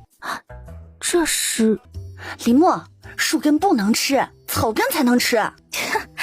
别侮辱人家树根，树根有这么细吗？有些人呀，以为随便挖挖就能找到吃的，天真。哼，你们这是嫉妒我嫂子每次都能找到吃的回去，而你们不能。谁嫉妒他了？我是嫉妒他凶，还是嫉妒他恶毒啊？徐梦贤，我好意奉劝你一句，离他远点，免得被他教坏，以后嫁不出去。我嫁不出去关你屁事儿！哼，我嫂子就是在挖吃的，气死你们！要是不是呢？要不打个赌，要是他挖出来的不能吃，不能填饱肚子，你就把你今晚的口粮给我。好啊，要是我嫂子挖出来的能吃能填饱肚子，你要下跪给我嫂子道歉。好，拿我打赌，问过我的意见吗？嫂子，是他们狗眼看人低，我才赌可以，但磕头就不必了。赌注就改成打一把柴火吧。韩四婶忽然心慌了，对方这般淡定，不会这藤下面真的有吃的吧？好，我跑，我用力跑。疼啊疼，你可得给我嫂子争一口气啊！嫂子，这块根茎好大，好像还不止一根。哼，这又不一定能吃，嘚瑟什么？徐梦贤看他一眼，没说话，加快了帮忙挖的速度。打脸，自己要狠狠地打他的脸。啊，你输了。谁说我输了？我们打赌的是他挖出来的东西能吃。哼，这个你确定能吃？这是葛根，你说能不能吃？你说是葛根就是葛根嘛，你少骗人。我来看看。这的确是葛根，可以吃。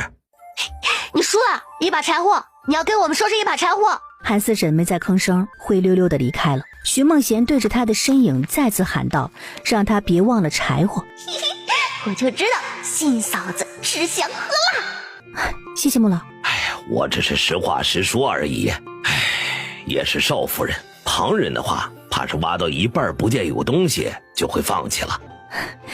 不多，穆老，你拿回去煮来吃，好歹能垫一下肚子。使不得，你们的人也多，这点啊都不一定够你们吃。差不多的，那这些算诊费。嫂子，这种粗重活交给我就行。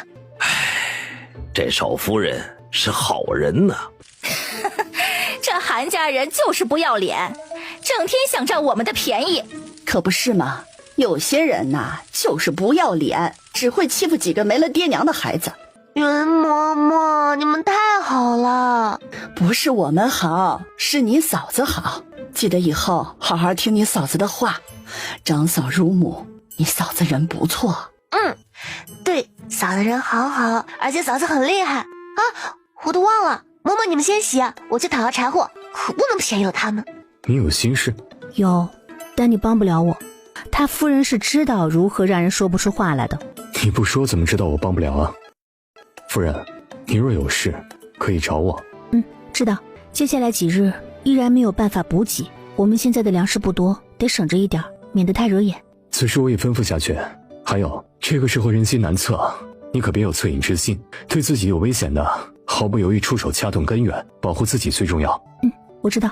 老祖宗，我家老幺饿得身体发软，我来找你，想跟你借一把米啊！你放心，等到下一个地方可以补给时，我买了米还你。没有。你怎么会没有？你们明明有很多米，我都看到了，还有一大袋呢。你为什么不借点给我们？你就狠心的看着他们饿死吗？你可是他们的老祖宗啊！你不能只顾着自己不顾小的，他们可都是沈家的未来。打住，老祖宗什么鬼啊？沈家的未来关他什么事啊？你信不信我一拳送你上天？老祖宗，抱歉，是我没管好我的夫人，让她冲撞打扰了您，您别生气啊。沈冰琪，你喊我老祖宗？对呀，老祖宗，有什么问题吗？当然有，为什么喊我老祖宗？你是我爹后娶的妻子，也就是我们的后娘，论辈分，你的确是我们沈家的老祖宗，这并没有错呀。而且长乐侯府现在你辈分最大，你就是当家的主母，你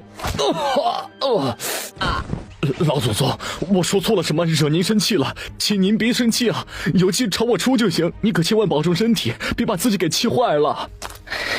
你沈家还真是没脸没皮，当初我闺女被迫嫁给你们老长乐侯做继妻时，你们是怎么对她的？皇上让你们沈家嫁义女给安平王世子，因为安平王世子克妻的名声，你们舍不得自己闺女就逼她改嫁，她不同意，你们就拿我和我儿子来威胁她。现在又不要脸的贴上来叫他老祖宗。我问你，你们沈家又想算计我闺女什么？我告诉你们沈家人，有我在，我绝不会让你们得逞的，你们给我听清楚了。娘，您别生气，这事我会处理的。老祖宗，之前是我们年轻不懂事，做错了，我们磕头向您赔罪，对不起。你毕竟是我爹的妻子，我们理应喊您一声娘的，但怕您心里膈应，所以才喊你老祖宗。你在喊谁娘啊？是不是还要喊我一声爹啊？抱歉，我可要不起年纪比我大1倍的好大儿啊。这关系可够乱的，后娘改嫁了，所以后爹也算是爹，还真没毛病。林默从加入我安平王府徐家开始，就与你沈家彻底没关系。而且我若没记错的话，他加入我徐家的前一天，就与你沈家断绝了关系。断亲书还在户部有备案。他怎么知道断亲书的事儿啊？迟点和你解释。原来这就是内情啊！我还说徐无艳怎么会娶老长乐侯的继妻为妻啊？原来是因为圣旨啊！沈家人的吃相真难看，现在肯定是见人家有粮，不要脸的攀上来。哎呦，沈家刷新了我对无耻这2个字的认知。曾经年幼无知，做错事儿，现在就请老祖宗给我们一个弥补的机会，我们就不在这儿惹老祖宗生气了。老祖宗，你若有事，尽管找我们。老祖宗，求你给我点米，让我救救我那2个可怜的孩子吧，他们真的是饿得不行了。老祖宗，我求求你了。你想做什么？你别在这里为难了老祖宗，我们都没东西孝敬老祖宗，你怎么还好意思跟老祖宗要东西？走，你跟我走。不，我不走。老祖宗，求你给我一点米，让我救救我的孩子。老祖宗，救命啊！沈家换套路了，示弱，怪不得之前让人送馒头呢。他记得上辈子这沈四夫人也是用这一招弄来了不少吃的给他的儿女，他儿女养得白白胖胖的，而别人家的孩子反而个个面黄肌瘦，软膝盖爱下跪是吗？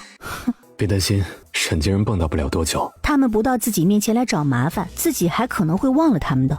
他们来一蹦跶，所有的仇恨全涌了上来。他现在巴不得他们蹦跶的厉害点，自己才好收拾他们。他干嘛拉我的手啊？哦，我没有什么好担心的。流放前一晚，其实在你来找我之前，我在户部见过你。当时我到户部查事情，你来找人登记断亲书。当时我觉得你很有意思，一个女子竟有勇气跟长乐侯府断绝关系。户部的人本想把你的断亲书先压着的，因为他们不想得罪长乐侯，所以你走之后，我便让户部的人立即把你的断亲书登记造册。徐无艳忍不住感叹，她当时真没想过他们之间还会有关系，只是觉得她一个女子难得有这样的勇气，所以便想帮她一把。现在没想到竟是帮了她自己。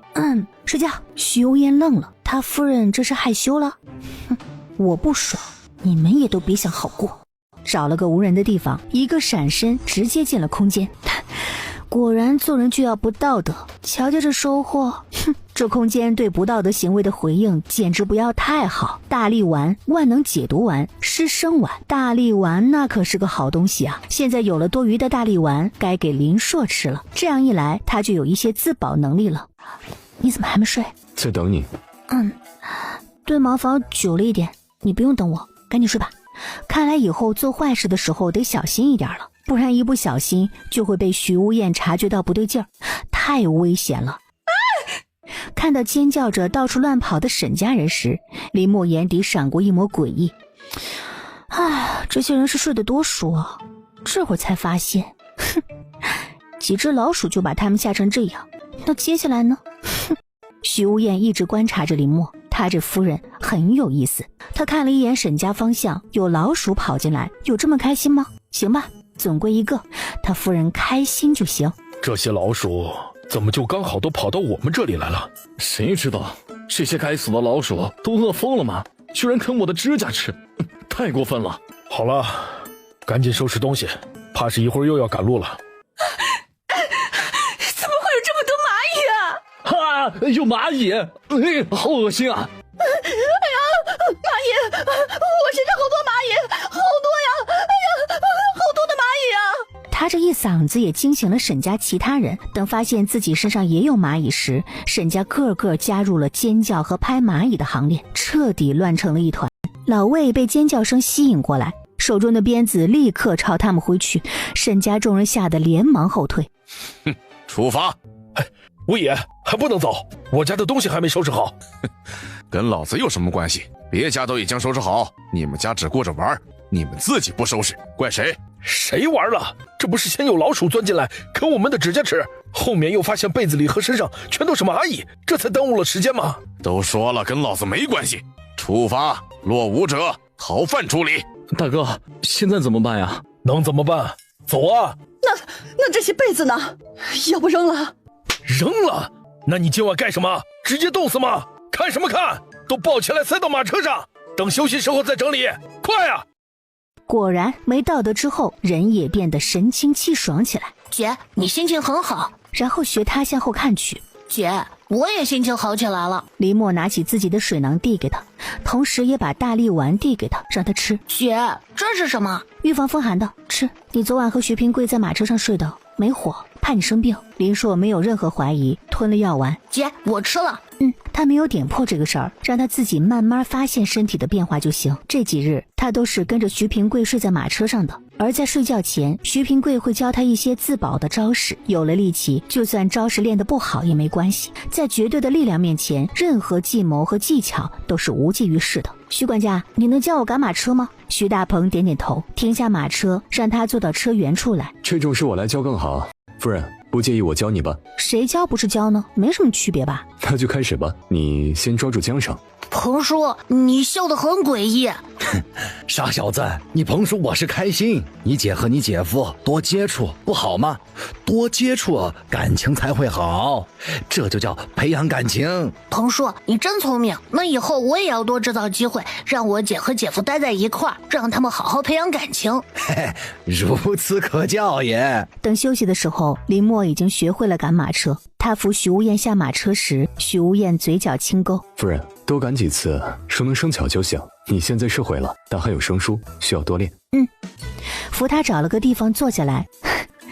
你让人生个火堆，我去给你捉鱼烤来吃。好，夫人小心。许无厌示意徐平贵跟上，而在旁边休息的人见林默去找吃的之后，不少跟了上去。在他们看来，林默每次都能找到好吃的，跟着他说不定也能找到。林默，你不去找吃的吗？别钓鱼了，钓不上来的，快走吧。这水潭一看就没鱼，别在这浪费时间。哎呀，就是，快去找吃的吧，我饿得不行了。我去不去找吃的，浪不浪费时间，跟你们有什么关系啊？你们饿得不行，又跟我有什么关系吗？你们有这个时间在这对我指手画脚的，还不如自己去找吃的。少夫人，要不要我去教训一下他们？他们嘴巴太贱，太臭，欠收拾。不用。嘴长在他们身上，随便他们骂，反正我也不会少一块肉，全当没听见就行了。刚才骂骂咧咧的人，他记住了。哼，敢对他们少夫人不敬，都给他等着瞧。少夫人，这水潭似乎很深，会有鱼吗？你说呢？应该没有吧？没有。林默用力一拉，你看这是什么？徐平贵瞪大了双眼，有鱼啊！拿着，处理干净。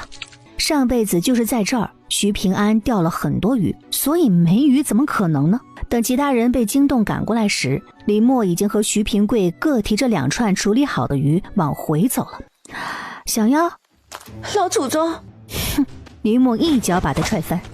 谁是你老祖宗？要脸吗？想吃鱼不会自己去钓去抓，整天想的就是不劳而获，谁给你那么大的脸？幸好我不是你们老祖宗，是的话真的要被你们的无耻给气死。哼，我的鱼就是胃口，也不会给你。哼，喊一声老祖宗就想逼我们少夫人对他们予取予求，做梦！不行，有空得找下沈家人的不自在才行。啊！林默这个女人怎么这么恶毒？她那么多吃的，分一点给我们怎么了？她为什么那么自私啊？看到林默2人提着一大堆鱼回来，秦嬷嬷等人笑开了花。烤鱼还有熬个鱼片粥都不错，少夫人，这样安排可以吗？后面回来的徐梦贤看了一眼自己手中拿着的老的不能再老的野菜，眼底的羡慕怎么也藏不住。嫂子好厉害，弄了这么多鱼，以后去找吃的还是跟着嫂子好了。嫂子，我帮你。徐家好厉害呀，又找到吃的了，鱼这么难捉他们都能捉到，羡慕啊。就连不远处的老魏也分心地看了一眼林默这边，徐家人这日子过得可不像是在流放啊。魏哥，这徐家的吃的比咱们还好。想吃就自己钓鱼去，不用羡慕。算了，我可不会钓鱼，要是他们给我们送几条来就好了。好香啊！我想吃烤鱼。不劳而获的事情，你倒是敢想。来，尝尝我烤的鱼。这给我们吃的？尝尝。小六子想拿却不敢拿，双眼下意识地朝老魏看去。想吃那就拿，反正你小子就是个吃货。嫂子，找到点吃的不容易，你怎么一下子就把一半的鱼给了他们啊？结个善缘嘛。流放的路上，他们都得仰望着借差生活，能结交的话，自然是结交的好，而结交好了，做什么都能方便很多。嫂子想的东西跟他们都不一样，真聪明。为什么这样看着我？我在想，嫂子怎么这么聪明，而且会的东西也多。这有什么？如果可以，他宁愿不曾经历过那些事儿。徐倩瑜有些错愕地看着林默，他怎么忽然感觉他嫂子身上写满了故事呢？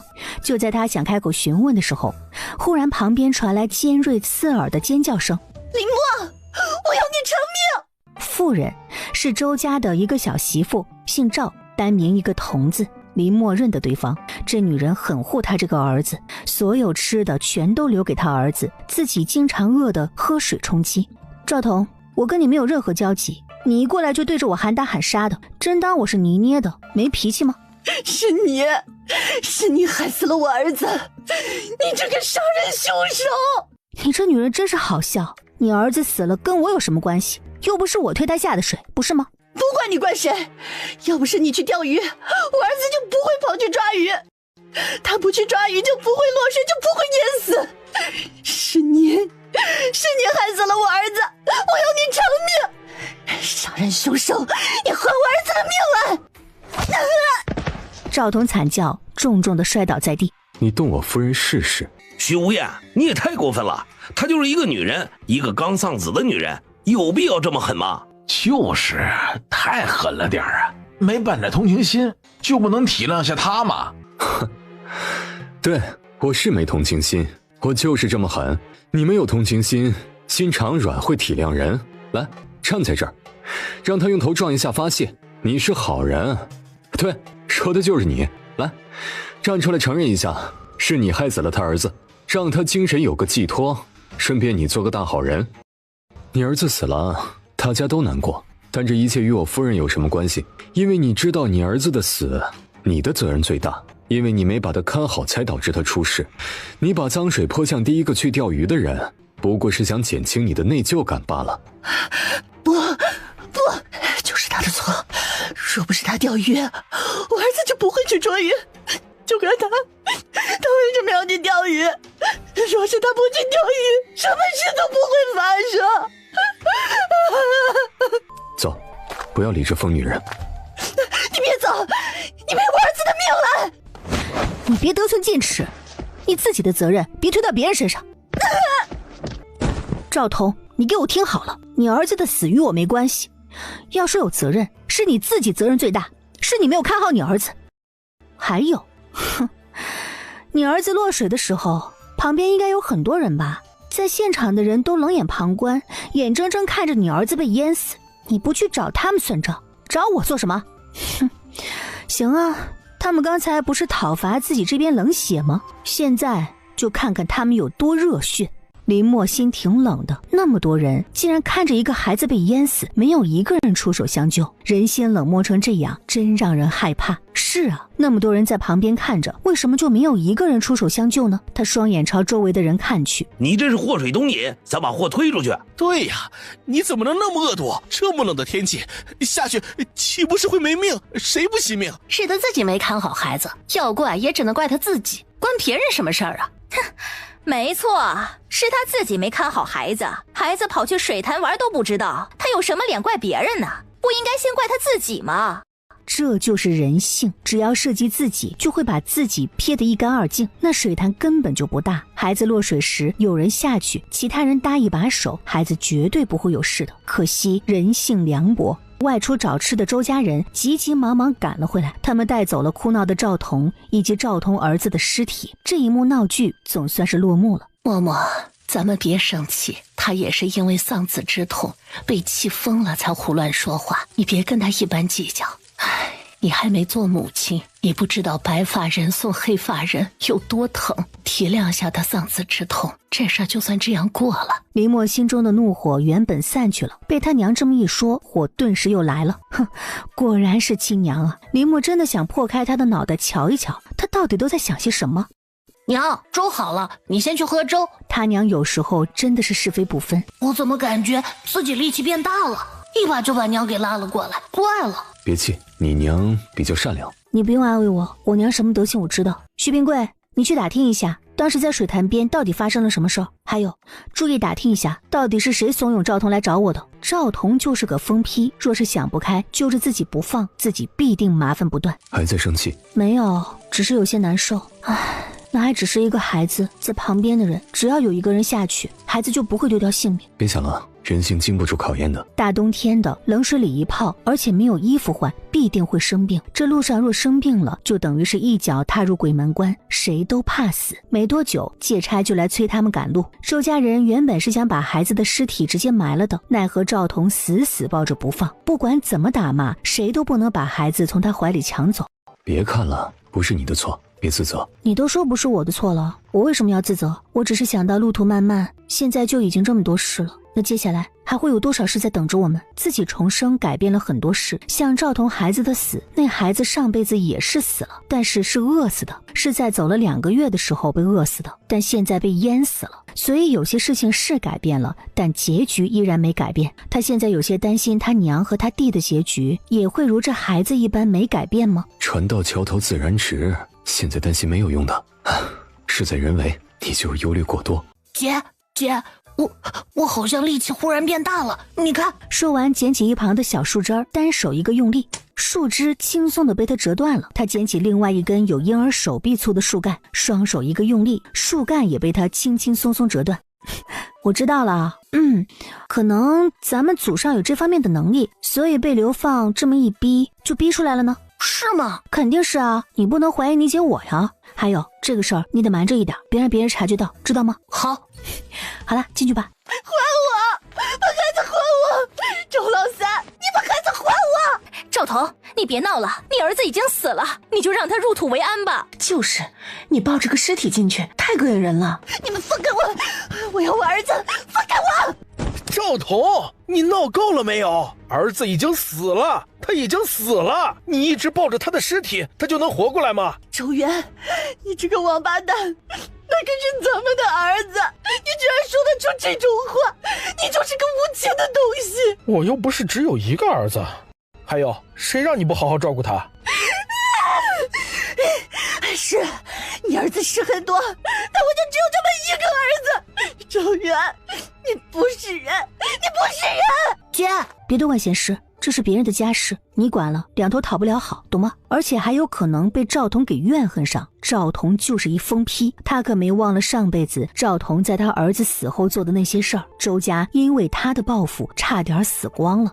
这一晚过得很平静，除了被绑在外面呜咽的赵彤之外，其他一切正常。翌日，所有人都愁眉不展地继续赶路，不少人不时地伸手揉着肚子。而赵彤闹了一晚之后，今日终于安静了，没再吵着要他的儿子，像是已经认命了。昨晚找到的吃的寥寥无几，饿了一晚，早上又没吃东西，饿着肚子继续赶路，又有几个人是有力气的？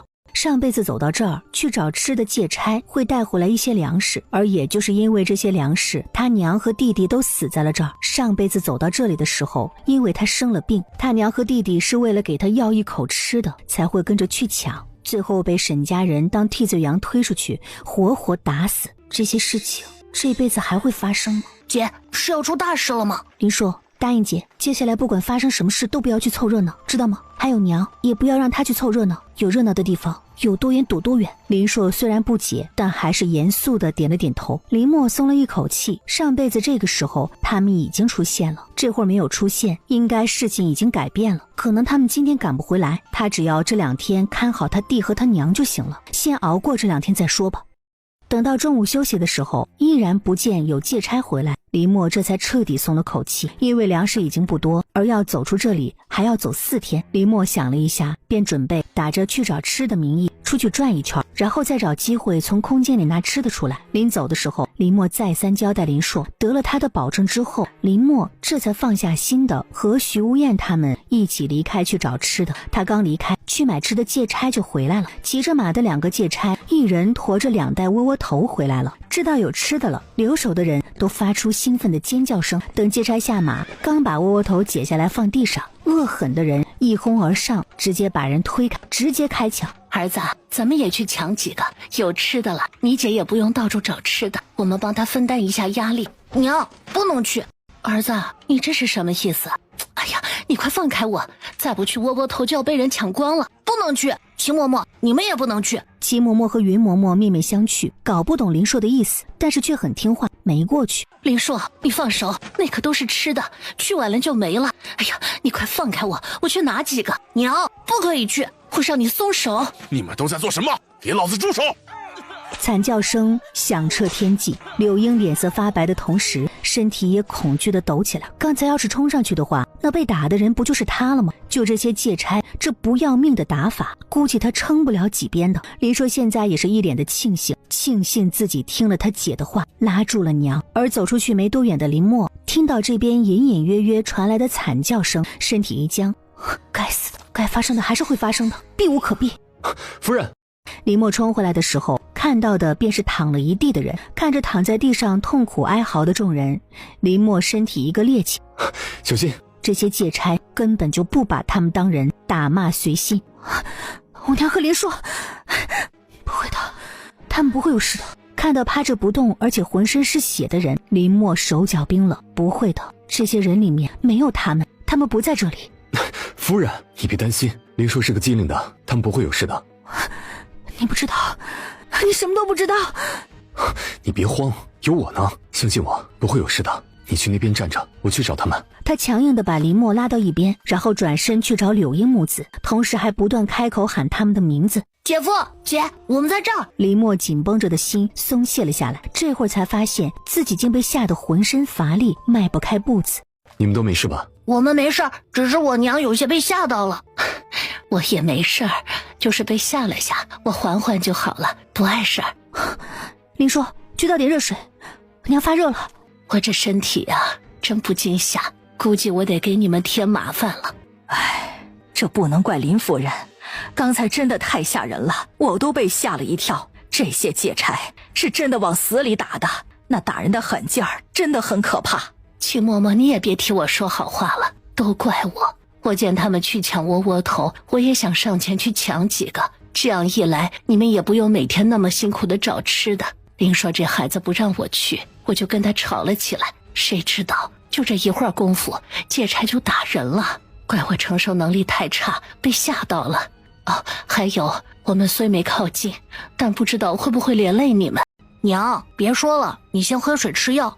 岳母，你别担心，你们没参与，不会有事的。这一幕上辈子也发生过。接下来老魏就当着所有人的面把这些窝窝头全部都烧了，然后揪出最先冲过来的人，杀鸡儆猴。上辈子沈家人跑得最欢，所以被人指出来之后，他们就把他娘和弟弟推出去，然后沈家人动手活活把他娘和弟弟打死。想到这儿，林默眼底闪过一抹寒光，这辈子他娘和弟弟都没有上前，他都要看看沈家人这次会牺牲谁。接下来的操作和上辈子发生的一样，众人看着被火烧掉的窝窝头，一个个发出惋惜声，他们只想有2口吃的，让自己活下来。没吃的，我的人日夜赶路去给你们买，你们呢倒是好样的，他们刚把这窝窝头拿下来，你们就一哄而上直接开抢，还把我的人打伤了。说是谁先动的手？众人面面相觑，谁都不敢说话。不说是吧？不说，刚才参与抢窝窝头且被打的人全部一起清算。是他们先起的头。没错，就是他们，是他们带的头。还是沈家人，那娘们抢的最凶。你们看我这女人好欺负是不是？所以就把脏水泼给我。你们还是人吗？我一个女人，我怎么敢做这种事儿啊？魏爷呀，你可别被他们骗了，他们说谎，太欺负人了。明明就是你说的法不责众啊，大家一起上啊！借差不敢对我们这样做的。没错，要不是你这么说，我们怎么可能敢去抢？给我100个胆子，我也不敢呐。就是，明明是你这女人害惨了我们。我这么说，你们就这么做？那我叫你们去吃屎，你们怎么不去啊？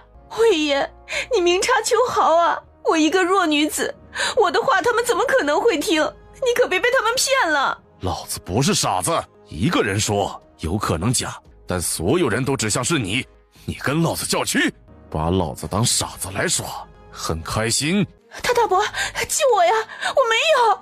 魏爷，杀鸡儆猴4个字堵得沈青云说不出话来。这该死的老魏不过是一个借差，竟然不给他面子。人不为己，天诛地灭，别怪我，反正你肯定有办法自救的。事到如今，我也不能再替他隐瞒了，我还有1双儿女要顾，对不起。这女人是想把脏水泼向他娘啊！那些话不是我说的，是其他人说的。哼，鬼扯，明明就是你说的，我都听到了。不是你刚才为什么不说呀？面对纷纷指责自己的众人，沈四夫人抬头，委屈地伸手擦了一下眼泪。我只是想保护他，但这会儿我不能保护他了，我对不起他。我死不要紧，但我不能不顾我的孩子。我孩子若是没了娘，可怎么活呀？少在老子面前哭哭啼啼，说是谁？是刘英，林默的亲娘。这些话就是他说的。我刚才不说，就是想保护他。我们穿的相似，你们才以为是我说的。真的，我说的都是真的。林默一脸寒霜，他早知道这女人会泼脏水过来，但真的发生时，还是忍不住的心寒。你放屁！一开口就是满嘴喷粪，你吃粪长大的吗？长乐侯府自称诗书礼仪传家，就冲你这喷粪的姿态，就知道是挂着羊头卖狗肉，却是欺世盗名之辈。老祖宗，这真的是你娘说的？老祖宗，我2个孩子还那么小，你忍心他们这么小就没了娘吗？我也是没办法才把你娘说出来了，你不要生气，不要怪我好不好？魏爷，你应该也不想像个傻子似的被人糊弄吧？你给我一点时间，我还你一个真相。好，糊弄老子，老子会让他死得更惨。现在承认下场没那么惨，不承认，等你的谎言一句句被揭开，你会死无葬身之地。林默捡起了一根木棍，往我娘身上泼脏水。哼！林默一个用力，直接把手中的木棍给掰断了。这就是你的下场。这个白痴分明就是想拖林默的娘下水。现在的林默好惹吗？胆子肥的像他泼脏水？要不是他是沈家人，他真不愿意管这个白痴。老祖宗啊！林默一脚踹过去，直接把人踹飞了。哼！我若真是你们这些王八蛋的祖宗，为了不丢人现眼，我会亲自弄死你们，送你们下地狱的。都是些什么败家玩意儿？众人紧张地吞了吞口水。这女子好狂啊，一言不合就动手。你怎么能打人？哼！不是喊我老祖宗吗？怎么子孙不孝，败坏沈家名声，我还教训不了你了？既然教训不了你们，你们舔着脸喊我老祖宗做什么？现在你给我闭嘴，不然的话我直接拿你来开刀。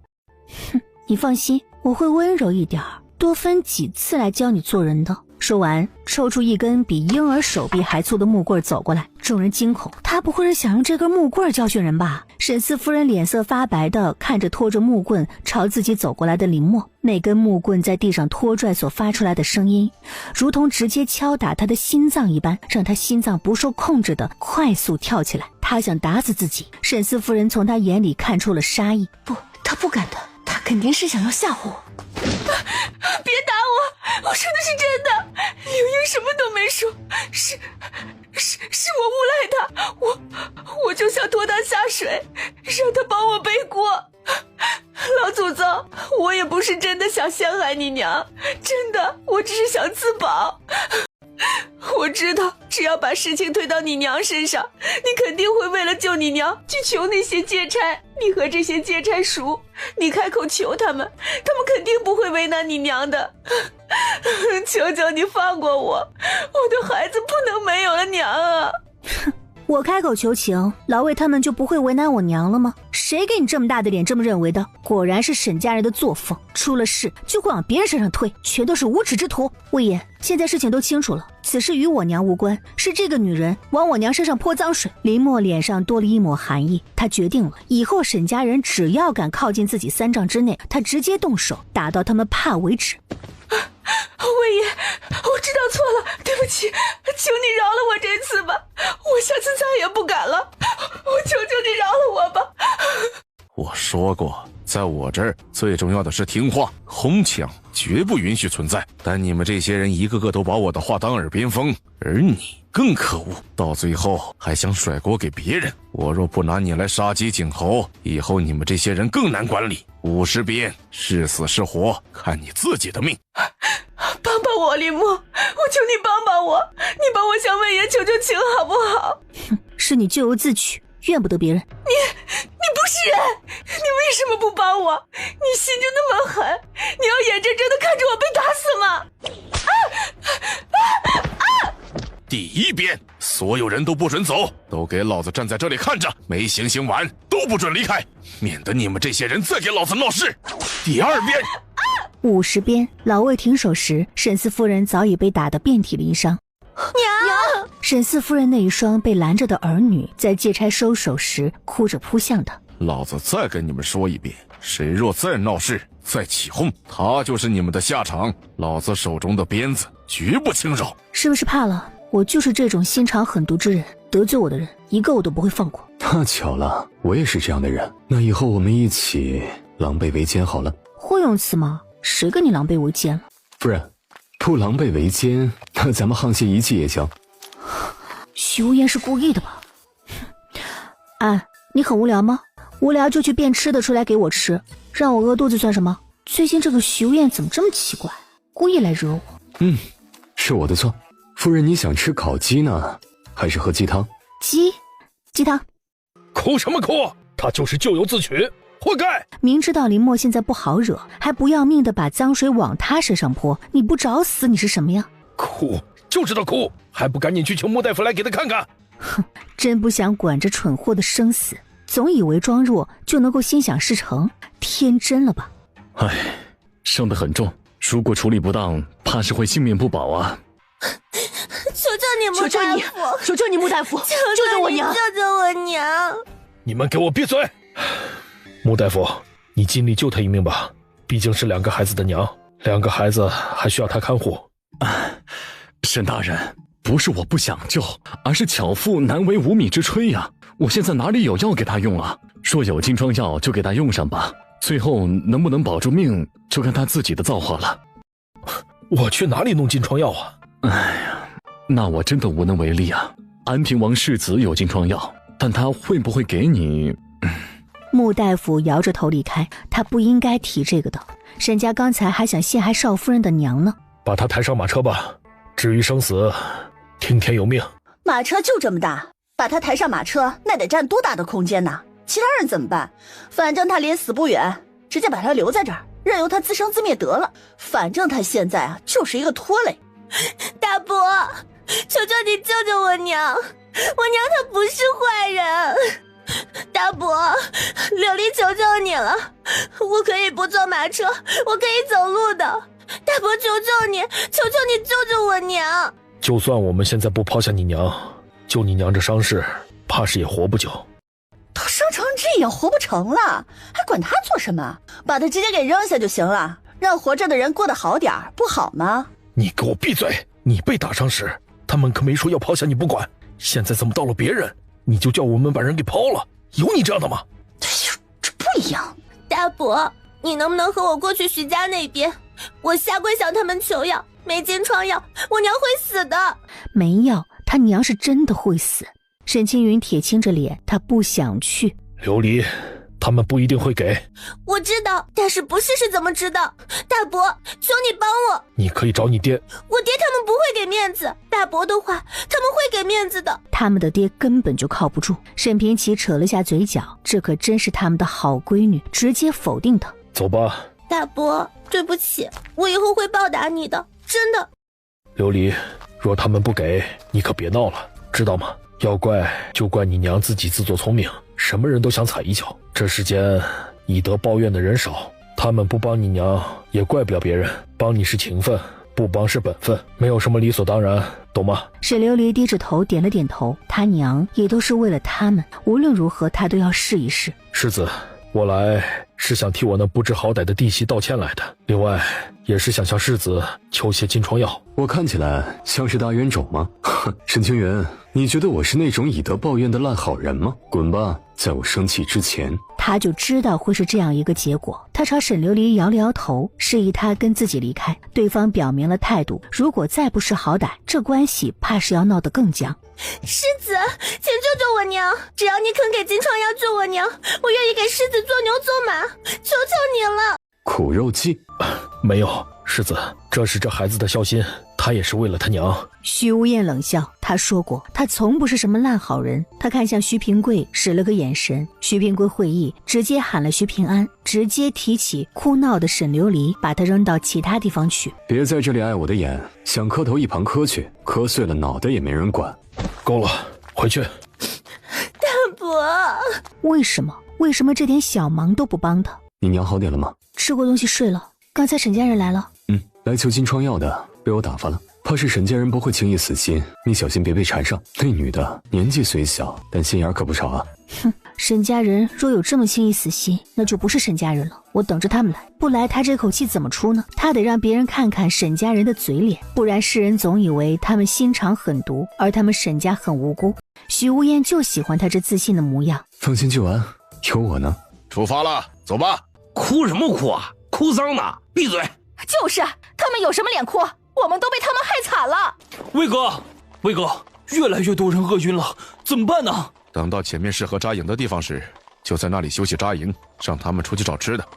好。很快，队伍来到了一处山脚下，老魏对这个地方很满意，让众人停下来休息，今晚就在这儿过夜。休息一会儿之后，不少人拖着疲倦的身体去找吃的，再不去找吃的，他们怕是要被饿死了。徐无厌意思是让林默他们几个女人在这儿休息，并且整理一下今晚休息的地方，而他带徐平安他们几个去找吃的。林默摇了摇头，他还想从空间里拿吃的出来呢。看了一眼四周，他让徐大鹏、徐平安以及林硕留下来帮忙。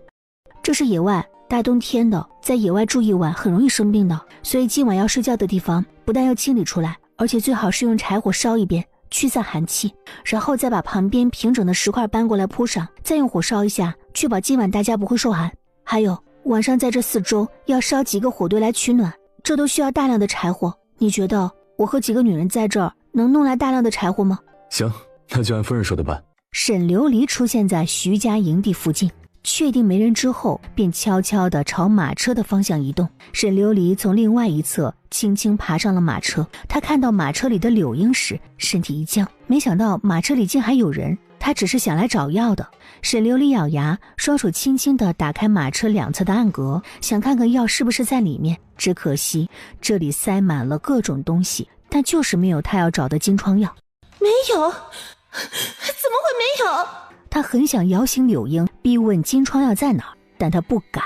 他狠狠地瞪了柳英一眼，这才小心翼翼地离开。而就在他下了马车时，柳英睁开了眼，叹了口气。他来做什么？沈琉璃来这里做什么？他来了吗？我没看到人呀，或许是他刚好从这边经过罢了，一个小丫头而已，别担心那么多。许无厌提议到前面去打猎，说不定能打到一些猎物，而且森林里野菜野果更多。林默没意见，穆老见他们要进深山打猎，连忙开口表示想跟着。其他胆儿大的见穆老开口，也跟着询问能不能也一起跟着。这些日子他们也算看明白了，徐家人数虽然少，但是个个身手不凡，而且最重要的是他们会找吃的，跟着他们说不定还能捡个漏，能找到一些吃的。少爷，附近这一带没野兽活动的痕迹，大山深处一样没吃的，鸟毛都不见一根，早知道就不进来了，累死人了。谁说没吃的？走到一棵树前，拉下树枝，摘了一颗红彤彤的果实。好甜啊！看到没有，这种野果是可以吃的。他注意到人群外面有几个妇人一脸焦急地看着正在摘果的男人，都这个时候了，还讲男女有别的这一套，不冲上去摘，只能挨饿呀。不过冲他们敢跟着进来找吃的，林默就高看他们几分。他喊来徐平贵，让他弄一只下来给他们摘一些。谢谢你。不用谢我，是我们少夫人吩咐我这么做的。赶紧摘吧，摘了追上来，说不定前面还能找到别的吃的。看着前面不远处林默的身影，李平是感激的。林默人挺好的，根本不像别人说的那样坏。看来那些谣言都是别人故意抹黑他的。不凶，护不住吃食，活不活得下去都是个问题。跟着林默或许会有活路。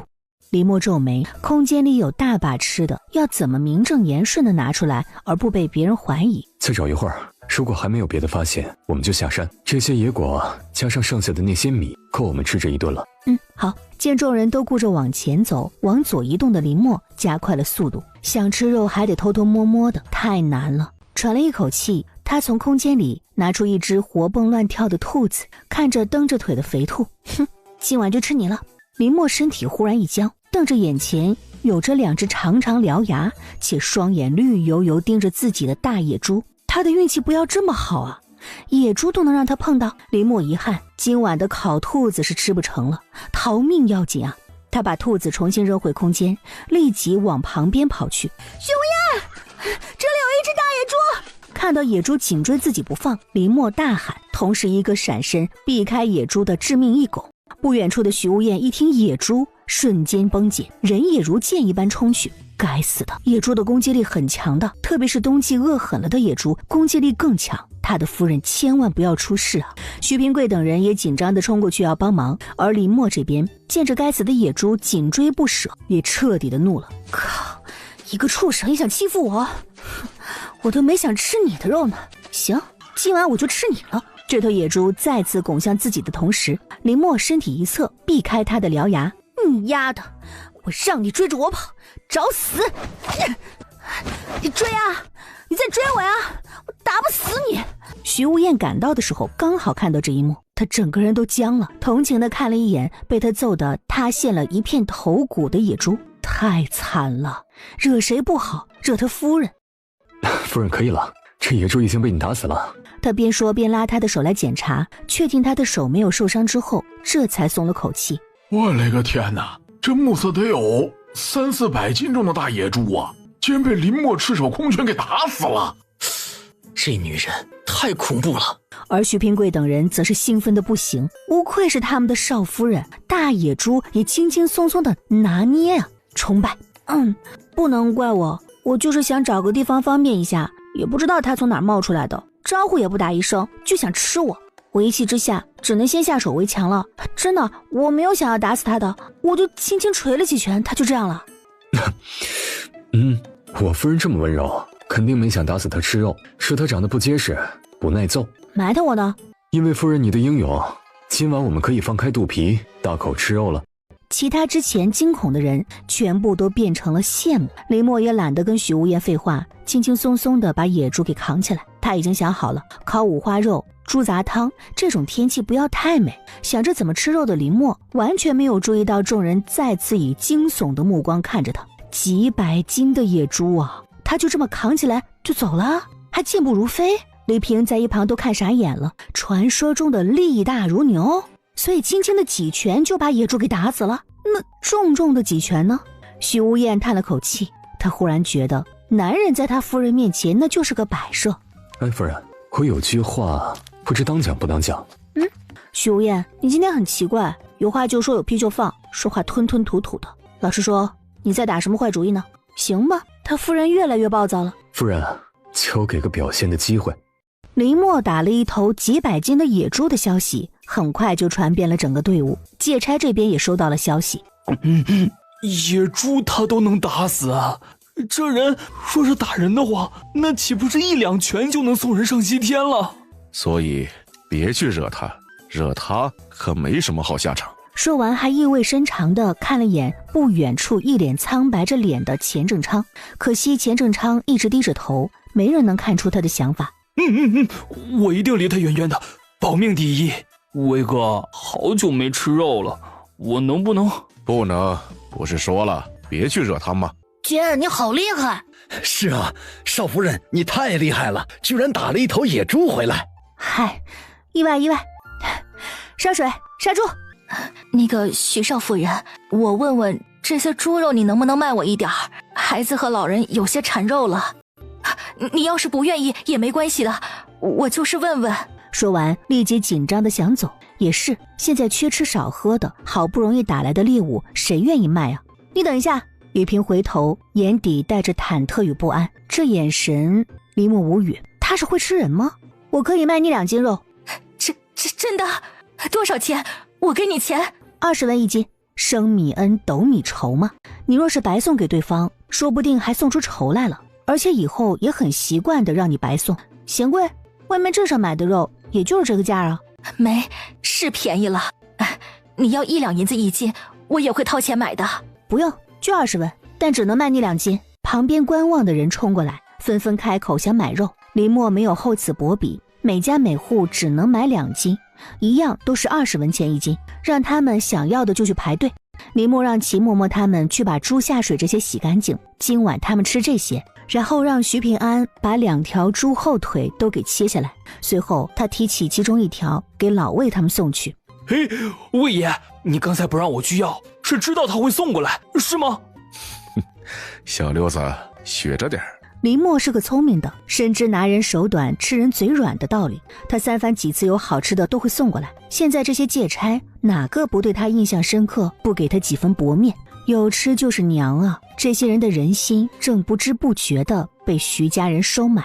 哼，有什么了不起的？粗鄙野蛮，没道德，没素质。杀了野猪竟然不拿肉去孝敬他祖父，不会到我的时候就没了吧？这条猪后腿我全要了。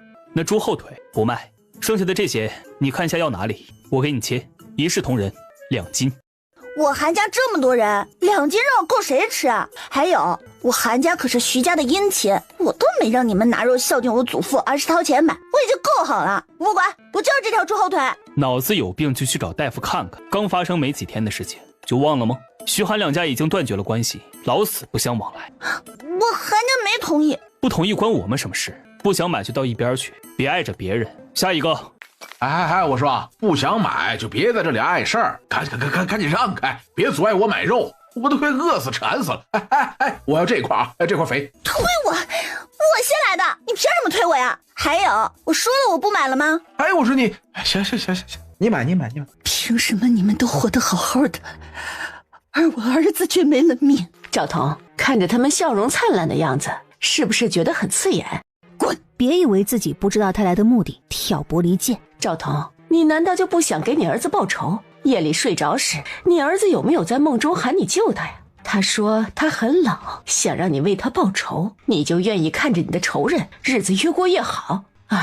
赵彤，我们有共同的敌人，我有办法帮你报仇，就看你敢不敢的。我敢。翌日天刚亮，众人就被一股浓郁的骨头汤香味给唤醒。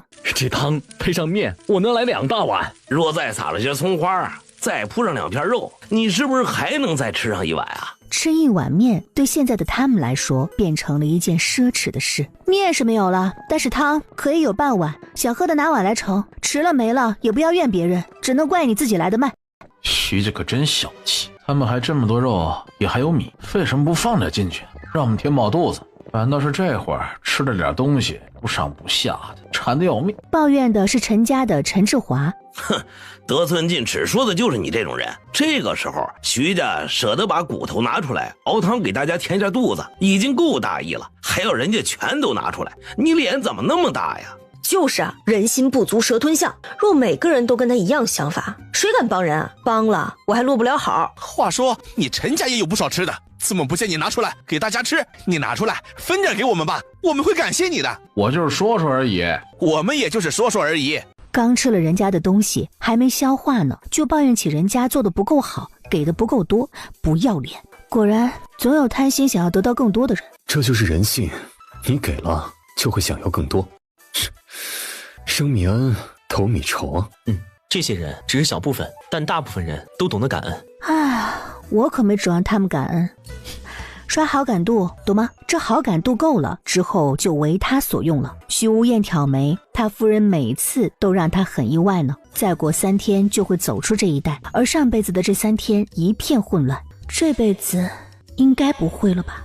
这几日你多注意一点四周的动静，有什么不对劲的跟我说。周家的赵彤昨晚上了后面借差大黄羊的马车，该来的还是来了。没想到这辈子事情竟然提前了。赵彤他就是一个疯批，他不会放过他认为害死他儿子的人，这辈子自己在他的名单内。平安，别把那些肮脏事说给少夫人听，别脏了她的耳朵。是。送了一个鄙视的眼神给徐无艳之后，不用听他的，有什么消息记得告诉我。另外注意一下各家的动静，我不是弱女子，不需要你保护。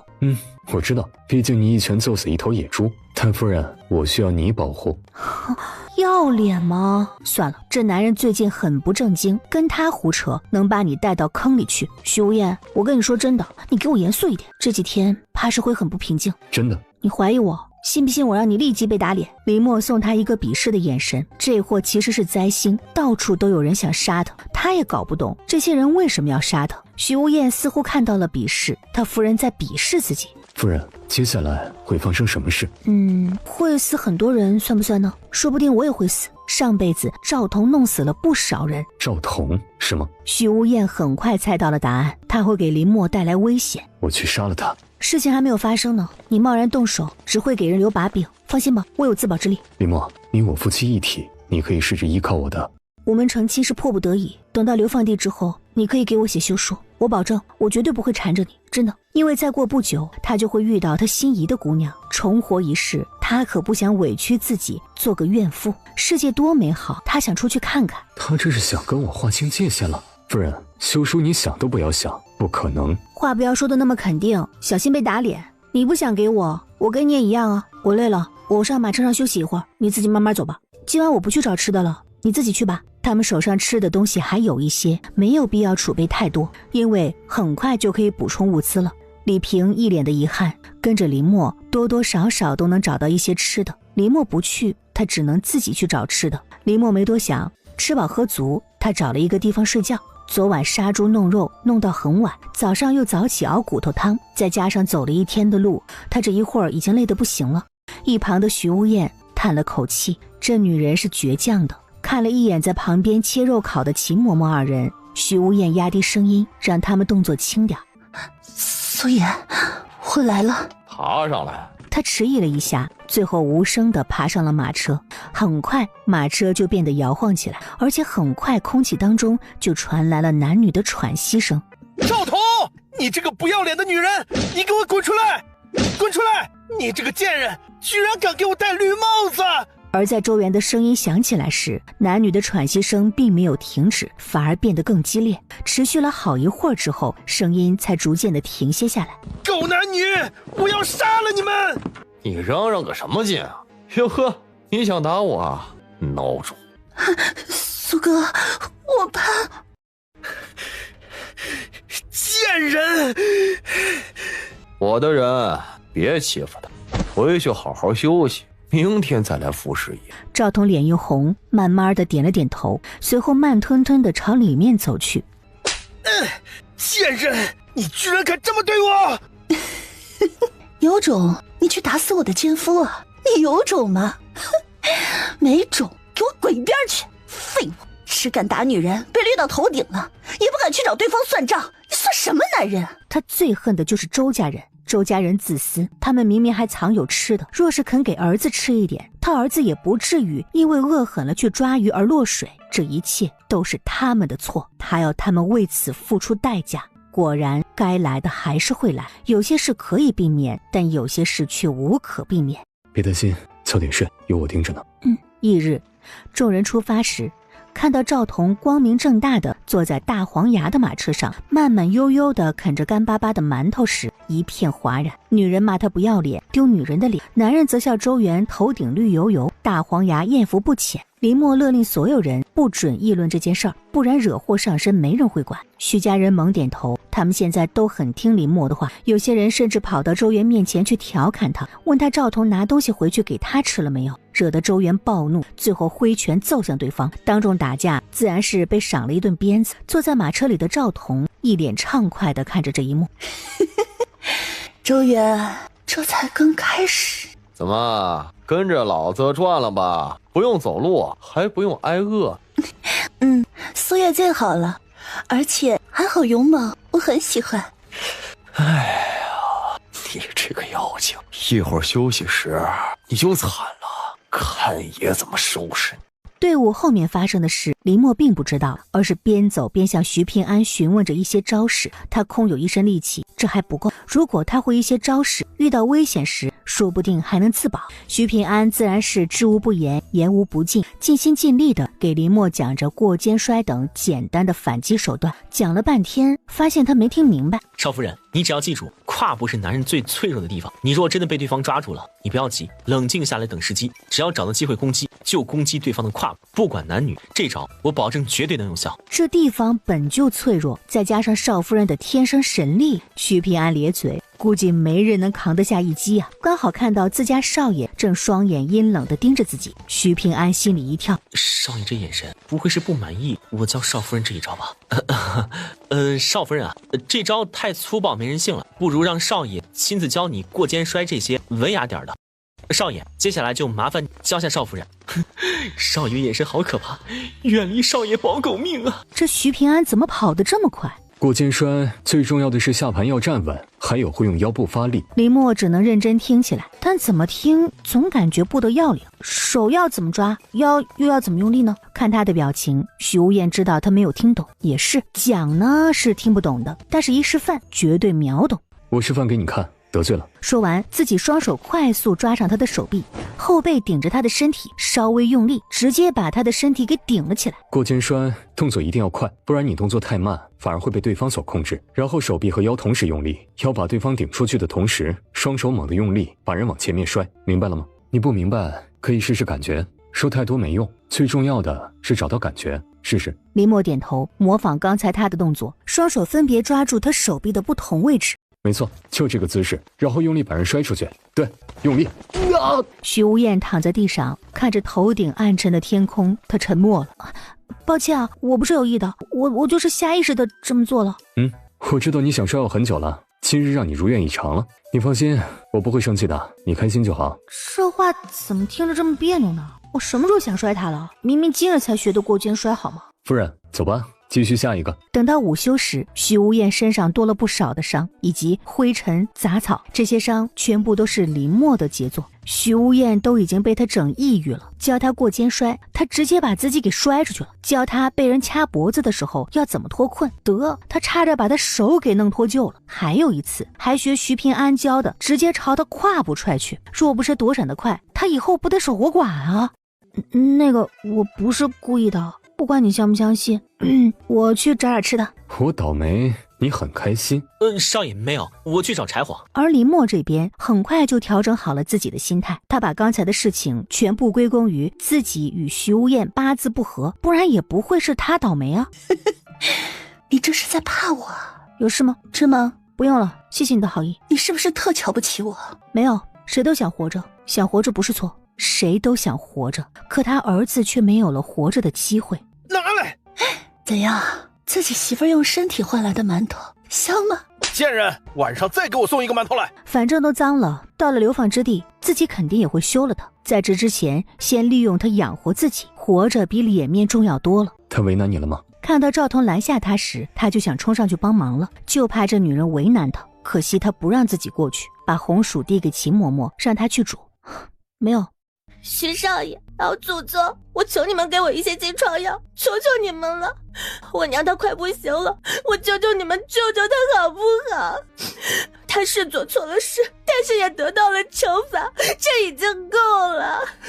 你们若还是生气，那就把怒气都发泄在我身上。只要你们能救救她，给我一些金疮药救她。所以这沈四夫人要撑不住了吗？琉璃姑娘，你还是回去送你娘最后一程吧。现在就算是有金疮药，你娘也救不回来了。娘，你们这些铁石心肠的人，我恨你们，你们会遭到报应的。少夫人，都怪我多嘴，提了你们有金疮药，这才给你们招来麻烦。他确定没救了吗？魏爷打得很狠，每一鞭下去都皮开肉绽，伤口发炎，这2日一直高烧不退，我采来的草药也没效果。刚才我去看的时候，整个臀部都烂得差不多了，人已经不行了。娘，娘。许无厌双眼冷漠地看了一眼穆大夫离开的身影，若不是他会医术，以后或许要他帮忙，刚才自己差点控制不住就要动手揍他，就因为他的多嘴给他们添了麻烦。沈家死的第一人竟然是沈四夫人，上辈子沈家的这些人可都好好的活着呢，事情还是发生了改变，不过他却也多了不少的敌人。夫人，闲杂事莫管，那是他咎由自取，怨不得旁人，与你无关。林默，林默，你害死了我娘，我要杀了你，为我娘报仇！小心！啊！弟弟，弟弟，你怎么样了？姐，我好疼！快找穆大夫！他还是个8岁的孩子，你们居然对他下这么重的死手，害死了我娘不算，接下来是不是也想杀了我？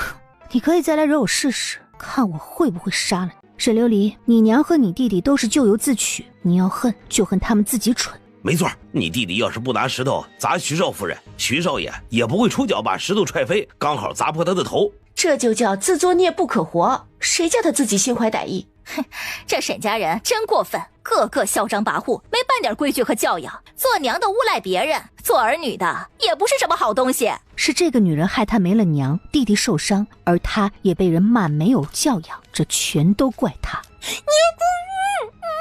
惹他有什么下场？你不知道吗？你为什么还要去惹他？你疯了吗？沈琉璃，我警告你，你要惹他可以，但别连累我们。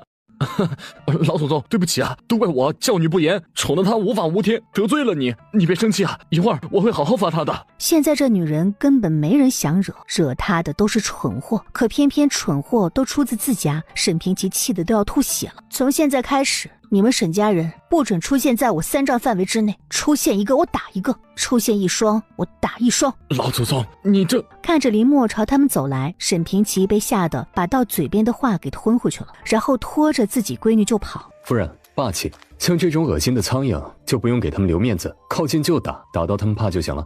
你倒是会说我，韩家的那群苍蝇呢？怎么没见你打呀？昨晚你看到了开头，结尾没看到吗？我送了他一个过肩摔。舅舅又如何？之前想着弄死自己，现在又来卖惨，傻子才会被他忽悠呢。把尸体拖下去扔了。大伯，你还想说什么？怎么，你想带着他的尸体继续走？我要给我娘立个坟，不能让我娘曝尸荒野。沈琉璃，你别给大家添乱了，没时间给你慢慢挖坑埋他。不远处的借差已经走过来催他们出发了。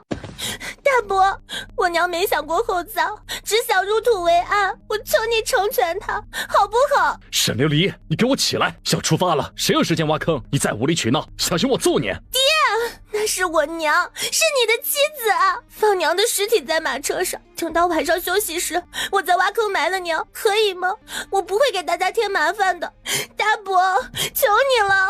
不行，让个死人跟我们一起同行，算什么呀？别人的尸体也都是直接扔了，怎么你娘就不行？就你娘金贵啊！好了，你少说2句。琉璃，之前我们已经做出了让步，这一次我们不能再带这个尸体上路。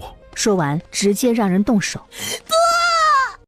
沈琉璃整个人都傻了。等他回过神来的时候，刚好听到他们在讨论怎么修复与林默的关系。为什么要跟他修复关系？他不过就是仗着徐家才作威作福，不是吗？说没了徐家，他还不是和以前一样任由我们欺负？琉璃，大人说事儿，你少插嘴。没了徐家，林默他什么也不是。就算知道是这样，又如何？他们已经成亲绑在了一起。我知道你恨他，但琉璃，我们得想办法活下去才行啊！大伯，你是不是忘了，当初赐婚的圣旨是给长乐侯府和安平王府指婚，而林默他不是长乐侯府的人，这婚不算。沈青云愣住了。林默今日有些累了，便懒得动，帮忙收拾好住的地方之后，坐在一边休息。而就在此时，有几个稍有姿色的女人悄悄地朝着借差所在的方向走去。嫂子，你说这些人为什么自甘堕落，也不怕被人耻笑？小贤，古训不闻人非，不视人短，不言人过。别人的事情你少在背后议论，做好你自己就行。姐，我知道了，我就是看不惯他们为什么要自甘堕落。你瞧不起他们？你没吃过苦，你没有为人母，你有什么资格在背后说他们呢？若真说起来，你还不如他们呢。不经他人苦，莫劝他人善。若经他人苦，未必有他善。这句话我送你，好好想想吧。嫂子这是在训他？怎么，觉得我说错了吗？他们为了自己的孩子，为了弄一口吃的，让自己的孩子活下去，能豁得出去做这种事情，你能吗？所以你有什么资格鄙视看不起他们呢？可他们这么做是不对的，没事的去找呀，野菜也可以充饥，能吃的东西很多。天真加愚蠢，无药可救。姐，我说错了吗？错，而且是大错特错。若吃的这么好找，又怎么会每天有这么多人饿肚子以及饿死？我们是因为嫂子和大哥他们把吃的给解决了，懂吗？若让你现在去找吃的，你肯定找不到吃的。我出去找吃的。徐倩瑜想喊住他，但被林默阻止了。我跟着吧，我远远的看着，不让他发现。去吧，别管他。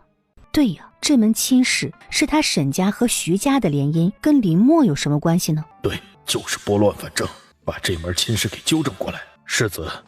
下一秒，徐无艳一脚把沈千羽给踹飞了。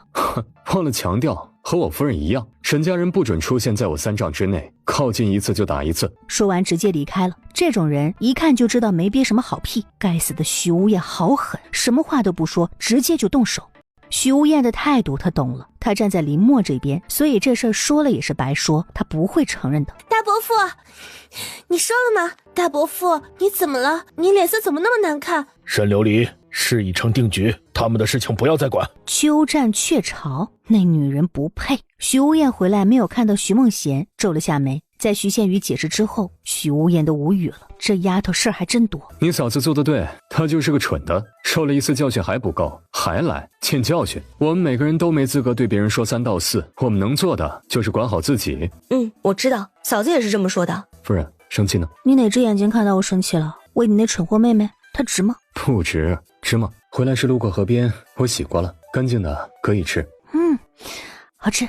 慢慢吃。我说夫人，这鸡你是想喝鸡汤呢，还是想烤来吃？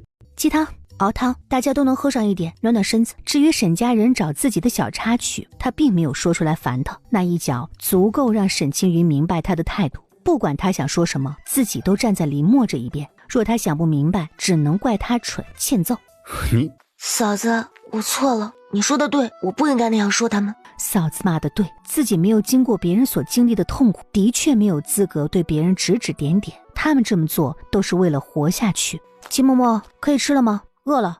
从云嬷嬷嘴里知道徐梦贤刚才都做了什么之后，徐无艳扯了下嘴角，不经历又怎么知道生活的艰难呢？若不是林默，他们也不会提前有所准备。若是没有提前准备的话，现在他们怕是比其他人好不到哪儿去。看来这几天的吃喝无忧，让他忘记了之前自己是如何独自找吃的时候的那种艰难。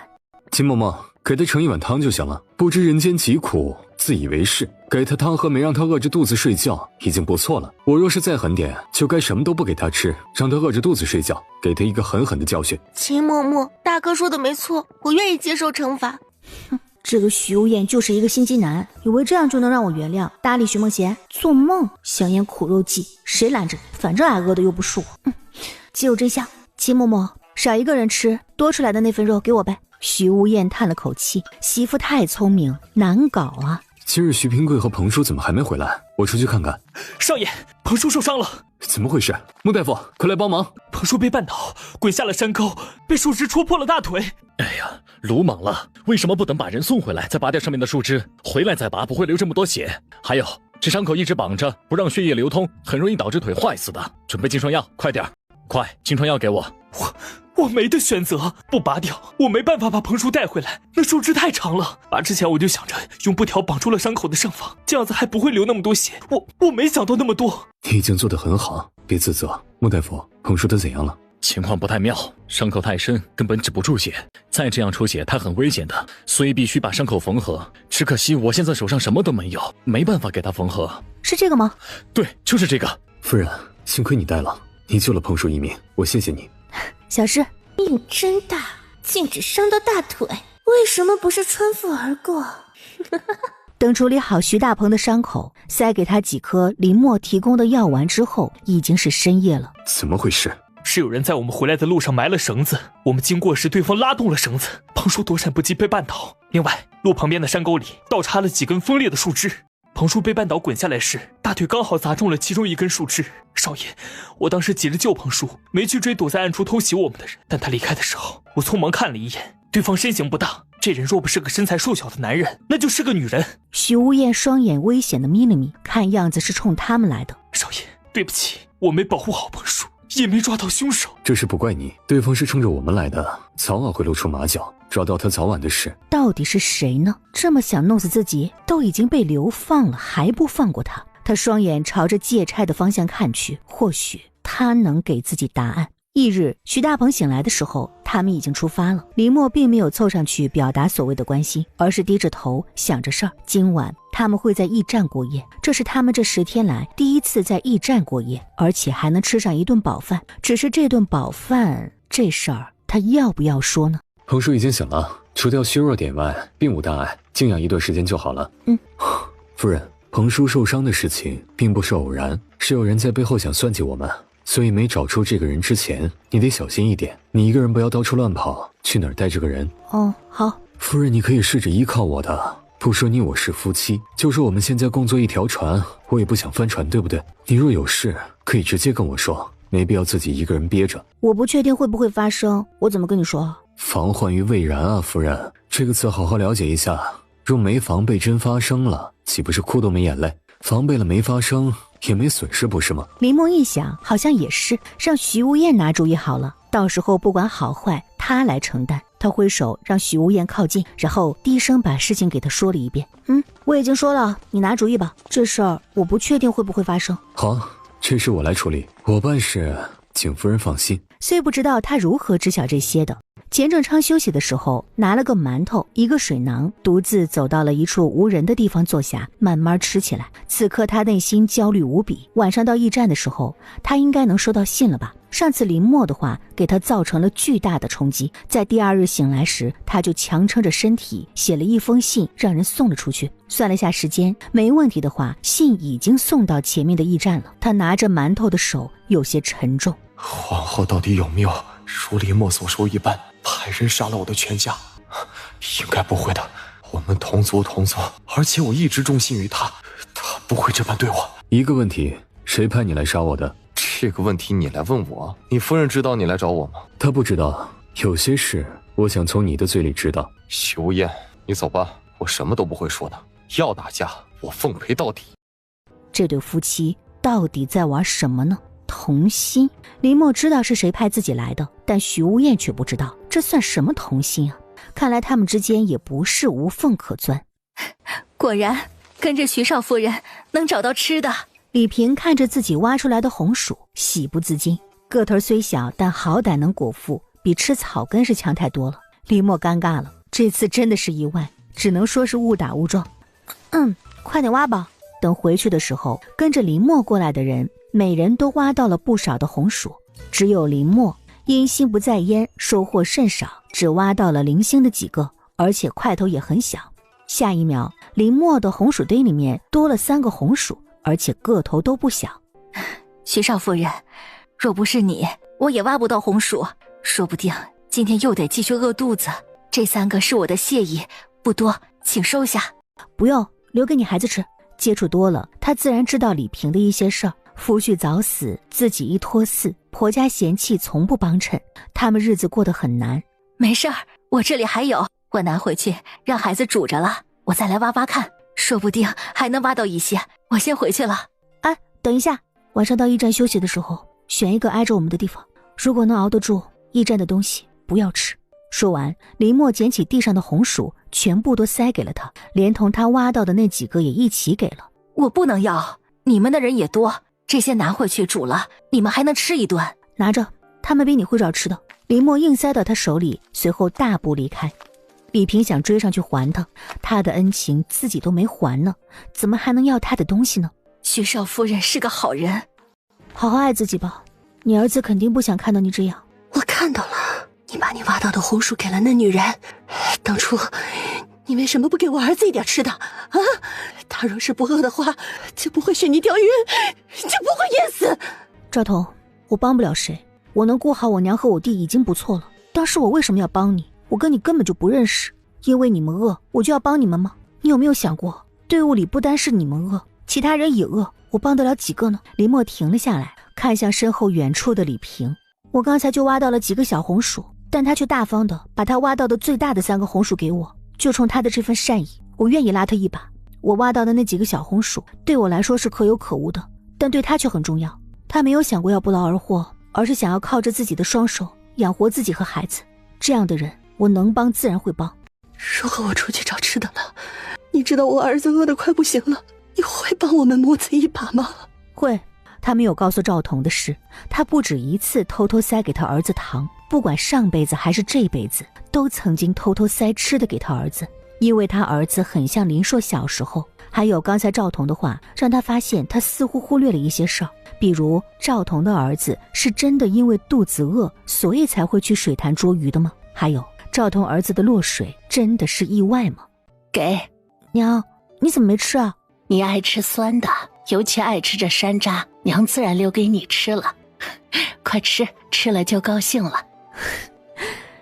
娘，给你的，你吃吧。你这段时间因为吃药也没什么胃口，吃一些山楂开开胃。没事儿，娘已经好的差不多了，快吃，吃了心情就好了。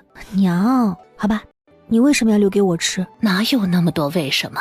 要问为什么，那只能说谁让我是你娘，做娘的都想把好东西留给自己的孩子。娘知道你爱吃酸的，现在物资有限，想买也买不到，这山楂呀，娘自然留着哄你了。看看你跟小时候一样，吃酸的心情就好。娘，李默伸手抱住他，暗下决心，不管怎样，他都要保护他娘和弟弟。驿站，真的是驿站！太好了，终于到驿站了，今晚终于可以好好的睡一觉了。我就想问问，到驿站了，有吃的吗？我好饿啊！众人看着眼前的驿站，你们都是什么人？来这里做什么？没事赶紧走。老魏掏出公文递给了对方。原来是魏爷你们到了呀！小的该死，没认出魏爷你来，怠慢了你啊。老刘呢？我记得以前是他负责这里的，他人跑去哪里了？刘哥他早就不做了，回家抱大孙子去了。就是因为他不做了，县衙那边就安排了我过来。我姓马，魏爷可以喊我马大明。滚开！这地方是我的。这地方是我的，我先来的。那又如何呀？我看上了，那就是我的了。小兔崽子，你给我滚！不要讲先来后到的，这是我先占的地方，就归我家使用。你给我走，这是我占的地方。想造反是吧？我打死你这个野种！陈若明随便他打，就是不让步。滚！哎呦，哎呀，哎，平安兄弟啊！谁跟你是兄弟？哼，滚！欺负一孩子算什么？有种来我这儿抢抢试试，不敢就赶紧滚！再敢来这儿欺负孩子，看我怎么收拾你！谢谢，小子，挺不错的，胆子很大。哎，我就是想让我娘他们睡好点。明儿，娘，我没事的，你和妹妹他们先收拾着，我去找柴火。人还是那些人，上辈子的事怕是会再次发生。驿站有吃的没？一份吃的25文钱，要吃的赶紧去报名。是不是真的？一份25文钱？是大米饭，加肉加菜吗？管饱吗？想吃大米饭还要有肉有菜，25文钱，你们怎么不上天呀？25文钱，一个馒头，2个窝窝头，1碗汤，还有一点咸菜。想吃肉，另外加钱，1份肉20文。我这叫明码标价，不强买强卖。想吃就得掏钱。我们做馒头窝窝头不要钱，请人做好不要钱。一句话，想吃带上钱去厨房窗口买，不想吃那就饿着肚子。想去镇上买尽管去，来回快2个时辰。这明明就是几文钱的东西，却要卖25文一份，这人是在发落难财啊！贵不吃，难道饿着吗？还能饿到明天吗？少夫人，我这里还有些银子，要不拿去买吃的，这样大家今晚都不用出去找吃的，而且还能睡个好觉。不用，藏好你的钱，我们不买这驿站里面的吃的，自己做，把最后的米全煮了，然后加一点肉干一起煮。金嬷嬷，按少夫人说的做。好，我一会儿去厨房借个灶做饭。马大明，吃相不要太难看，25文钱1个馒头2个窝窝头，宰得太狠了吧？魏爷，不贵的，大家兄弟就守在这个破地方，1年见不到几拨人，大家都要养家糊口，对不对？我也是没办法，不然就朝廷发的那点钱哪够养家啊？好吧，那我给他们便宜5文钱一份。断老子财路！不行，好不容易有次发财的机会，不能错过。魏爷，聊几句。世子想聊什么？就聊这驿站，怎样？贝爷不觉得这驿站的驿使马大明有些奇怪吗？你想说什么？他们有问题，魏爷还是多留个心眼的好。管好你自己，别给老子惹事，老子就谢天谢地了。该死的，这些人天天给我找麻烦。世子，你饿了吧？这是我买的晚饭，我给你吃。别出现在我面前，不然我不确定我会不会动手。3丈距离，记住了。和你有婚约的人是沈家女人，林木她不是沈家人，所以你和她之间的婚事不算数。